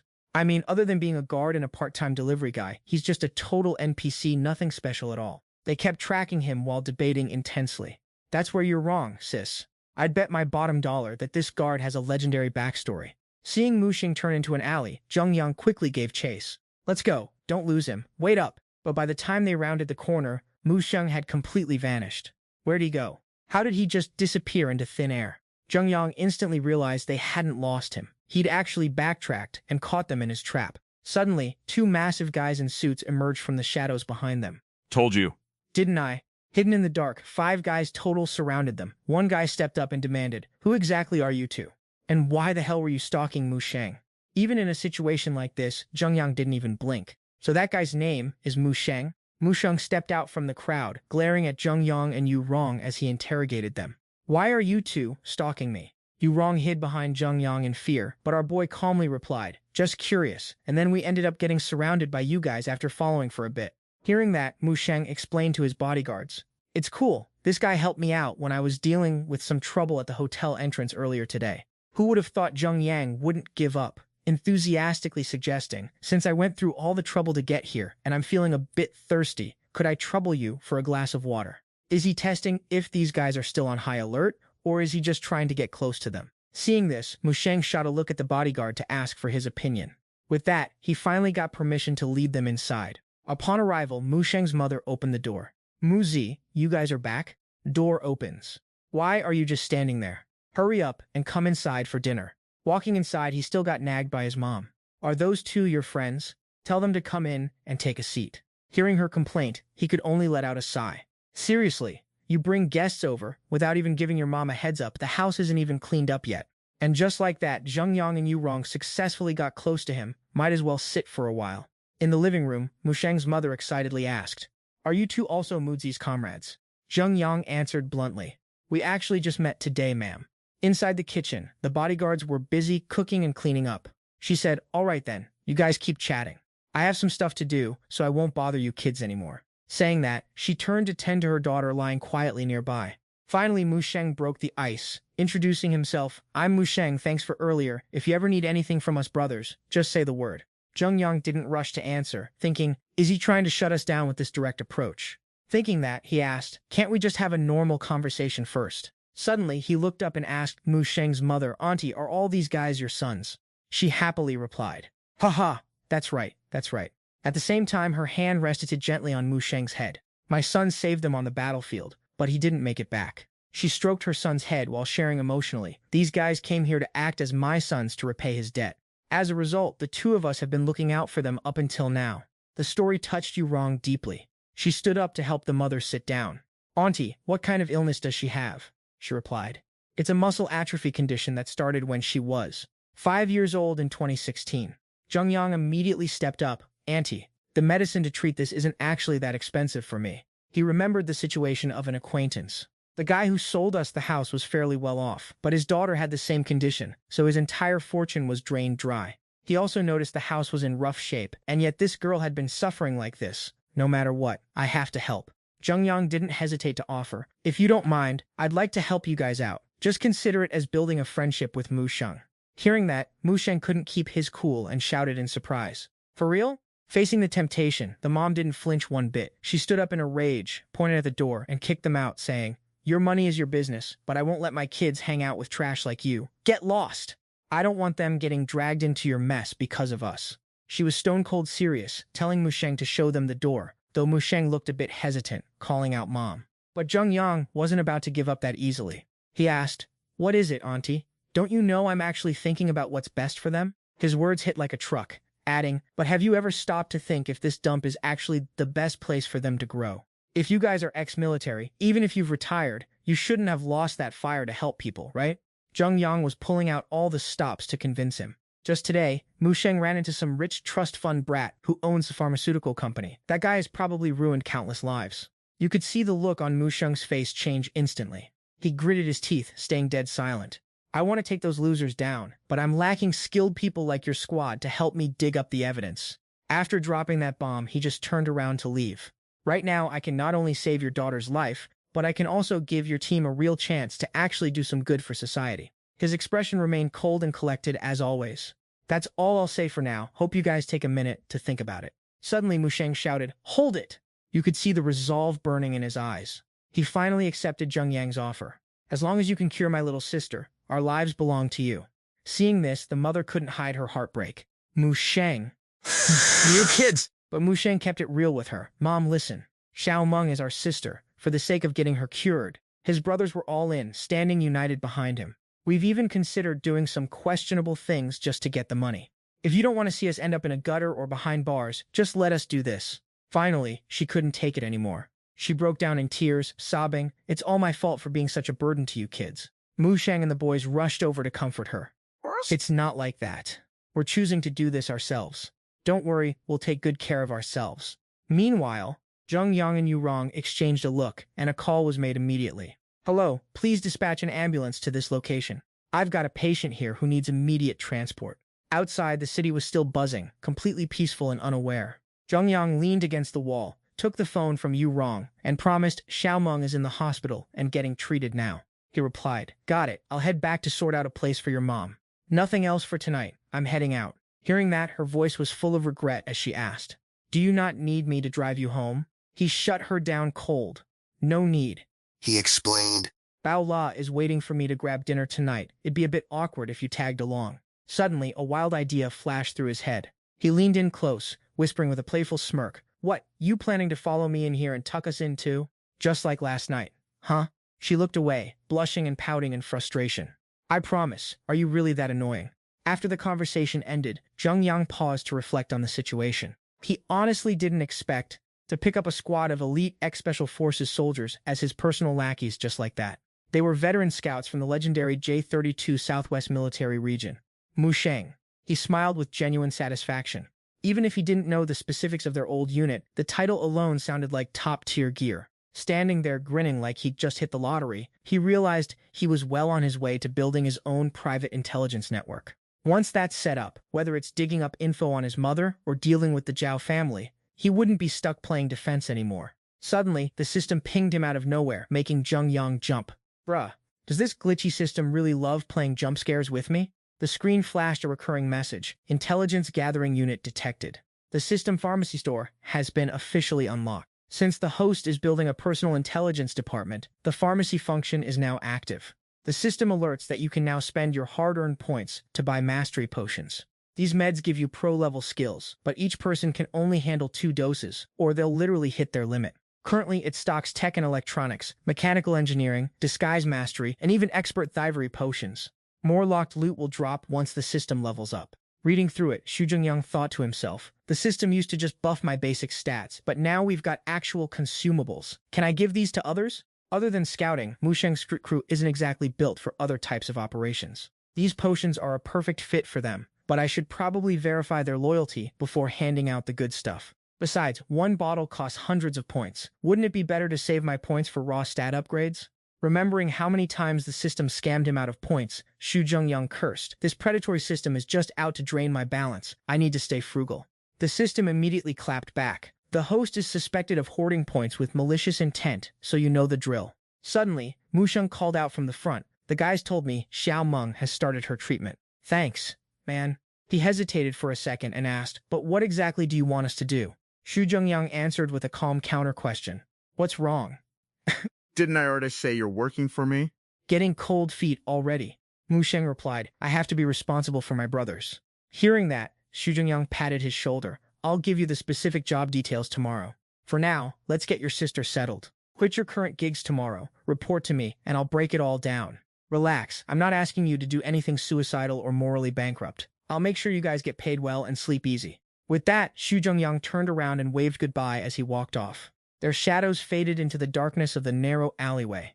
The woman watched from the window, her expression etched with anxiety. Scene shift to the home of Xu Zhengyang and Cheng Baola.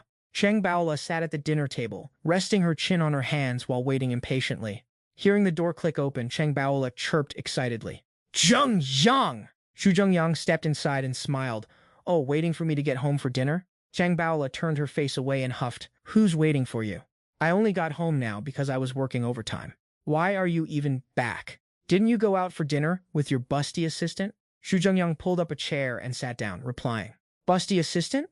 What are you talking about? The girl actually has a name, you know. You're getting a little too jealous, aren't you? Imagine pinching pennies even when it comes to dinner. Cheng Baola slammed her hands on the table in frustration and snapped. I'm not your girlfriend, so why would I be jealous? Besides, hiring a personal assistant while running a shady scam business clearly shows your intentions are sus. Suddenly, her hand slipped off the table, and she tumbled right onto Xu Zhengyang. Their eyes locked, and they could both feel each other's hot, heavy breathing. Whether it was the heat of the moment or some weird impulse, Cheng Baola closed her eyes and planted a kiss on his lips, leaving him completely stunned. A few seconds later, she pulled away as fast as she could. While Xu Zhengyang was still processing what just happened, Cheng Baola scrambled up from the chair. She was so nervous she started stuttering, I'm going to my room to sleep now. With that said, she bolted. Xu Zhengyang touched his lips in a daze, flashed a goofy smile, and muttered to himself, is this supposed to be an official seal of approval on our relationship? So, does this mean she can be officially jealous from now on? Cheng Baola shrieked from inside her room. Stop talking nonsense. And make sure you wash the dishes after you're done. Early the next morning, Lin Yudong arrived at the base of the Feiying investigation team. She reported, Mr. Xu, the Feiying team has fully assembled, waiting for your orders. Xu Zhengyang stood before the group and declared, from today on, the company is officially hiring you as our private investigation unit. Your first mission is to dig up dirt on the Lin family's Salin Pharmaceuticals and the Zhao family's Huanan restaurant. You can submit a list of necessary equipment to my assistant, Lin Yudong, later today. Don't worry about getting the cheapest gear, just make sure you get the absolute best. Your monthly salary will be 5 figures, plus holiday bonuses, and you get 4 days off a month, right? Let's settle on that. The team members were shocked and blurted out. Seriously, that much? Xu Zhengyang waved his hand and signaled Mu Sheng to come over. Just don't complain that it's too little. Xu Zhengyang pulled out a check and handed it to Mu Yang. Here is 1 million. Go buy a house nearby for your mom and sister. You guys can live there too, so you can look after them whenever you need to. Mu Yang took the money, bowed his head, and replied, Thank you, Mr. Xu. Oh wait, thank you, boss. Lin Yudong walked over and whispered, Mr. Xu Qi Yunfei is here. Xu Zhengyang nodded and replied, Got it. He went to meet him and told him to get acquainted with Mu Sheng's crew. The first phase of the plan was on track, so he headed back to his office. Qi Yunfei's face was beaten to a pulp and he groaned, Mr. Xu, you were looking for me? Lin Yudong and Xu Zhengyang were stunned when they saw the state he was in. The next second, they both burst out laughing uncontrollably.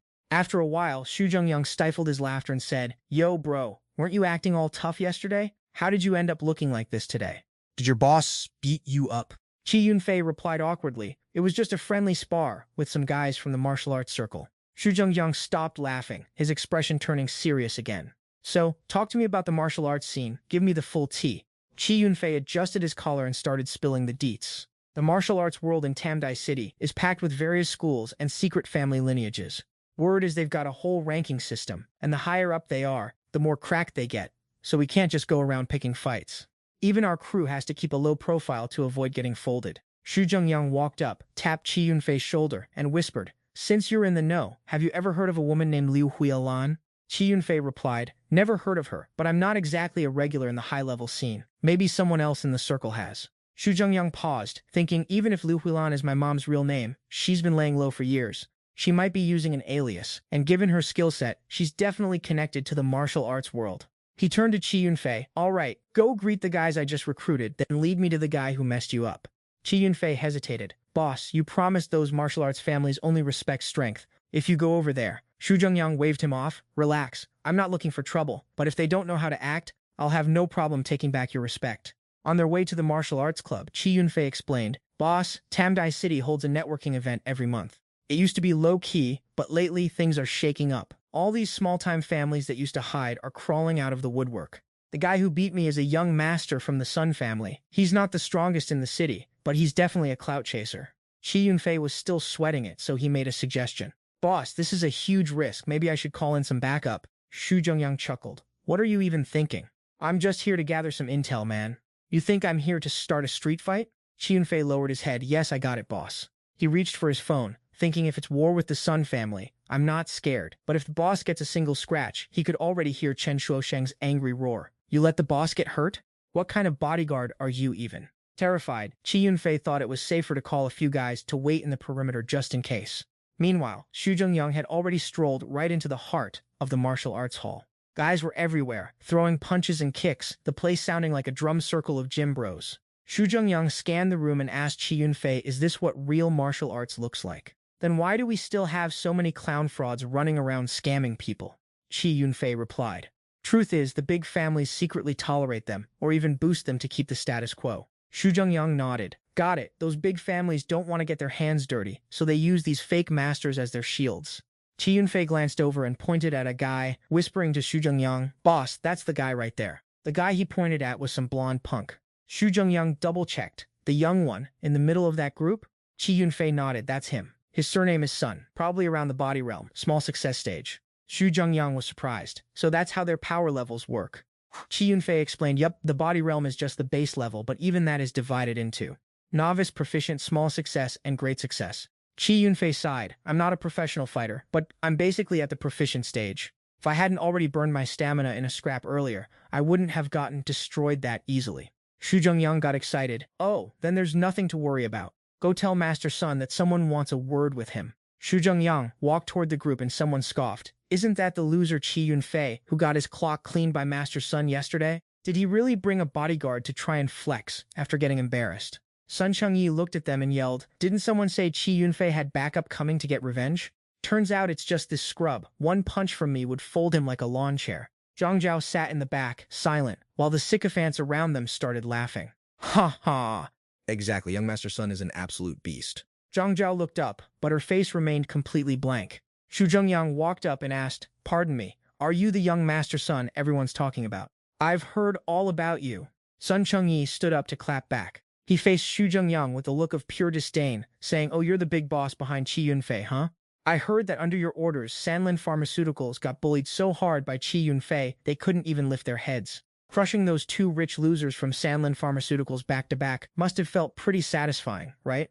Or do you think I'm just like those two trust fund babies? Just another stepping stone for you to stomp on. Xu Zhengyang just offered a faint, bored smile. Zhang Zhao couldn't handle Sun Chengyi's toxic verbal diarrhea anymore and snapped, Sun Chengyi, do me a favor and shut up. She grit her teeth, clearly annoyed, and said, Can you just let me read my book in peace for 1 second? Sun Chengyi shrugged, putting on a fake helpless act. Jiao Jiao, look, you saw it yourself. He clearly came here to start drama. I'm just playing defense. Plus, look at him. He's just using this as an excuse to get close to you. He pretends to talk to us, acts like he's not interested, then starts flexing his money. Isn't it all just to get your attention? He's no different from all those other brainless rich heirs who tried this before. Xu Zhengyang furrowed his brows, visibly annoyed. Your imagination is wild, bro, but could you keep my name out of your pathetic drama? Slam! Zhang Zhao snapped her book shut and shouted. That is enough! She stood up abruptly and said with a scowl, Sun Chengyi, stop trying to show off in front of me. So what if you've got some power? Bullying people, whenever you feel like it just makes me despise you more. With that, she turned to Xu Zhengyang and barked, Why are you still standing there? Get lost already. Sun Chengyi pointed his finger right at Xu Zhengyang and ordered, Nobody is going anywhere. Seeing Sun Chengyi acting like a total tyrant, Zhang Zhao huffed and stormed off. Fine, young Master Sun, enjoy yourself. I'm out. Sun Chengyi was grinding his teeth in pure rage. Damn it. Her family background isn't even as strong as the Sun family, yet she dares to talk down to me like that. If my old man hadn't told me to keep things peaceful with her, I would have forced her to submit a long time ago. He yelled at Zhang Jiao, "You stop right there." He was originally going to let it slide, but Sun Chengyi couldn't suppress his anger, his hand trembling with rage. "I'm going to make her pay for this today." A bunch of their peers rushed over to calm Zhang Jiao down. "Hey, Sister Jiao, calm down. Young Master Sun didn't mean anything by it." "Yeah, exactly. Totally agree. No point in ruining your relationship with young Master Sun over something as small as this." Zhang Jiao didn't even acknowledge them. She turned her head and hissed, "Sun Chengyi, you honestly make me feel nauseous." Sun Chengyi's face turned bright red as he growled, "Zhang Jiao, I've been more than patient with you. Don't push your luck." Suddenly, Xu Zhengyang's voice cut through their argument. Sorry to interrupt. You two have got it all wrong. I'm not after her. I just needed to confirm this guy's identity, because I have some business to settle with his father." Zhang Jiao stared at Xu Zhengyang with a confused look, like he had completely lost his marbles. Is this guy actually brain dead? Can he not read the room at all? Sun Chengyi is currently boiling with rage, and he's out here throwing gasoline on the fire. Is he trying to speedrun his own funeral? Getting interrupted like that made Sun Chengyi lose his mind, his eyes bloodshot and twitching. It's all his fault. If it weren't for this guy, I wouldn't have been humiliated in front of everyone by Zhang Jiao. His voice dripped with icy malice. "So you want to confirm my identity, huh?" Xu Zhengyang replied calmly. "That's right."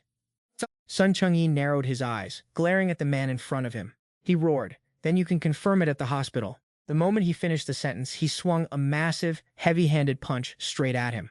Zhang Jiao screamed for Sun Chengyi to stop. Qi Yunfei panicked and shouted too, but Xu Zhengyang was way too triggered to let a little scream stop his momentum. Because of that guy, Zhang Jiao made him lose face in front of everyone. If he didn't make him pay, how was he supposed to keep living as a big shot around here? Sun Chengyi threw a punch, but in a blink, Xu Zhengyang had already shifted his position. Sun Chengyi went ballistic, swinging his fists like a total maniac. Xu Zhengyang just kept his hands in his pockets, face chill as ice, dodging every hit while closing the gap. A split second later, Xu Zhengyang planted his foot firmly behind him. With a swift swipe, he tripped Sun Chengyi, sending the fraud sprawling. Sun Chengyi hit the floor hard, head slamming the ground. His eyes went blurry, clearly taking a massive L. He stammered, What do you want?" Xu Zhengyang raised his foot, ready to stomp, and said, "I came here politely, humbly asking if you were young Master Sun. And you really thought you could just throw hands at me?" Bam! Xu Zhengyang's foot landed heavy on Sun Chengyi's shoulder. Amidst Sun Chengyi's pathetic wailing, Xu Zhengyang ground him into the dirt. "I asked if you were young Master Sun. I asked like 5 times already. I told you I'm looking for your old man. Do you not understand plain English, or what?" Zhang Jiao was left shook, mouth agape, unable to say a word. As for Qi Yunfei, he was just staring at his boss's absolute Chad energy. "Henry, you said you were going to handle that brat from the Lin family? If he actually went all out, the Lin family would be wiped off the map, wouldn't they?" Xu Zhengyang grabbed the guy by his collar and hauled him up. "Speak when I tell you to speak." Sun Chengyi trembled and whimpered, I get it now. I already beat you to a pulp. What good does it do to get it now?" While saying that, Xu Zhengyang wound up for another hit. "So, can your dad finally have a real conversation with me now?" With every punch came the sound of cracking bones and splattering blood. Even if he talks now, how can I even trust him? The thuds just kept echoing, and nobody dared to make a sound. Damn, after beating him for a while, I finally feel a bit better. Xu Zhengyang wiped his hands, eyes still locked on the motionless Sun Chengyi. "Even though I know talking is useless, I'm still going to give you a piece of advice." Saying that, Xu Zhengyang tossed a dirty rag onto Sun Chengyi's face. "Don't even think about revenge, unless you want the entire Sun family buried with you." With that, Xu Zhengyang turned around and walked away. "Wait!" came a desperate shout from behind. Seeing Zhang Jiao chasing after him, Xu Zhengyang asked, "What are you doing out here?" Zhang Jiao panted before replying, "You just crippled Sun Chengyi. The Sun family won't let this slide. They've got a master who's reached the external force realm. If he steps in, you're cooked."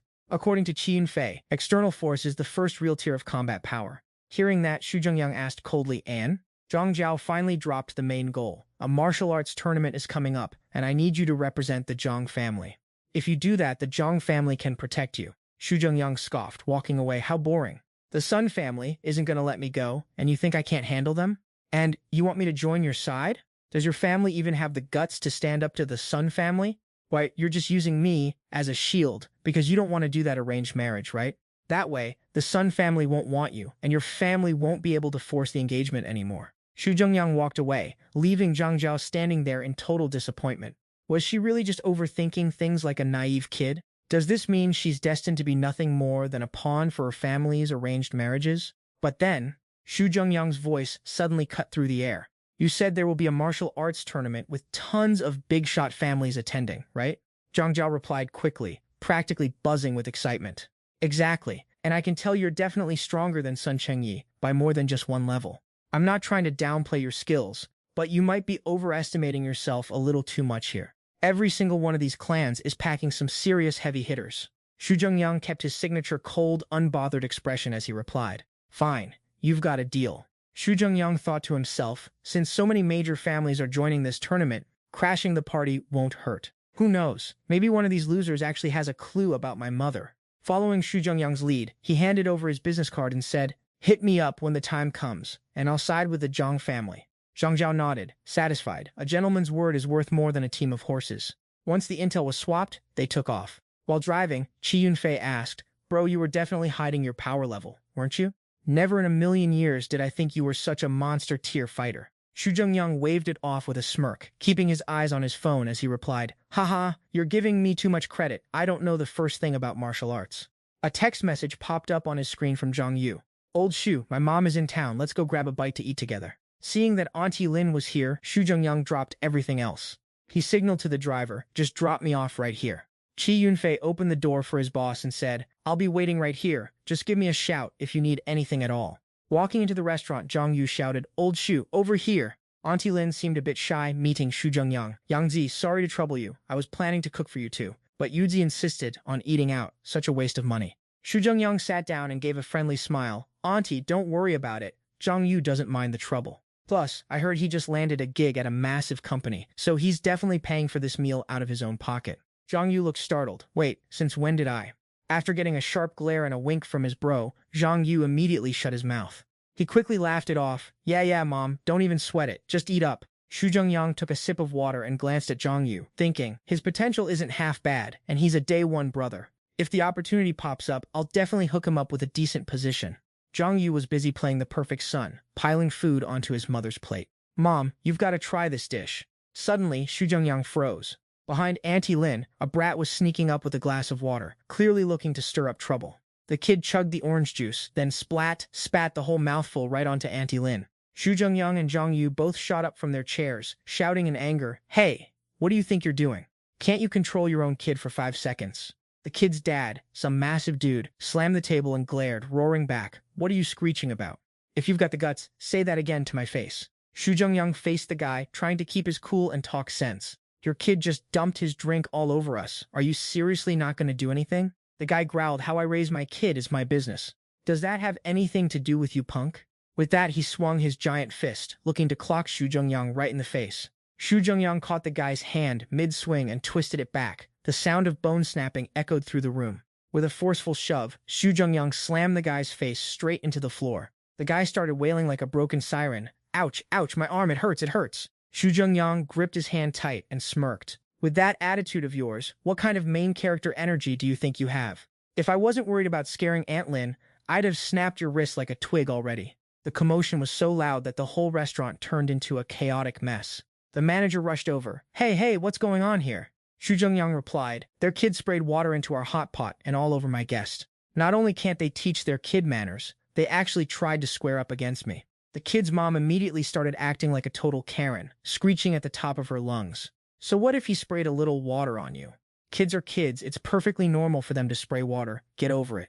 You people are so extra, acting like you're royalty just because you're a little clean? Xu Zhengyang signaled to his buddy. Zhang Yu, take Aunt Lin and head out first. The woman kept wailing like she was the actual victim. Look, you scared my child until he's crying. You better take responsibility and compensate us right now. Xu Zhengyang pulled out his phone and gave a cold laugh. Trying to act tough with me, huh? Do you think I'm too much of a gentleman to deal with women like you? I don't hit women, but I definitely have 1,000 ways to ruin your day. Xu Zhengyang called over Qi Yunfei, who had been waiting outside. Aunt Lin looked on with concern and said, Oh, Zhengyang, please don't do anything reckless. Zhang Yu waved his hand. Mom, don't worry, old Xu knows exactly what he's doing. A second later, both of them were stunned as a squad of men in suits marched inside. Zhang Yu stuttered. Is that? Leading the pack was Qi Yunfei. Inside the restaurant, the couple kept making a scene, telling the other two they weren't going anywhere. What do you think you're doing? Giving you face, and you still don't know when to quit, huh? The man glared and joined his wife in the shouting match.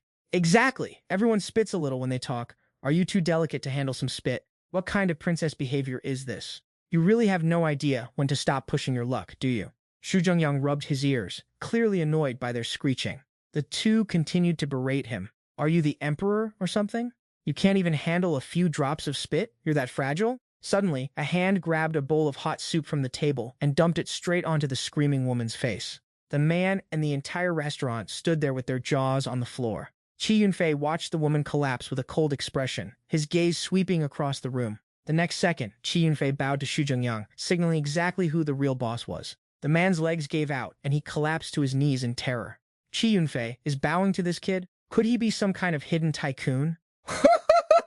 The restaurant manager nervously stepped forward. Big boss, I am so incredibly sorry. This is a failure on our part. Please don't fight here. Xu Zhengyang played it cool. Don't worry, I'm just teaching them a lesson. If they don't learn, they'll never know how to raise a child. Their kid spat in my food, and they acted like it was no big deal. Since they love it so much, let them finish the rest of the hot pot broth while it's still piping hot. Qi Yunfei replied, I understand. I will handle this appropriately. The family that was acting so loud just a moment ago was now frozen solid like statues. Moments later, the whole gang was forced to drink scalding hot water, their mouths blistering and begging for mercy. Please, stop, please. Boss, we were wrong. We messed up.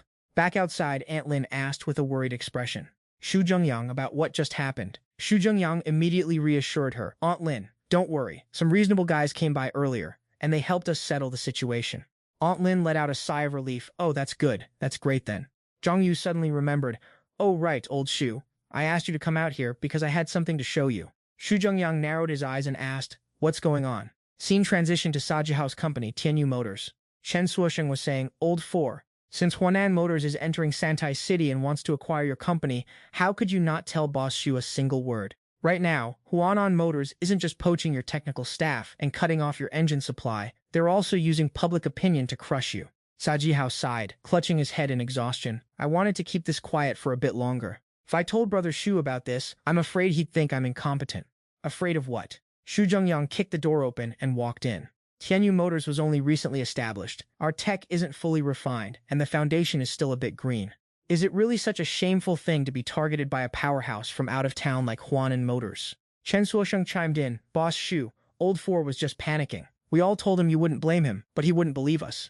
Xu Zhengyang waved him off. All right, are you guys trying to lecture me now? Xu Zhengyang sat down, his expression turning serious. So, what's the current situation? Lay it all out for me. Sajihao replied, the guys from Huanan Motors are planning to negotiate the buyout of our Tianyu. They should be arriving any minute now. Xu Zhengyang let out a long sigh after hearing this. So, the opponent's biggest leverage is the fact that you guys are lacking engine development tech, right? I heard that your previous partners and all the technicians you hired got poached by them. Sajihao replied, his head hanging low. That's right. I originally planned to rely on them to solve the engine shortage, but I didn't expect Huanan Motors to have been eyeing this weak point for a long time, planning this strike against us. Xu Zhengyang asked again, do you guys have any way to fight back? Sajihao has been giving it his all to push Santai City's cars into the external market, which clearly stepped on Huanan Motors' toes. Business is a battlefield, and there's no backing down now. As Sajihao fumbled with something in his pocket, Chen Suosheng spoke up for him. Boss Xu, you gave us some funding before, and the boys were planning to set some aside to bail out Old 4. As long as we can find a new engine supplier, we can definitely make a comeback. Xu Zhengyang frowned and said, but I'm sure the other side isn't going to give you much time, are they? Just then, Sajihao spoke up. Boss Xu, that's a call from my secretary. The Huanan Motors representatives have probably arrived. Xu Zhengyang replied, tell them to come in. I've actually been waiting to meet them. A moment later, two people walked in. A tall, tan-skinned man spoke up. Hello. Xu Zhengyang squinted, scanning the newcomers, thinking, Huanan Motors is a foreign joint venture. The key high-level management clearly aren't locals. Sajihao and Chen Suosheng tensed up as well, not expecting them to send some Westerner to negotiate with them. The tan-skinned man was named Jack Larry. He sat down and started speaking in a thick, broken accent. Shall we begin? The blonde woman following him stepped forward to introduce them. Let me introduce them to you three. This is the person in charge of our Huanan company's Yunhai region, Mr. Jack Larry. Mr. Jack has decided to give your company one final opportunity. I suggest you all learn to play ball. Xu Zhengyang smirked and turned to ask Jack Larry, what kind of opportunity are you planning to give us? The blonde woman looked arrogant, chin held high as she replied, agree to our buyout conditions. It's as simple as that.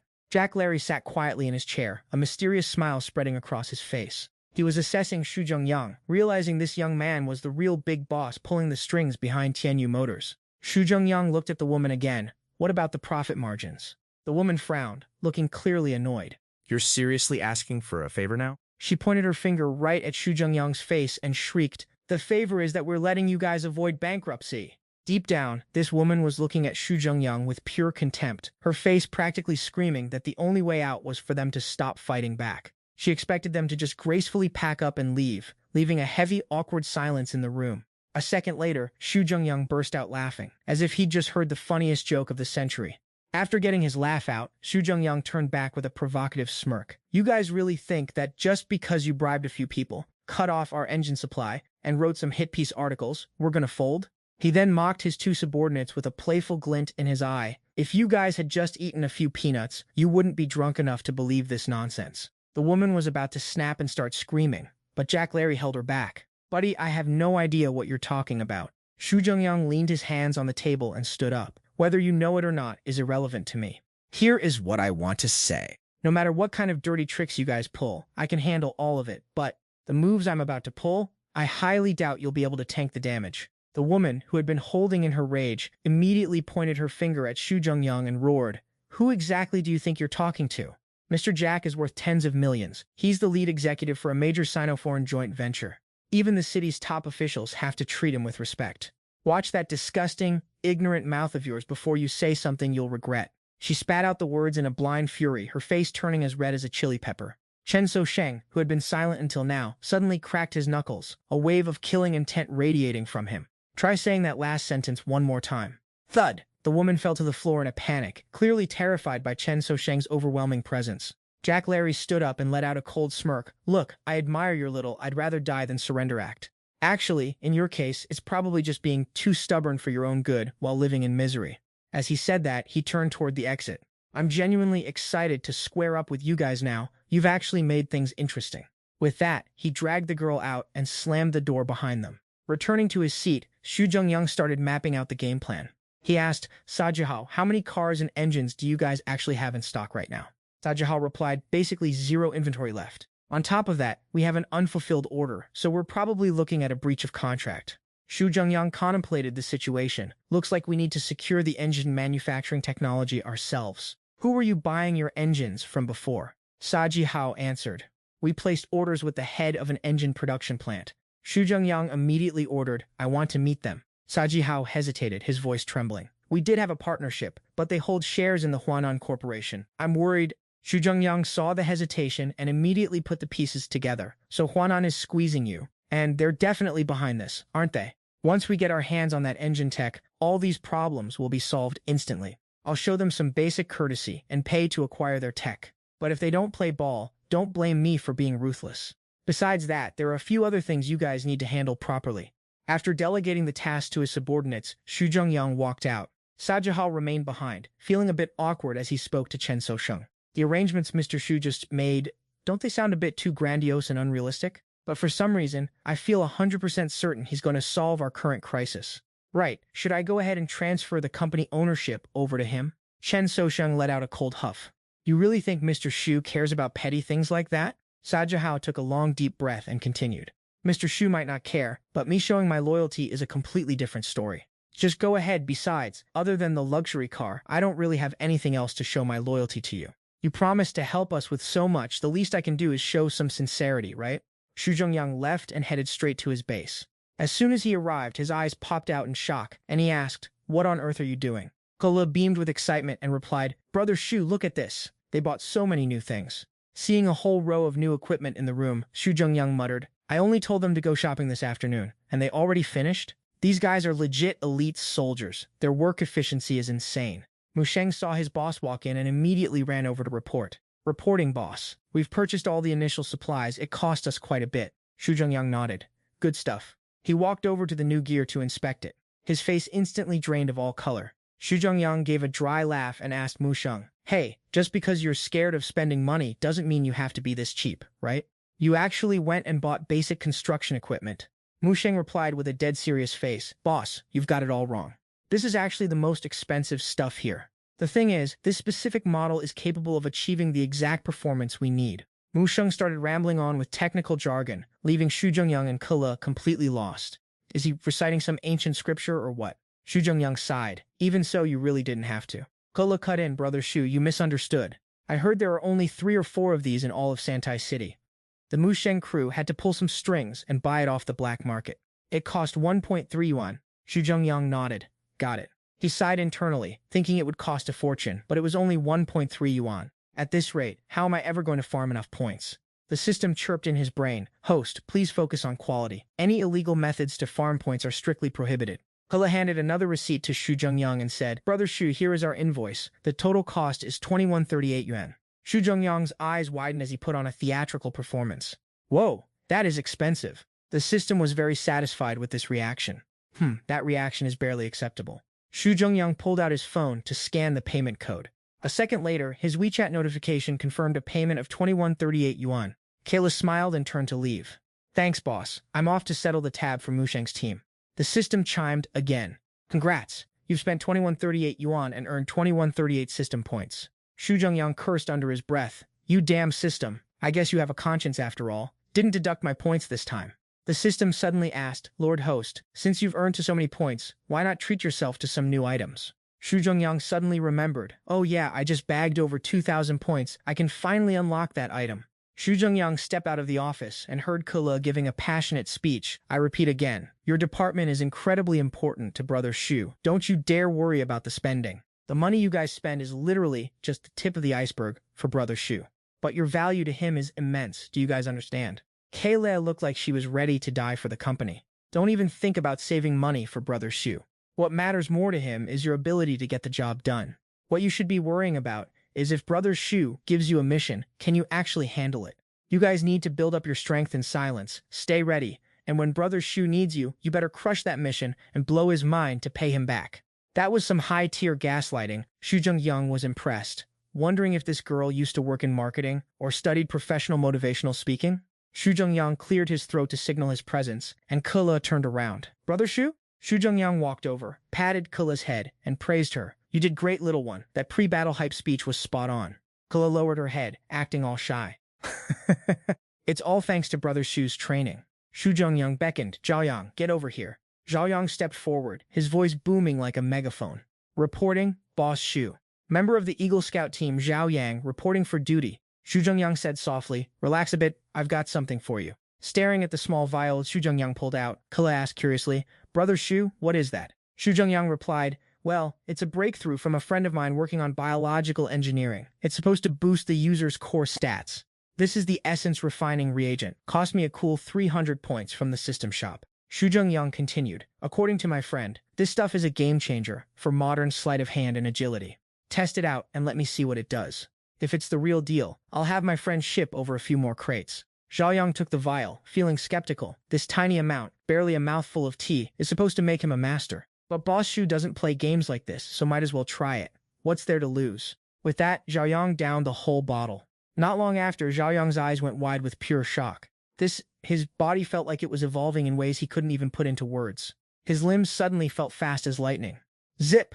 In less than a second, Zhaoyang had snatched the wallets off every single member of the squad. The base erupted in chaos. What the hell? My wallet just vanished. Same here. My pockets are empty too. Xu Zhengyang watched the scene with a satisfied smirk. He asked Zhaoyang, looks like the Sagor is top tier, but what did it feel like just now? Zhaoyang scratched his head. I felt a bit dizzy at first. Then suddenly, all these insane sleight of hand skills just uploaded into my brain. A heavy hand landed on his shoulder, accompanied by a voice that sent shivers down his spine. So, you decided to use us as your practice dummies, huh? Seeing his teammates ready to jump him, Zhaoyang stammered. About that, let me explain, guys. No explanation followed, just a symphony of friendly beatings echoing through the base. The next day, at the Haicheng Hotel, Xu Zhengyang arrived for his meeting. Is this Chairman Chen? A pleasure, truly a pleasure. Chairman Chen chuckled. Haha, and you must be Chairman Xu. Xu Zhengyang smiled with gentlemanly grace. In front of you, sir, I wouldn't dare call myself a chairman. We're all just looking to you to keep the lights on. Sa Zhihao and Chen Sosheng stood there, jaws on the floor, watching their boss act like this. Is this even the same Boss Xu we know? Just yesterday, he was roasting the guys from Huainan Motors like they were trash. Why is he being so friendly today? Xu Zhengyang cut straight to the chase. Boss Chen, I'm a man of direct words, so no need to beat around the bush. I want to buy your engine manufacturing tech. Name your price. Chairman Chen replied, Boss Xu, if you want Tianyu Motors to survive, there's actually a simpler way. Just accept the buyout from Huainan Motors, and wouldn't all your problems just vanish? 3,000. Xu Zhengyang didn't even hesitate to drop his number. Finding another engine manufacturer that fits our specs is only a matter of time. I've got the cash, I'm just too lazy to look for alternatives, and honestly, my time is way too valuable to waste. Chairman Chen froze for a second. Sorry, kid, you might have money, but that doesn't mean much to me. 4,000? That price tag made CEO Chen choke on his own water. He slammed his teacup down and barked, no matter how much you offer, it's useless. Do you think I've never seen money before? You'd better just accept the conditions from Huainan Motors. Otherwise, even CEO Chen has his own struggles to deal with. Even though this price was double the market rate, he couldn't afford to offend Huainan Motors, so he tried to hold out until that 6,000 bid slapped him in the face. Xu Zhengyang said with a stone-cold expression, Mr. Chen, the market price for engine manufacturing tech on par with your company is only 2,500. The price I'm offering right now should be enough to show how serious I am. CEO Chen was sweating bullets, nervously replying, You're joking, Mr. Xu. Huainan Motors is our partner. We're brothers in arms. Xu Zhengyang cut him off, stood up, and sighed. What a shame we could have gotten rich together. Pathetic. The words add more money were stuck in CEO Chen's throat. He watched helplessly as Xu Zhengyang walked away, thinking, just add 2,000 more. Why wouldn't you just add 2,000? If you had just added 2,000, I would have said yes. Xu Zhengyang walked out looking completely unbothered. If they aren't selling, then don't buy it. Isn't it better to just save the cash for myself? Stretching his arms, Xu Zhengyang turned to the other two guys and said, In the next few days, keep your ears to the ground for info on other engine manufacturers and report back to Mu Sheng. Also, we're about to start prepping the engine manufacturing plant. Organize the production line first. We're going to be busy as hell pretty soon. Xu Zhengyang got into the car, deep in thought, while Kelly quietly asked, Mr. Xu, where are we heading next? Xu Zhengyang let out a breath and replied, to visit Baola. Outside a restaurant called Lean Eats, voices could be heard from inside. The restaurant put up a sign today, let's see if there's anything we can help with. The car pulled up to Lean Eats, and Keeley let out an excited gasp as soon as she saw it. Xu Zhengyang asked in surprise, what's up with you? Kelly answered shyly, I want to eat salad. Xu Zhengyang chuckled, you definitely misunderstood. The food here isn't diet food like you're thinking. The stuff Baola cooks is like a fusion of Chinese and Western styles. He was about to explain more, but decided to drop it. Just try it yourself later. I'm not really an expert on this. Screech! With the sound of brakes, a pink car pulled up nearby. A little dog hopped out of the car aggressively. Two girls stepped out, holding a phone set up for a live stream. Hey fans, Du and I have officially arrived at Baicheng Park. The girl named Du waved at the camera. Hello, what's up, my loves? As they walked by being loud, Xu Zhengyang asked, who are they? Kelly replied, I think they're lifestyle influencers. They're pretty influential in this area and have a huge online following. Chen Yangyang pointed her phone at the restaurant in front and said, the Lean Eats restaurant behind us is opening in 2 days, and they invited us to do a review. Heard they're really putting in a lot of effort.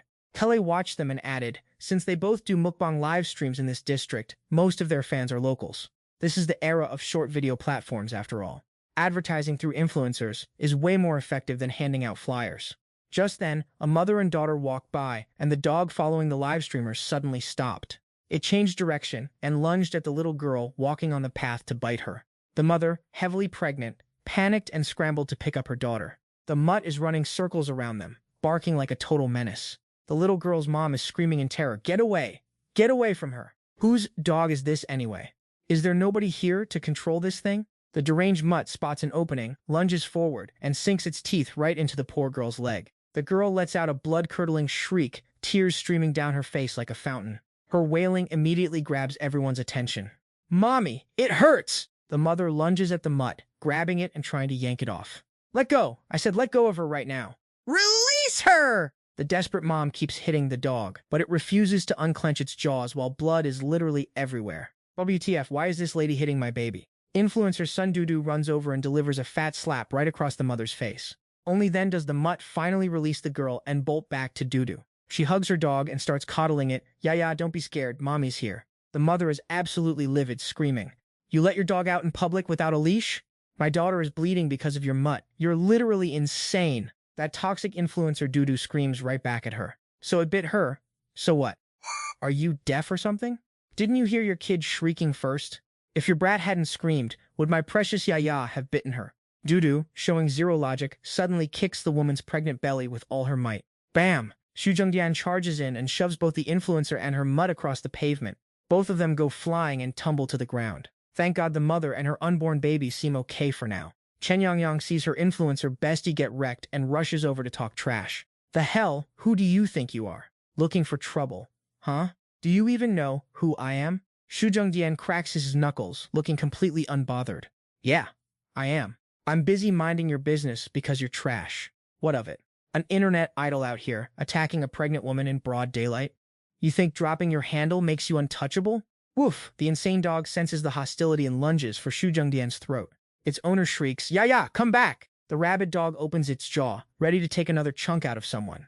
But it picked the wrong target. Xu Zhengyang grabs it by the neck with one hand. The bark turns into a strangled wheeze. Xu Zhengyang lifts the mutt high and growls, "I don't hate dogs, but I sure as hell hate pieces of trash that bite people. The moment you draw blood, you forfeit your right to exist, regardless of size." A sharp snap later, the dog is practically dead before it can even yelp. Kailashi is frozen in place, while the mother and daughter are too traumatized to even speak. The owner is so intimidated by Xu Zhengyang's aura, she's literally shaking on the floor.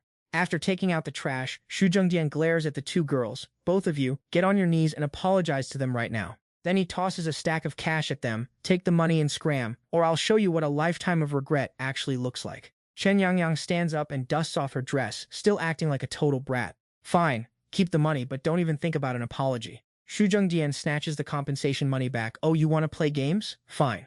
Looks like you girls are about to regret this for the rest of your pathetic lives." He tossed some cash at Kayla and told her that dog was probably sick. "Hurry up and take the mother and pup to get their shots." Kayla grabbed the cash and nodded instantly. Yes, of course." She quickly bounced with the dogs, leaving Xu Zhengyang alone with the two streamer influencers. "Now it is time to get back to the main event." Chen Yangyang hissed, "What the hell is your problem? This situation is already handled. What more could you possibly want?" From around the street corner, the sound of Bao La hurried over. "What happened? What's going on here? What's wrong with the live stream food review?" Chen Yangyang pointed at Xu Zhengyang and asked Bao La, "Do you actually know this guy?" Bao La replied, "He is the big above our restaurant. Everyone is." Hearing that answer, those two streamer girls immediately went full meltdown mode. "Ugh, your big boss was literally just trying to force people to kneel and kowtow. Bro, I actually thought you were some big shot. Turns out, you're just the owner of a dinky little food stall." The two of them cursed him out while hopping back into their car. "Like hell, we're gonna promote your trash-tier restaurant now. If I don't ruin your career and reputation, I'll eat my own shoes. Just you wait. You messed with the wrong people. I'm gonna make sure you're finished." The two divas sped off, leaving a screeching sound that was honestly super annoying. Bala sighed, looking bummed out, and asked Xu Zhengyang, "Tell me, what actually went down? This is so frustrating, I could literally explode." Bao La started screaming inside the restaurant. Looks like Xu Zhengyang spilled all the tea about what happened.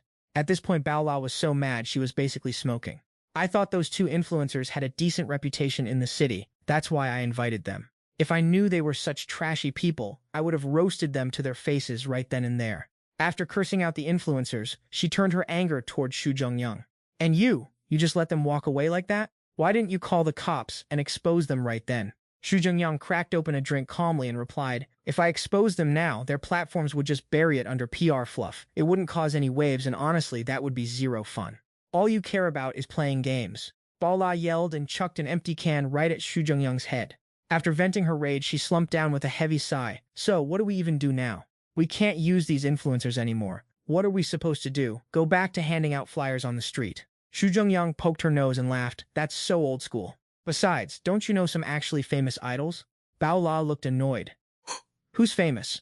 Like who?" "You?" Xu Zhengyang scoffed. "Is your brain literally filled with water? Tang Ying is the queen of fashion in Santai City and a regular on magazine covers. If we get her here, she'll delete those two internet nobodies from existence instantly. And if she's not enough, we add your old boss, Lin Zuxian, to the mix. The synergy between a gym club and our restaurant is a no-brainer, don't you think?" Xu Zhengyang's master plan had Bao La's head spinning in the best way possible. Plus, those two influencers are under the Quidu platform, which just so happens to be the arch-rival of Chen Suosheng's Dua platform. If things get hairy, I'll tell Chen Suosheng to send some stars and internet idols from his roster over here to support you. Even if they aren't A-listers, we've still got plenty of B and C tier celebrities to call in. Bao La held her head and sighed. "All right, I found the help. Now let me think about how to market this place." Xu Zhengyang sat on the sidelines, waiting for Bao La to work her brain. This sweet girl is opening a shop for the first time, so she's inexperienced, but if I nudge her from behind, she'll figure it out on her own. After a long while of thinking, Bao La sighed in frustration and said, "It's such a simple task, and I've been racking my brain for so long without a solution. I'm such a total airhead." Seriously. Xu Zhengdong spoke up from the side to boost Gu Wu's confidence, pausing before adding, "Drop the airhead part," prompting Bao La to rush over and throw a playful punch. According to the plan, the weight loss restaurant opened a few days later, and customers were streaming in nonstop.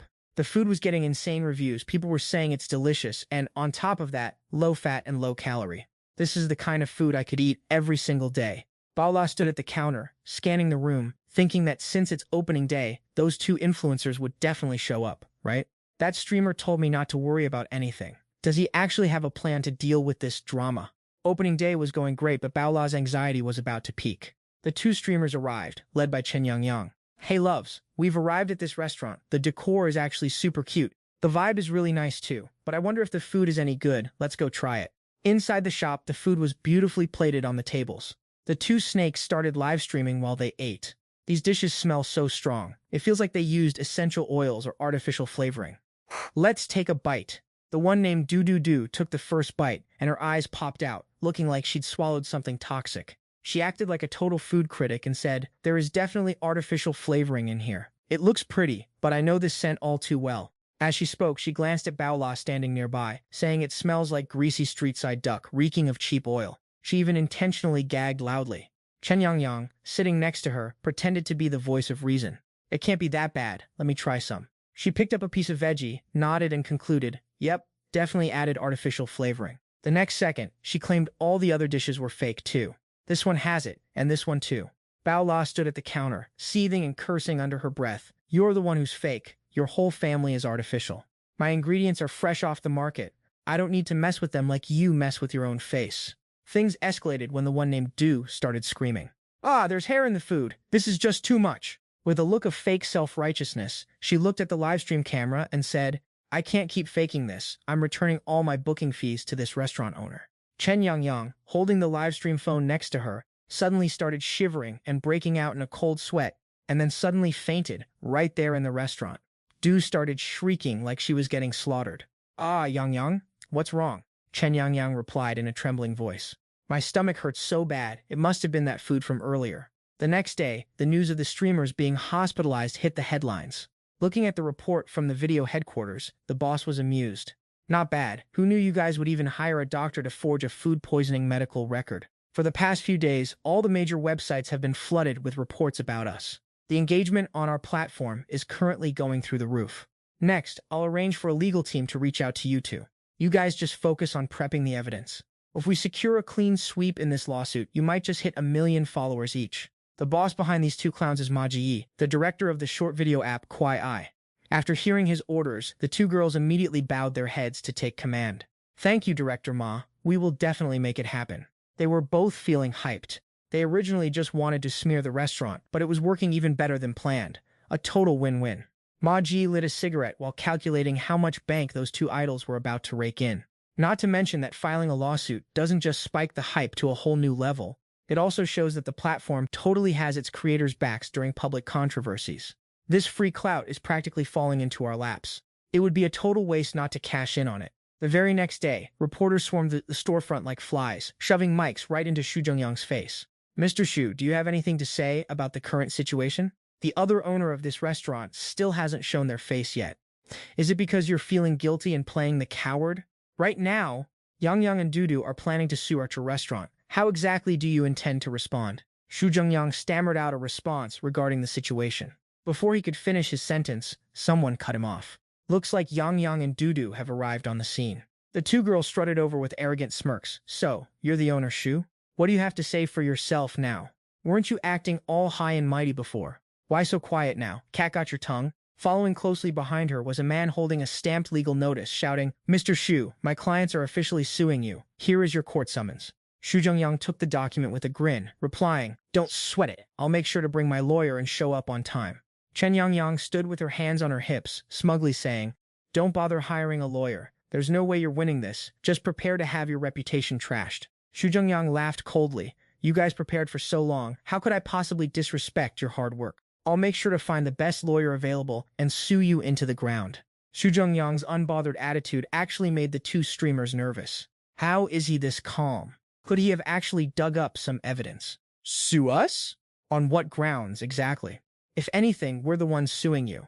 Damn, this idiot Shenjin, he has no idea what's coming for him. Sun Dudu shrieked like she just stepped on a landmine. The two girls walked away with their noses in the air. I suggest you save your money and stop hiring lawyers. Otherwise, you won't even be able to afford your own coffin. Xu Zhengyang gave a cold smirk. Who the one is that doesn't even know how they're going to crash and burn? We'll see soon enough. The whole incident blew up on the internet, with the majority of the mob siding with the two girls. Unscrupulous restaurant ignores health codes. When will food safety finally be taken seriously? Foodie influencer hits up a shop, only to end up with food poisoning at a toxic restaurant.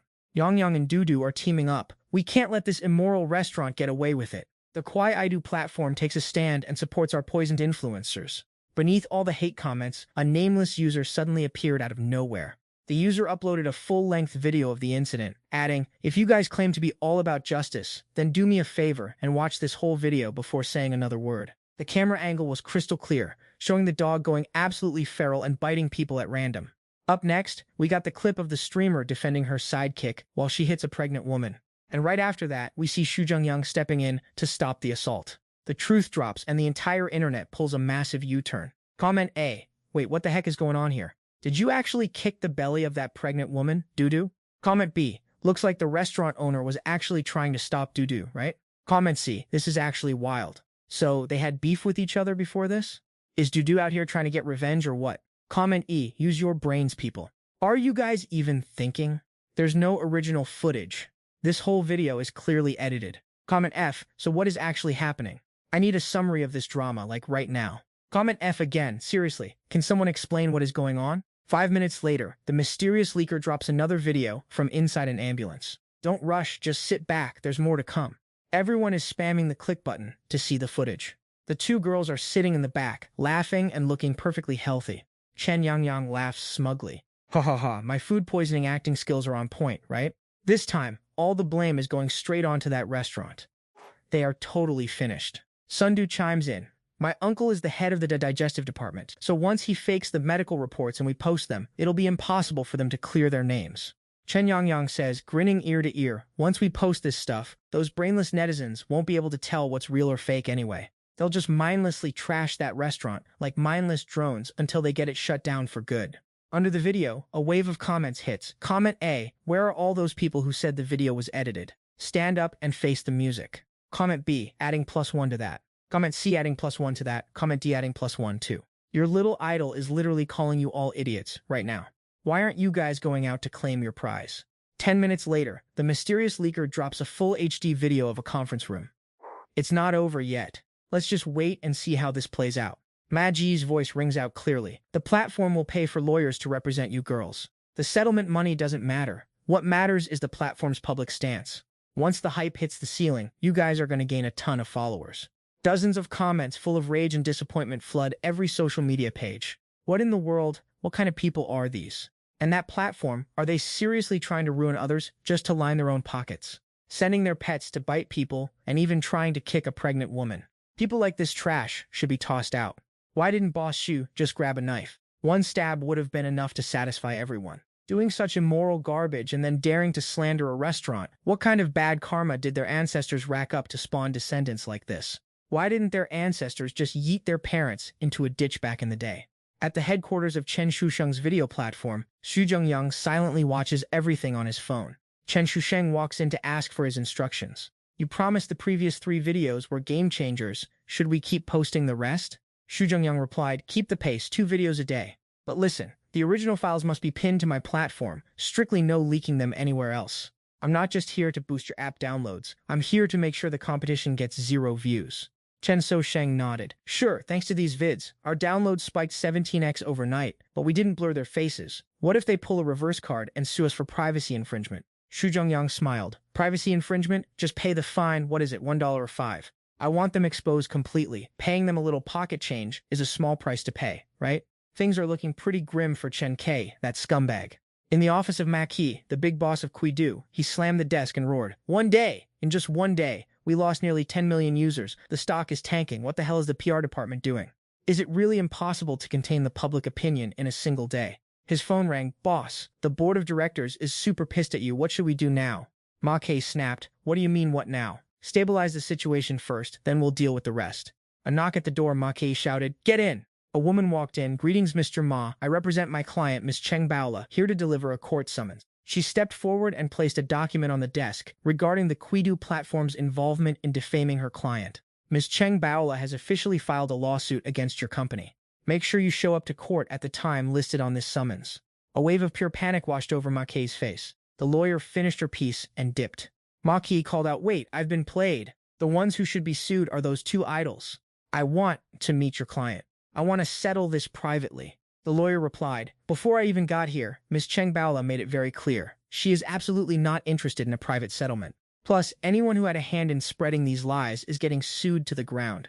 As the last word dropped, the door slammed shut. In some random room, two people were losing their minds. Those bastards are coming back for us. The two influencers were staring at their phones, screaming. Now they're actually trying to sue us. How did I not notice there was a camera? This is all your fault. Chen Yangyang threw her phone. It smacked Sun Yu in the face, and she screamed. My fault. If it wasn't for that goddamn dog, would any of this even be happening? Sun Yu was grinding her teeth. You dare call me a dog? I'm gonna end you. The two of them started clawing at each other. Chen Yangyang hissed. Damn it, you still dare to talk about that goddamn dog? Sun Yu shrieked. I'm gonna kill you! Another knock at the door, and a male lawyer walked in holding a summons. Hello, I am the lawyer representing Miss Cheng Baola. You two intentionally spread fake news and damaged my client's reputation. Here is your court summons. Go ahead and take it. The Qidu platform and Miss Chen Yangyang, online handle Yangyang.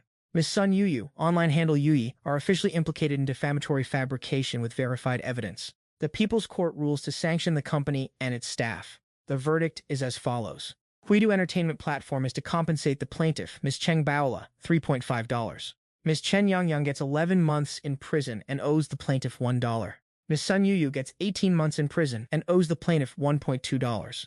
Once the drama settled, Baola's restaurant started getting insane levels of foot traffic. The customers have been flooding in every single day.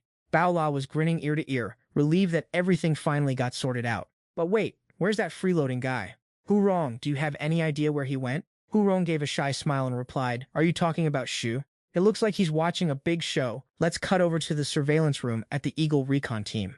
Mu Sheng approached Xu Zhengyang and said, Boss, this is Zhao Yang's first official mission after all. Probably going to take him a bit of time to get it done. Xu Zhengyang leaned back in his chair and said calmly, A little extra time is fine. I'm just worried he'll get caught, since I promised not to let you guys walk into a death trap. Xu Zhengyang was low-key stressing, because even though the enhancement serum can buff Zhao Yang's stealth stats, that security system is no joke. If his face gets caught on camera, I don't even know if I can cover for him. Ding! The system chirped, Don't trip host. Our premium tier serum is top-notch quality. You're just worrying for nothing. Xu Zhengyang gritted his teeth. This trash tier system, if you're so reliable, how come you keep cutting my hard-earned points, huh? Just then a team member rushed in. Boss, Moose Zhao Yang is back. Xu Zhengyang asked, hyped. For real? They immediately rushed over to meet Zhao Yang. Zhao Yang looked totally wiped out as he handed over the loot. Boss, I got the goods. Xu Zhengyang took the package and said, Kid, you killed it today. Get some rest. We've got a big grind ahead of us to finish the list in the next 2 days. Zhao Yang stood tall and replied, Mission accepted.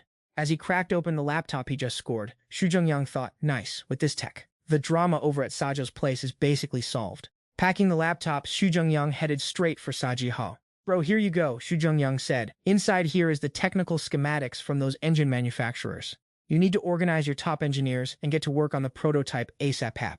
By the way, did you find those trustworthy technicians I asked for earlier? Sajahao pointed at himself with a grin, right here. Xu Zhengyang looked slightly surprised and skeptical. Are you actually built for this? Sajihao thumped his chest. Don't sleep on me, bro. All the talent in this company was literally trained by yours truly. You wanted someone I could trust, and honestly, nobody's more reliable than me. Xu Zhengyang laughed. Of course, I'm not doubting you, boss. He pulled out an enhancement potion and pushed it towards Sajihao. Drink this up first. Sajihao looked suspicious. What is this? Xu Zhengyang replied, It's biotech from a friend of mine. It'll boost your tech mastery and mechanical intuition. Long story short, just down it and see for yourself. Sajihao took it, feeling a bit hesitant, but since Xu has always been a total mystery man, he figured he wouldn't try to sabotage them. With blind faith, Sajihao chugged the whole bottle in one go. By nightfall, Xu Zhengyang headed back to his apartment. He unlocked the door to find the place pitch black and knew that Baola wasn't back yet. He was just about to sigh when he heard a faint whimper. Bro, is that you? Baola was literally crawling across the floor towards Xu Zhengyang like a total zombie. Ah! Xu Zhengyang jumped back and screamed. Baola grabbed his leg and groaned, "Food, feed me. I'm literally starving to death here." Turns out she was just hanging on by a thread because she hadn't eaten. A moment later, a massive spread of food was completely wiped off the table. Xu Zhengyang even provided extra service, leaving Baola looking satisfied as heck. Ah, finally brought back to life. Xu Zhengyang chuckled. Did you really have to go that hard? Baola replied, what can I say? It's a struggle. The restaurant used to be mid, but ever since those two clout-chasing influencers dropped by, it's been popping off. Plus, with Sister Duong and the artists from Chen Suheng's agency promoting it, the place is basically packed 24/7 now. A moment later, she peered at Xu Zhengyang and asked skeptically, so what do you think? Should I open another branch or what? At the very least, it would help clear out the massive crowd. Xu Zhengyang replied, I'm just the sugar daddy funding this. The ops and logistics are all on you, boss lady.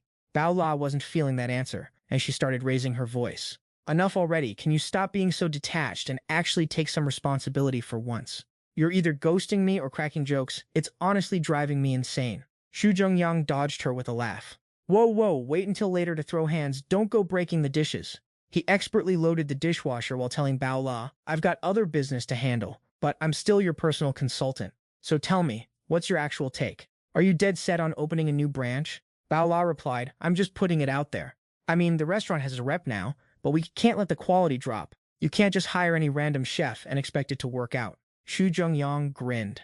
Well, look at you, actually using your brain for once. Daddy is so proud of you. Baola shrieked again.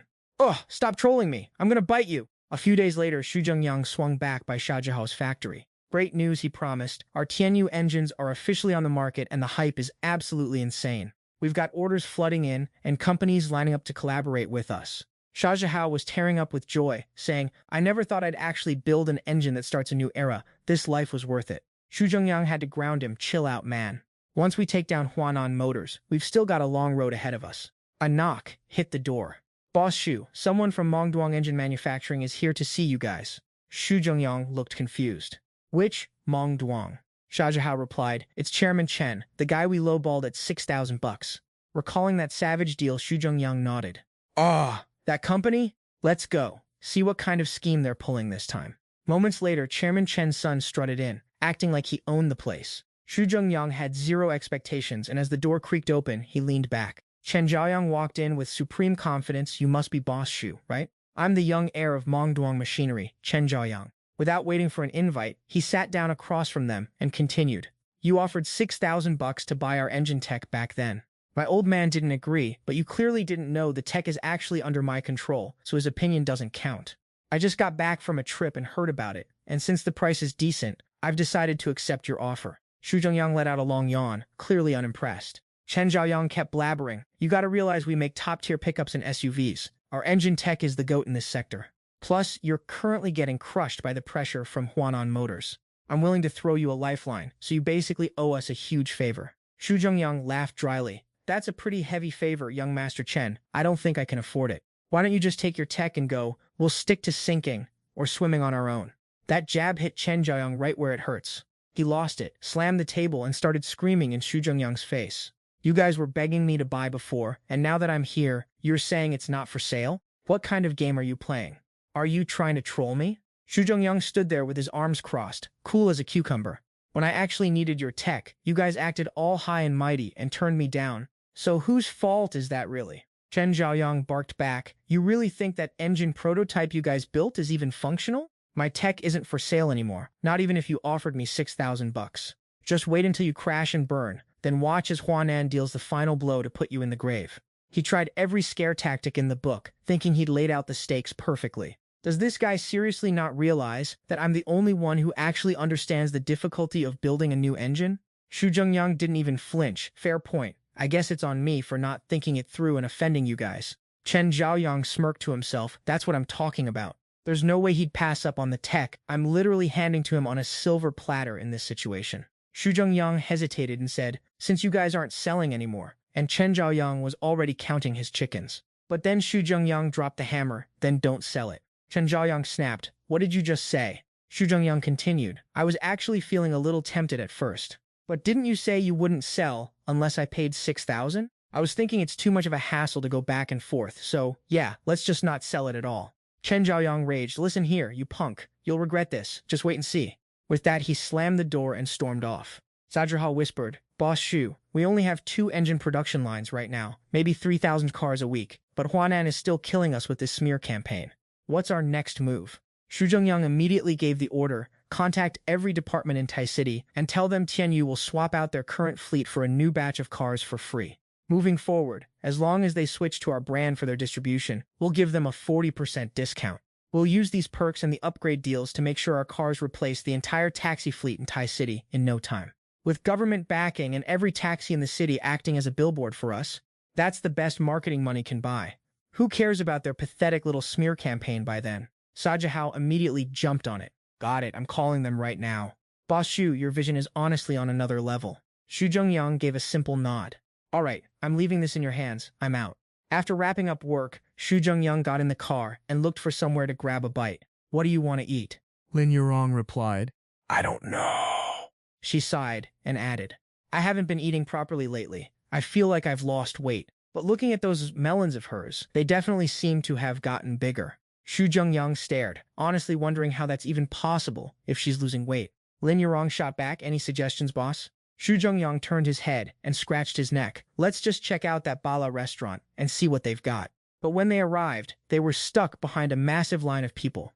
Lin Yurong gasped, this place is popping off. I'll go find a parking spot. She drove down to the basement, but finding a spot was a nightmare, and she eventually had to park near the cinema. Xu Zhengyang nodded. That area is a park. It's normal for it to be crowded. Let's go. I'm starving. Boom! Suddenly, something crashes right into their ride. A lady with a totally unhinged look barges into their car and starts barking orders. Just drive. Go. Drive already. Lin Yudong stares in shock, like what is even happening right now? Xu Zhengyang just sighs, asking, is this lady actually losing her mind? Bang, bang! Someone is literally smashing against their car window.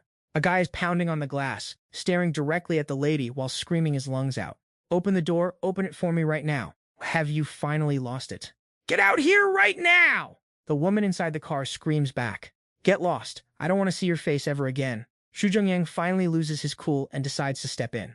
Look, you two toxic lovebirds, can you take your relationship drama somewhere else and stop bothering us? He sighs in pure annoyance. Like, what kind of NPCs are these people? We just wanted to grab a meal, but we keep running into these clowns.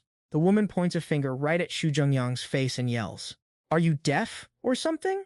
I said, just drive the car. Xu Zhengyang gives the signal, and Lin Yudong starts up the engine. She turns the key, while simultaneously, Xu Zhengyang grabs the door handle. Instead of driving off, he hops out to confront the guy, walks around to the back seat, and tells the lady, get out. She refuses to move, covers her ears, and shrieks, I said it once, drive the car, drive it now. She's screaming at the top of her lungs, but then flashes a super creepy, mysterious smile.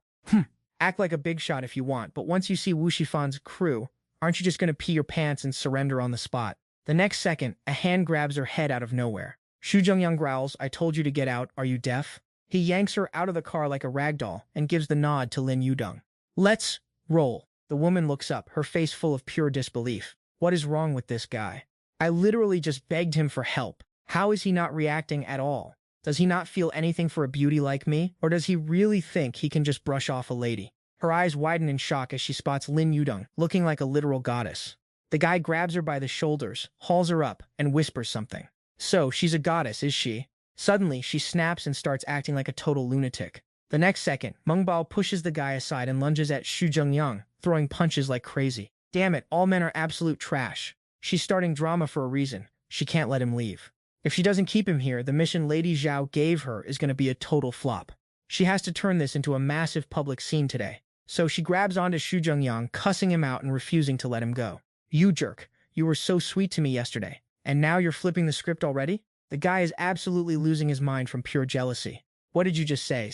She keeps screaming right in Xu Zhengyang's face. You even hit me just now. Do you have any conscience at all, you monster?